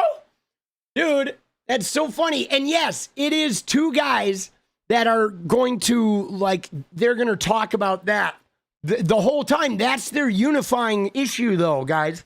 They are one issue guys. You hear people complain about conspiracy theories, and I'm definitely against conspiratorial thinking because it drives you crazy. On the other hand, in the absence of transparency, that stuff grows like algae. I mean, what do you think? If you don't tell people the truth, like, what are they supposed to think? They're going to come up with all kinds of theories. Why would you redact references to Israel in the Kennedy files for 6 decades? Like, what is that? That's almost an admission. So, like, I didn't know. It's very odd. I'll say that. So I didn't know that until recently. And again, establishment media never talks about these things. And again, it's not just about Israel. So, for example, on 9/11, we're redacting references to the Saudis. Oh, I know. Why? So they say, well, they're... Dude, why? Because the Saudi Arabia paid for 9/11. That's why. And Trumpy is like polishing the knob of Saudi Arabia because they're going to keep him a billionaire and probably protect him if he ends up going to jail, right? You're sorry for your language? Oh, it's okay. Dude, be pissed off. I mean, there's nothing wrong with being pissed off. Allies. Well, if they're our allies, then maybe they shouldn't have had a hand in 9/11, right? They didn't have a hand in 9/11. Okay, great. Then show me the redacted part. No, I won't show you the redacted part. Okay, now this is weird. Now this is our government working for other governments. And what happened after 9/11? We rounded up all the bin Ladens. Yes, there were bin Ladens in America. And we rounded up all the Israeli spies. And yes, there was tons and tons of Israeli spies in America. Following the 19 hijackers around the country. Yeah. Yep. And what did we do? We rounded them up. Oh, great. We got them. And we released them back to Saudi Arabia and Israel. Yeah. No, that's our government. And then we invade Iraq. Yeah. Which had nothing to do with it. And increased domestic police powers to the point where the country's not recognizable from what it was on September 10th, 2001. So that's our government working for other governments. I'm aware. I can't stand it. So which leads us to Epstein. Okay, here we go. Here's another one. Drop Site News has proven definitively that, in my opinion, and we'll talk about the evidence, that Epstein worked for an intelligence agency, and almost certainly Mossad. Yeah. Okay. And almost certainly the CIA knew it. Of course. Okay. Yeah. So now what's the evidence? It's overwhelming. First of all, in all the emails, he is looking to help one country. No, it's not Finland. And no, it's not America. It's Israel. So how do we get cyber weapons to Israel? How do we get America to bomb Syria? How do we get America to bomb Iran? Okay. Hey, Ehud Barak, former prime minister of Israel, I can set up a meeting with you with Putin. Wait, Epstein is so powerful, he can set up meetings that the former prime minister of Israel can't. He can call Putin anytime and get someone a meeting. Then we find out that he was in the middle of the Iran-Contra affair. He was the one switching the planes out. How many civilians were involved in the Iran-Contra affair? Easy answer, 0. There are no civilians involved in Iran-Contra. Everyone was intelligence, okay? So this guy switching out planes in the middle of Iran-Contra is obviously intelligence, and that's Jeffrey Epstein, okay? So Jeffrey Epstein was much more powerful than we realized. He could set up a meeting with almost any world leader. He could get almost anyone into the White House. Again, Ehud Barak has trouble getting into the White House. Epstein makes a call, boom, he's in the White House. See, again, I like what Midnight said, is like, how are they leaving Trump out of this shit? You know what I'm saying? Like, I don't think you can talk about Epstein without talking about Donald Trump. I literally don't think you can talk about them individually. If you're talking about Epstein, you are talking about Trump. And if you're talking about Trump, you're talking about Epstein. And nobody can convince me otherwise that those guys were not like deeply fucking connected. You know what I'm saying? Like, there's no fucking way, bro. But it's weird because they'll talk about, right? They'll talk about Epstein all day long, but they won't talk about Trump's positioning and connection and the foundational Trump part of the Epstein. It's like the same shit they do with Israel, where they want to talk about Israel. They don't want to talk about the fucking American Zionists that are backing this shit. Israeli spy stays over at Epstein's house. There's just no question about it. He is definitely intelligence, and in every turn, he's looking to help one country, and it's Israel. American media says, shut up. No. Jeffrey Epstein, New York Times has a story about how he's like a Forrest Gump. He just tripped over the money. And oh, God. Yeah, and what happened, Cenk? Why did he get off? Why did him and his 4 lieutenant women all get lifetime immunity? Why did that case get buried? Because Donald Trump's future labor secretary set all that up, which means Donald Trump's future labor secretary knows who Epstein was connected to. And Donald Trump knows who he was connected to because that guy later got a big fat promotion until he had to take the fall for Donald Trump after it all came out because of Virginia Giuffre's lawsuit and Julie K. Brown's exposés. But again, are they ever going to talk about Trump in this occasion? Do they? I don't know. Have you watched this thing? Is there a moment where these guys actually come and center it around Trump? Or is it always just this theoretical shit? Like, it's like so weird. They talk around Trump like always. They just dance around him. He's like burning in the middle of the room. And they just like plug their noses and fucking dance away, boss. God, golly gee, he just happened to be an savvy investor. And they did nothing to see here. Now, Drop Site News already showed it. Why wouldn't you try to build on that? Why wouldn't you cover that? Is that not an interesting story? I think it qualifies. I don't understand. I'm not pretending to understand it, but it's certainly interesting. It's certainly interesting. Yeah. I mean, and by the way. And it seems significant, too. Yeah. If you're the New York Times or you're Jake Tapper or you're CNN, disprove it. I don't want to believe something that's wrong. So show me, oh, no, Drop Site News got it wrong. Those emails are wrong. It turns out he was working for Sweden. Okay. Or no one. Fine. But they don't do that. They don't disprove it. They don't prove it. They don't report on it. They never, ever talk about it. That is super weird. Super weird. Well, speaking of an admission of guilt, yeah. Yeah, because that is Trumpy! the most interesting story in a long. Oh, Jinky, thank you for not mentioning me. Oh, thank you, Jinky. Time. Obviously, American people are captivated by it. Yes. Is the New York Times and CNN claiming that they're not captivated by it? No, they obviously are, right? And they report about it as it affects Trump all the time. Trump, right? I'm not saying that Trump didn't know Epstein. He did. I'm not saying they weren't great friends. They were, right? But it's a bigger story, I think we can say. It's a bigger story than just Trump. Yes, I think it is. Right? But whenever it comes... See, look at that, dude. Oh, yeah. Oh, I know they're connected. I know, like, oh, but it's a bigger story than Trump. But what if it's not, guys? You know what I mean? What if Trump is the fucking story, dude? I mean, that's what it seems like to me, is it seems like Trump is the story. Like Trump, right? But they're like, oh, it's bigger than Trump. Like everyone's just trying to blame Trump. Poor Trumpy. Oh, thank you, Jinky. Dude, they're so dumb, bro. Right? Comes to Trump, they're like, yes, it was Trump. Why? Magic. You don't want to have people look here. This is where the real action is. So get them to look here. Yeah, right? it's three-card Monty. Yes, it's all an illusion. Yes. So it's unconscionable not to talk about Epstein's connections to intelligence, including Mossad and including the CIA. For sure. And British intelligence and French. And what was this? I mean, you get the sense that it reveals the superstructure beneath. It gives you a glimpse into how power is exercised globally, because it is global, right? And that, there's so much that I know. Dude, a lot. there it is, that global, right? This is the thing that unites these guys, right? They like to use globally. It's that global Jewish cabal that these guys that's the core tenet of their shit. That is what it is, right? That's what it is, dude. They don't come right out and say it, but that's what sort of unites them. That it's not Trump.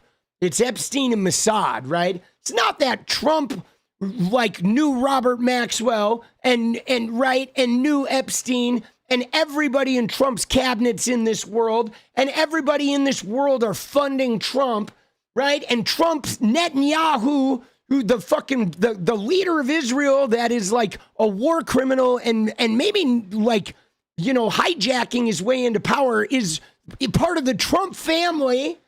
And the Saudi Arabian guys that did 9/11, Trump talks about being in New York, but now he's buddies with all them. They're all giving him money. And they're like, but no, it's just not Trump, right? It's everybody but Trump. Trump is the distraction. And it's like, bro, it's like Putin, Netanyahu, Trump, destroying NATO, all of this intelligence, stealing fucking government secrets, trying to rig elections. It's literally all fucking Trump, dude. And a bunch of shadowy, war criminal motherfuckers that he's trying to become a part of their little global network, bro. But they never will focus on him, bro. It's always oh, no. Forget about that one guy that ties everybody together. A lot about the Epstein story, and I'm still totally ignorant about what that was. I really don't understand it, but it's... Yeah, and you're right. I like what Jess just said, that it's true. It feels, it is that. It's like they're blaming all of America's problems, and they're blaming Trump shit and all of the U.S. government, all of their big conspiracy is there's a ginormous Jewish control unit. There's a giant Jewish Wizard of Oz that is doing all of the problems in the world. That is exactly what these guys, it's behind all their words, right? They don't come out and say that, but they arrive there every time that no. It always comes back to the giant Wizard of Oz that is Israel, right? But they don't define that. Is Israel Netanyahu? is Israel like, you know what I mean? It's just the word Israel is like deep state to them. But I mean, if Israel is Netanyahu, then that is also fucking the Kushners and Donald Trump. That is also the fucking Saudi Arabians that gave $2 billion to Kushner. That is also Vladimir Putin and his connections to Witkoff and what they're doing in the fucking, you know, in the Ukraine and trying to dismantle NATO. Okay, that is also Peter Thiel, who funded J.D. Vance, and Elon Musk that's funding Donald Trump. That is all connected to Epstein and the surveillance state that is connected to Epstein and Ehud Barak and you know, all the shit he was doing in Africa. And like, but dude, they literally just want to talk about this word Israel without defining that all of that shit comes back to Donald fucking Trump, man. And you know, Peter Thiel and our own fucking people, man. And that bothers me, dude. Obvious. There's it's a third rail for a reason. Yeah. Yeah. So that's why right now there's a bit of a revolution going on. Do you think there is? There is. Yeah. And so again, another reason why they hate you so much, because the left wing was already gone, 92% disapproving of the actions of Israel in Gaza. And our politicians already gave us the middle finger and said, no, we'll lose this election rather than defy Israel. We'll lose Michigan. We'll lose swing states. We don't care. We serve Israel loyally. Okay. Now, there's a bunch of Democrats that are against that. Ro Khanna being the leading guy, saying, no, I want to see the Epstein files. No, I think Palestine should exist. I don't know why everybody talks about Israel should be allowed to exist. Good news, they do, right? And they have nukes and they have Iron Dome that nobody has. They're about as safe a country as you could find on planet Earth. No one else has Iron Dome. Only a handful of countries have nukes. They have a better military than the rest of the Middle East combined. They're perfectly safe. Then you say, okay, you're good, you exist. We're all in favor of that. Now Palestine should exist. They're like, how dare you, you anti-Semite? No. You're the bigot. You're the bigot saying that another people should not have freedom. They've kept those people enslaved. 5.5 million Palestinians. Dude, Cenk though is like, he's such an unreliable source, right? Even when he's talking about like the ethnic cleansing and the genocide and trying to establish the state of Palestine, I can't help but remember when he was talking to Francesca and she was like warning him about the camps. And he was like, dude, Trump's not going to put people in camps. What are you talking about? And like, here we are, dude, right? Again, he misses that which is right in front of us. You know what I mean? I mean, it is like he is blinded by a singular obsession. Okay? Right? He is blinded by a singular obsession, boss.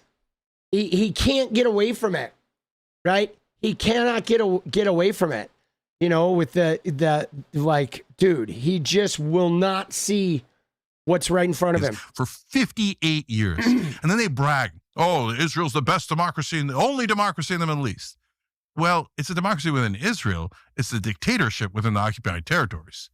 What is happening in the occupied territories? There's a bit of a dictatorship now in mainland Israel for Israeli Jews, too. I mean, you're not welcome to, well, first of all, they try to keep people from leaving the country, of restricted freedom of movement.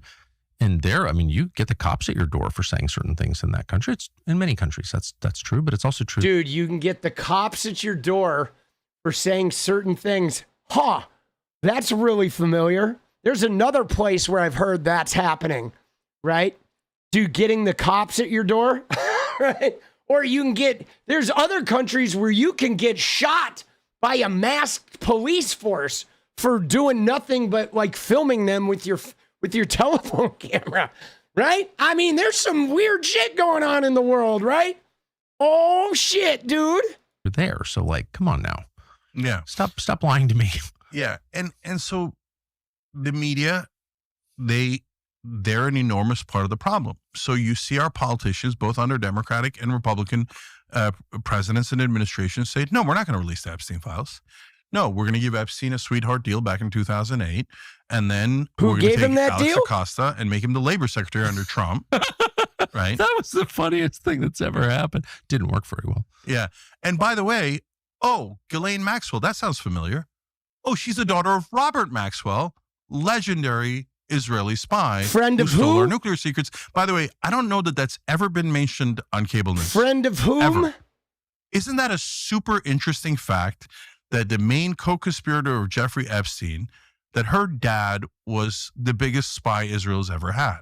Now, you could say, hey, the sins of the father are not passed on to the daughter, so that doesn't prove anything. Dude, isn't that crazy, though? I know. Isn't it crazy, though, how they literally just talked about 𝗪𝗪𝗪 and they didn't mention Trump, right? Isn't that weird? As though Trump just accidentally picked the guy that turned out to be the dude. I mean, how bizarre is that? That they just sort of glossed over of like, yeah, what a crazy, oh, that didn't work out picking 𝗪𝗪𝗪𝗪. But like, dude, homie, why did Trump pick 𝗪𝗪𝗪𝗪, right? He supposedly hated Epstein, had nothing to do with the guy, kicked him out of Mar-a-Lago. The guy was a creep. I wanted nothing to do with him. But I'm going to make sure my labor secretary is a dude who like gave him freedom and protected him, right? And then I'm going to make my Secretary of Commerce the next time around be a guy who was Epstein's neighbor and was going to the island, and I'm going to take $280 million from another dude who was hanging out with Epstein, and my VP candidate is going to be one of Epstein's boys, and like, right? You know what I mean? Like, holy fucking shit, dude. And it's going to be an Epstein guy directing my wife's documentary. But it's at least an interesting fact. And it's not even the most interesting. In my opinion, the most interesting fact is Israel. Attorney General Barr covered up Epstein's murder because he was murdered. And he covered it up as the Attorney General of the United States and said, we have to let people know this was a suicide. Like, number one rule is don't let them think it was a murder. He said, okay, now, Barr covers up Epstein's death. Barr's dad hired Epstein to be the fucking teacher at the Dalton School. Who put Barr in place? How did Barr get his job, guys? All right. Are we going to talk about how Barr ended up, right, getting a job? Like, is that going to come up at all? Let's see. Said that before they'd done an investigation into it. So, like, that's a cover-up by definition. You don't even know the facts, but you're reaching a conclusion and commanding everyone else reach the same conclusion. You're covering it up. And then it turns out his father, Donald Barr, got Jeff Epstein his first job at teaching math at the Dalton School. He didn't even have a college degree. Okay. Thank you. And then got him a job at Bear Stearns. The Attorney General's father is the one who started Jeffrey Epstein's career and set him up with his friends in finance. And who put that Attorney General in power again? And his son becomes Attorney General and covers up his murder. I mean, what are the chances, Cenk? Like, what are the odds on that, do you think? Then you combine that with the odds on the Maxwells. Then you combine that with the odds of Israeli spies and prime ministers staying at his house. And then you combine that with all the emails he's saying, I can't wait to get America to do what Israel wants. And again, you have Donald Trump friends with Maxwell, Donald Trump besties with Epstein, Donald Trump close friends with Ghislaine, Benjamin Netanyahu, a.k.a. Israel, sleeping over at the house of Donald Trump's nephew. Donald Trump puts Barr in power. Barr covers up for Trump. 𝗪𝗪𝗪𝗪 gives Epstein immunity. Trump makes 𝗪𝗪𝗪𝗪 the fucking labor secretary. They're all connected to Donald Trump, and these guys have talked about every single angle of this, and yet they have not talked about Trump at all, except like one passing mention of his name. Isn't that insane? That drives me fucking insane, bro. It's like there's a huge elephant in the middle of the room, and they're talking about everybody, and it's like, bro, when are you going to mention the elephant, boss? Like, unlikely things happen, but we've all seen crazy things happen. It's like, oh, happenstance. And like, you know, sometimes it, you know, rolls up and you get the jackpot. I get it. That is part of life. But if it keeps happening and you keep yelling at me for noticing, I think you think I'm dumb. right? Yeah. And so, Tucker, what I think happened Come on now. They're insulting our intelligence. You think? Yeah. 100%. And so but there's something great happening at the same time. Okay.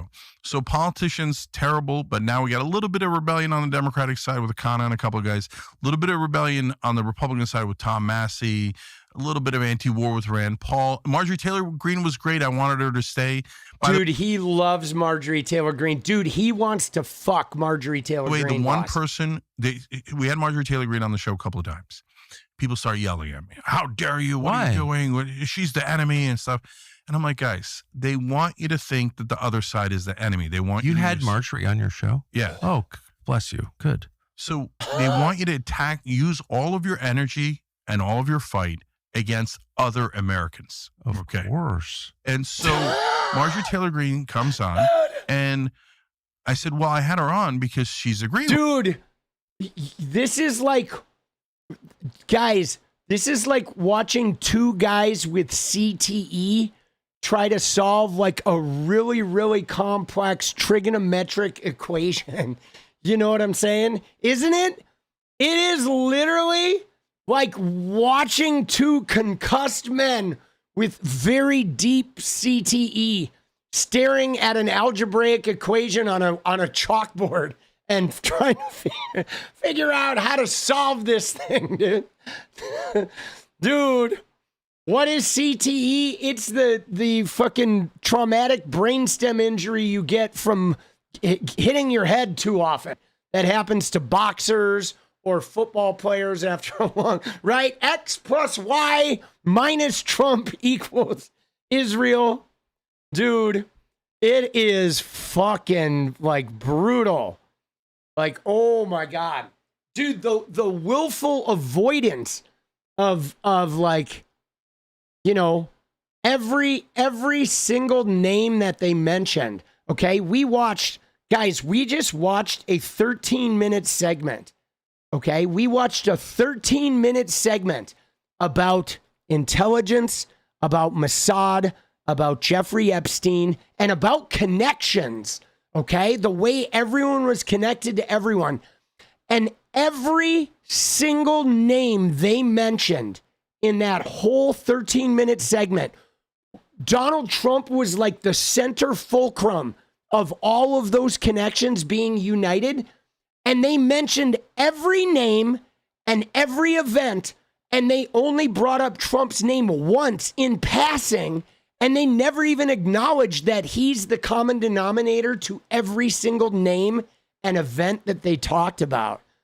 That is like mind-blowing. You know, it is almost like they're having this discussion to literally just like make sure nobody's seeing Trump as the centerpiece of this. Like this whole discussion is just a giant squirrel so the dog doesn't look at Donald Trump, right? It's like, it's almost like, how could they not be doing this on purpose? Yeah, that's what I'm thinking. That this is purposeful. There's no fucking way, bro. There's no way. Like, there's no way you can talk about Epstein's immunity without talking about Trump and Acosta. You can't talk about Bill Barr without talking about Trump putting him there.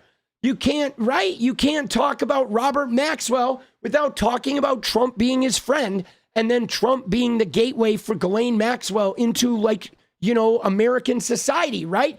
Because, right, Ghislaine was this, society girl with Robert Maxwell, but how do you think she met everybody in New York, guys?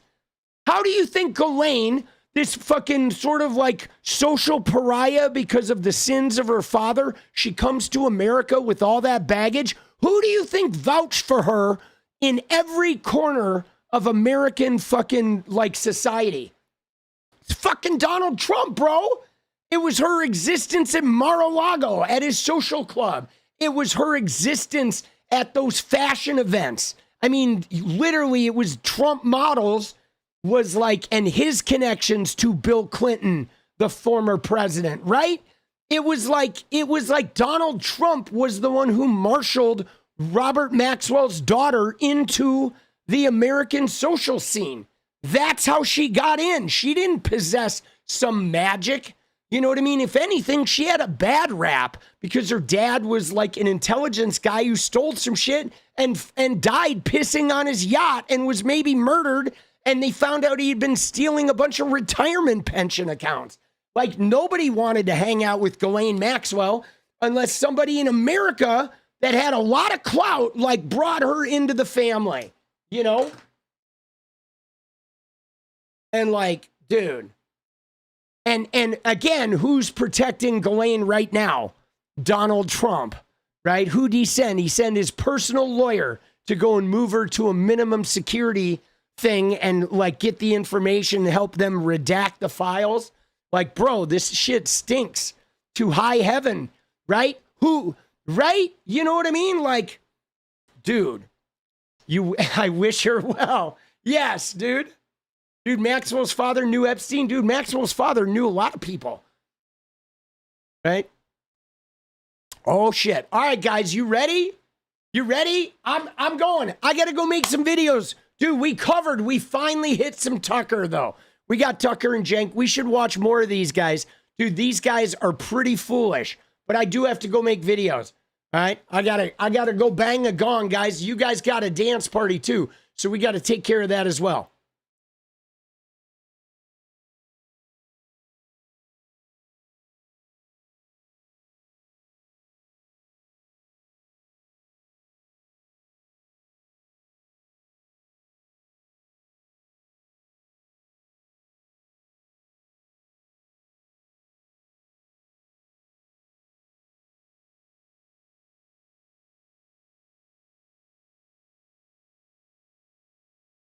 All right.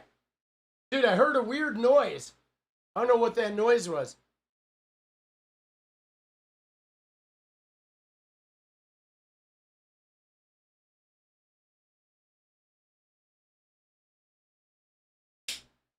Dude, yeah, dude, Blanche knows everything. So Michael Cohen knows a lot. Dude, Dershowitz. Dude, oh my God, Dershowitz. Can you imagine how dirty that guy is? Like, bro. These guys, dude, right? Like, it's pretty crazy, all right? You're welcome. Thank you. And I know there was somebody, I think it was Dawn or somebody was, like, stressing out. Don't worry. Hang in there. I know Dawn, yeah, your city's under attack, you said. Like, are you in Minnesota, or are you talking about another city, right? What city were you talking about? Right? I remember you talking about your city. I did see that. And I will go watch Politics Girl. I do like her shit. But you said your city was under attack. What city are you talking about? Right? Are you in Minneapolis?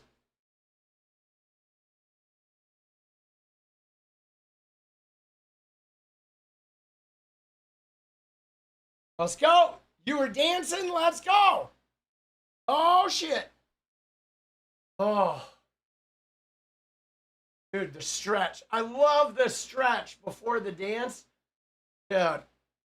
Oh, man.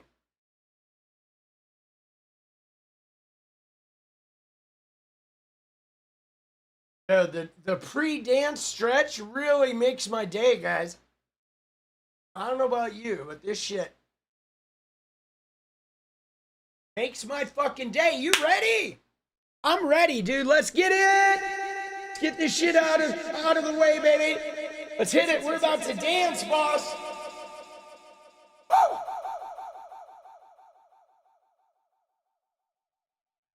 Little deja vu. All right, let's get it. I hope I bring it on. Every day's a mixed bag, but I do love this song, dude. I do love it. Let's go. Let's go.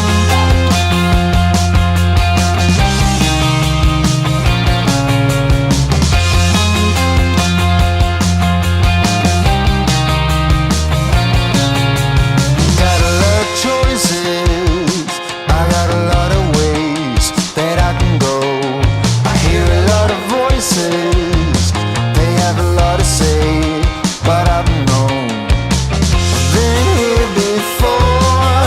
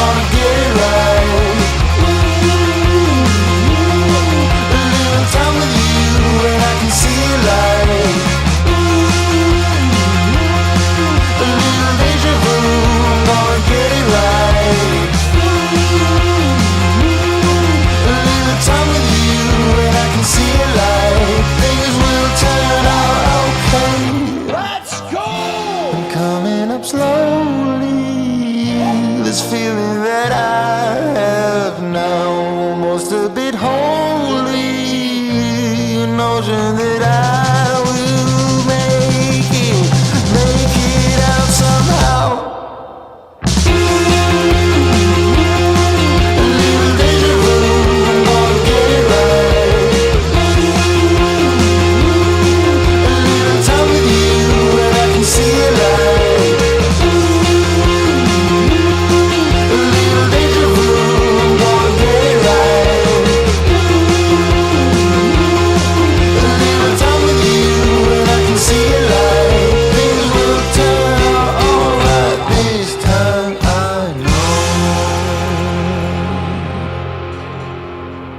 Let's go! Dude, that shit is good for the soul, baby! Whoa! Oh. Dude, let's go. It's over. Do you need anything like I need you? Let's go! Thank you, guys. You guys are good for my mental health.